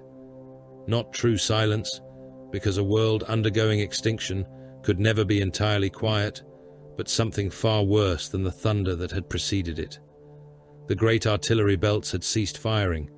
Most had no shells, no crews, or no guns left capable of enduring another discharge. Titan engines that had strode through burning continents were now dark shapes half submerged in corpse fields, their armor split open, and their princeps dead inside command thrones that would never awaken again. The endless military Vox networks had collapsed into static. Channels that once carried the orders of army groups, containing tens of millions, now produced only broken carrier tones, automated distress beacons, and isolated human voices calling into a command structure that no longer existed. Crucium Refuge Vault 9 requesting extraction. Repeat, we have atmosphere for perhaps 6 hours. Static consumed the next transmission. Another emerged through it. Any Imperial unit receiving? This is Captain Holst, 42nd line. We hold the lower gate. Emperor preserve us. Acknowledge. Nobody did. Across the world, men continued speaking because they had been trained to report, trained to obey, trained to believe that somewhere above them, another servant of the Imperium was listening. Often, no one was. From orbit, Caraxis retained the shape of a habitable world and almost none of its character. Firestorms had replaced weather systems. Vast atmospheric currents dragged ash across continents where hive complexes burned from their foundations, feeding storms that flashed with electrical violence generated by their own heat. Seas near the largest capillary growths had begun to boil around bombardment zones, their surfaces covered in dead organisms and greasy mats of tyrannid biological matter. Hive Maledictus was a wound large enough to see from low orbit. Hive Crucium was scarcely more than an incandescent scar. Between them stretched trenches, ruined manufactoria and corpse fields containing the remains of a war no archivist would ever count correctly. Billions of humans lay among mountains of tyrannid dead. In some regions, the bodies had accumulated so deeply that orbital picts could distinguish the lines where the advancing swarm had climbed over its own dead, creating ridges of chitin kilometers long. Elsewhere, the human corpses remained where defense lines had broken, men packed shoulder to shoulder inside trenches until the alien tide filled those trenches with flesh. Caraxis still possessed atmosphere, gravity, and a name upon imperial charts. In every way that mattered to its inhabitants, it was already dead. Watch Captain Tiber Cordain stood within the strategium of a Deathwatch strike cruiser and watched the verdict assemble itself across the hololithic projection. His armor remained on him because the Armurium adepts had not yet been permitted to remove it. Black ceramite was split at the side, patched across the breastplate, and scorched almost grey along one pauldron. Gault's recovered progenoids remained sealed beneath redundant containment fields within the ship's apothecarian vault, but Cordain still felt the phantom weight where he had carried them through the last hours of the campaign. Around the hololith, Ordo Xenos savants, Mechanicus biologists adepts, and naval officers reduced an extinction event to categories. Spore saturation exceeded acceptable reclamation thresholds across every major continent. Burrowing organisms had survived beneath bombardment zones. Several capillary root systems extended kilometers below the surface and could not be guaranteed sterile without prolonged excavation. Genestealer genetic contamination remained impossible to quantify because so much of the civilian population had died without screening. Cult reproductive lines could persist in sealed hab vaults for generations. Microorganisms harvested from atmospheric samples showed tyrannid biological contamination widespread enough that even the rain had become suspect. Malvek listened to each report and reached the conclusion before the final adept finished speaking. Reclamation is strategically indefensible. No one protested. The Inquisitor stood beneath the rotating image of Caraxis, with his hands clasped behind his back, still wearing the same severe black coat he had worn when he first described the world as an infected strategic asset. The coat seemed absurdly clean beside Cordain's armor.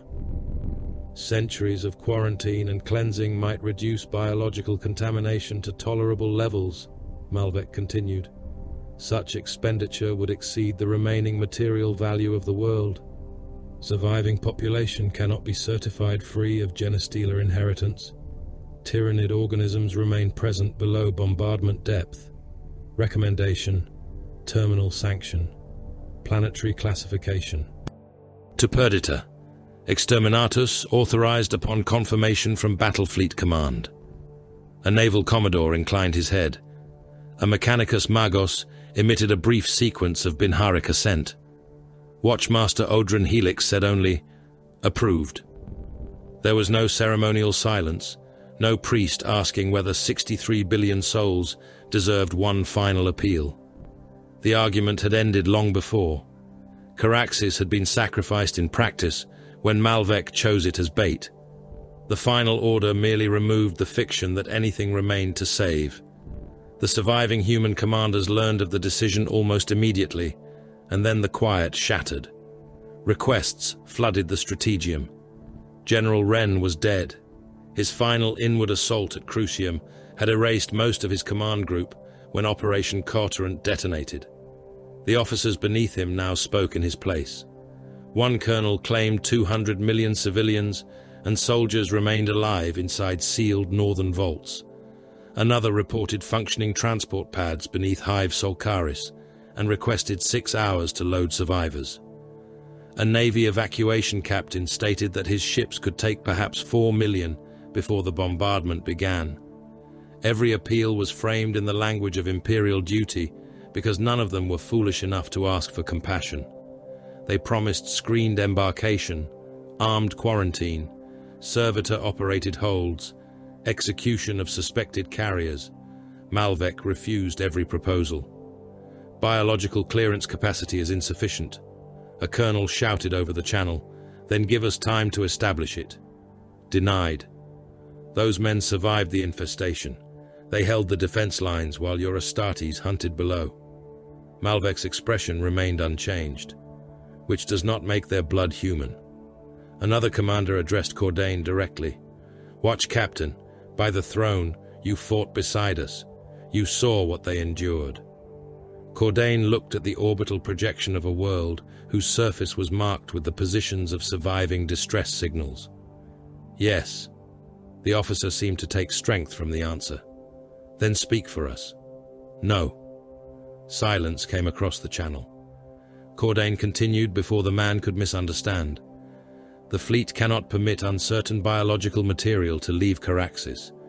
Every transport becomes a potential infection vector. Every survivor becomes a possible host line. The alien has used human mercy before." The commander's voice hardened. "So this is our reward?" "Reward is irrelevant. We served the Emperor. Then serve him to the end." The transmission remained open long enough for Cordain to hear breathing on the other side. Then the officer disconnected. Helix turned toward the next tactical slate without comment. The Deathwatch had not come to rescue the people of Caraxes. The people had simply required long enough to understand it. Skeld challenged Cordain later, when the two stood alone in an armor transfer gallery overlooking the planet. The Space Wolf had finally surrendered his broken helm to the artificers. One side of his face was swollen purple, where the Hive Tyrant's blows had driven armor plating against bone, and his left arm remained locked inside a temporary support frame. He watched Caraxes through the armor glass for a long time before speaking. "Did we ever intend to save them?" Cordan understood the question without clarification. "Wrong question." Skeld's damaged jaw tightened. "It is the question I asked. And it remains wrong. The long vigil exists because mankind inhabits a galaxy filled with species capable of ending it. Not conquering it, ending it. Tyrannids consume worlds. Genostealers hollow civilizations from within. Orcs turn sectors into slaughter grounds. Necrons awaken beneath cities built by men who never knew they slept there. We do not decide whether everyone can be saved. We decide what must survive." Skeld looked back toward the planet. 63 billion. And if their deaths warn 1,000 worlds? Then the arithmetic becomes easier? No. Cordain's voice remained level. It becomes necessary. The Space Wolf gave a low sound that contained neither agreement nor defiance. Cordain continued, "You want the equation to have been decided here, after we met them. It was decided before we entered the system, before Maledictus revolted, before the first guardsman saw a purer strain, one world against the unknown course of a tyrannid tendril. There was never a choice the Imperium could afford to make differently." Skeld stared at the burning world until another firestorm crawled around the planetary limb. "I hate that answer." "Good." Cordain turned away. "Understanding does not require affection."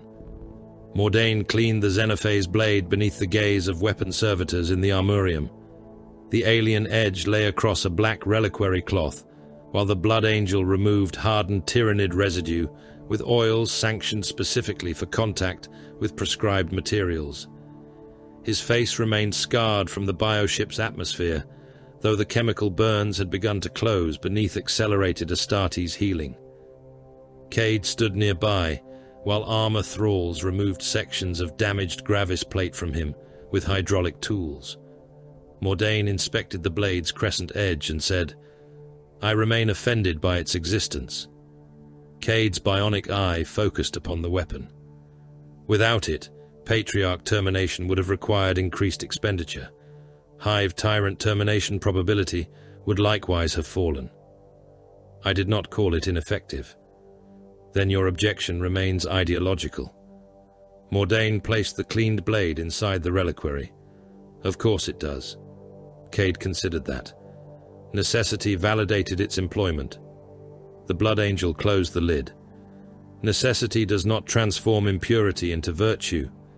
If a man drinks poison because thirst would otherwise kill him, the poison has not become holy water. Cade's fleshless expression did not change. An inefficient metaphor. Nevertheless accurate. They both looked toward the sealed alien weapon.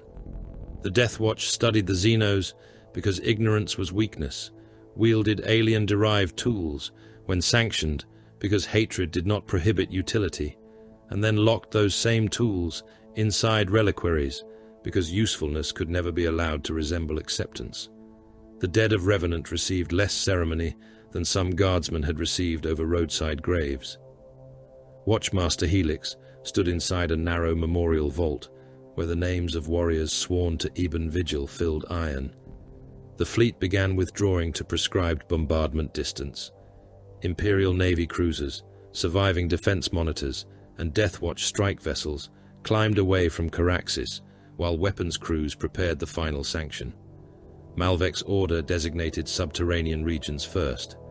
Conventional lance fire and macro bombardment struck hardened Tyrannid concentrations, surviving capillary routes and hive vaults whose biological status remained uncertain. Deathwatch vessels marked targets with precision, and the Navy erased them.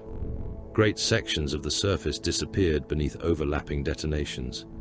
Mountain ranges vanished behind curtains of incandescent debris. Then, cyclonic warheads descended. Cordain watched one strike the remains of a southern hive continent. There was no single explosion he could meaningfully perceive from the observation deck. Instead, the land itself seemed to illuminate from beneath, fault lines igniting as atmospheric fire expanded outward across regions containing more territory than many imperial worlds called nations. Shock fronts met other shock fronts. Oceans convulsed against coastlines already reduced to molten slag. Surviving distress signals died one after another. Cordain stood before the observation deck armor glass, while Caraxis Prime underwent its final reduction from world to warning. Skeld stood to his left, one arm still bound. Cade remained rigid beside him, while Artificer replacement plating covered sections of his damaged torso. Mordain watched without visible expression. None called it victory. Victory should leave something upon which the victor could stand. Caraxis had lost 63 billion inhabitants, billions of soldiers, Manufactoria whose output had sustained 3 subsectors, irreplaceable void infrastructure, Titan engines, Imperial warships, and 3 brothers of Kill Team Revenant. Whole bloodlines had vanished. Regimental histories centuries old ended inside trenches that no future soldier would visit. Yet the Tyranid splinter fleet had been broken. Its principal synaptic intelligence on the surface had been destroyed. One of its major bioships had been dissected from within and annihilated. The route by which it entered the Vanek Reach had been exposed. By the only mathematics the Imperium could afford, the expenditure had purchased value. Malvek entered the observation deck as another section of the planetary surface became white beneath bombardment. The bioship samples are yielding additional vector data. Cordain did not turn. How many tendrils? Unconfirmed. More than one. Possibly several beyond the Vanek Reach. Astropathic packets are already moving to neighboring battle fleets, Ordo Xenos conclaves and watch fortresses. Defensive preparation has begun in dozens of inhabited systems. Skeld looked toward the Inquisitor. So that was the prize. Part of it. Malvek watched the planet with the same expression he had worn while condemning evacuation transports. Caraxes purchased warning time. Months in some systems, years in others. Without it, the tendrils would have reached inhabited worlds before Imperial command understood their direction. Mordain said, "And if the warning proves insufficient?" Malvek's gaze remained upon the fire. "Then another world will purchase more." No one accused him of cruelty. The word had become too small. The Armurium received them after the bombardment. Servitors removed black plate section by section, unlocking seals that had remained closed through cities, cult warrens, a living bioship, reactor fire, and the death of the Hive tyrant. Blood ran from the inner surfaces when Cordain's breastplate came away. Tyranid fluids had dried inside joints where armor seals had failed. Ash spilled from Skeld's greaves onto the grated floor. Cade's damaged Gravis plates required cutting tools to remove. Mordain surrendered the last sections of armor, while a serf prepared fresh robes, and the artificers catalogued everything that could be repaired. Beneath the warplate, they were still enormous, scarred things built for violence, their flesh carrying wounds that would have killed ordinary men several times over. Cordain's command display illuminated before the servitors finished cleaning the blood from his silver arm. A new rune appeared. Unidentified Xenos activity. Astropathic priority. Another system. He read it once. Skeld saw the change in his expression. "How long?" Cordain looked toward the armor racks where replacement magazines were already being counted, blades already being blessed and damaged plate already being prepared for reconstruction. "One arming cycle." Mordain closed his eyes for a heartbeat. Cade began requesting ammunition specifications from the nearest servitor. Skeld laughed quietly. Cordain turned toward the Armurium thralls. "Rearm." Behind the departing strike cruiser, Caraxes Prime burned like a funeral pyre large enough for 63 billion dead. Ahead waited darkness, stars and enemies without number. The long vigil remained. Thank you, brothers, for watching tonight's Warhammer video. I hope you guys enjoyed tonight's story on the Deathwatch. Before I get going, as always, be sure to like and comment any videos and topics you want to see in the future. Be sure to subscribe for the Emperor. Brothers, the Emperor demands you ready for battle. Reinforce your war gear at lorehammer.store with fresh grimdark apparel, accessories, and collectibles worthy of any loyal servant of the Imperium or agent of chaos. New collections emerge from the warp regularly, with new designs constantly joining the armory. The Emperor protects. Lorehammer provides the gear. Gear up and join the crusade at lorehammer.store.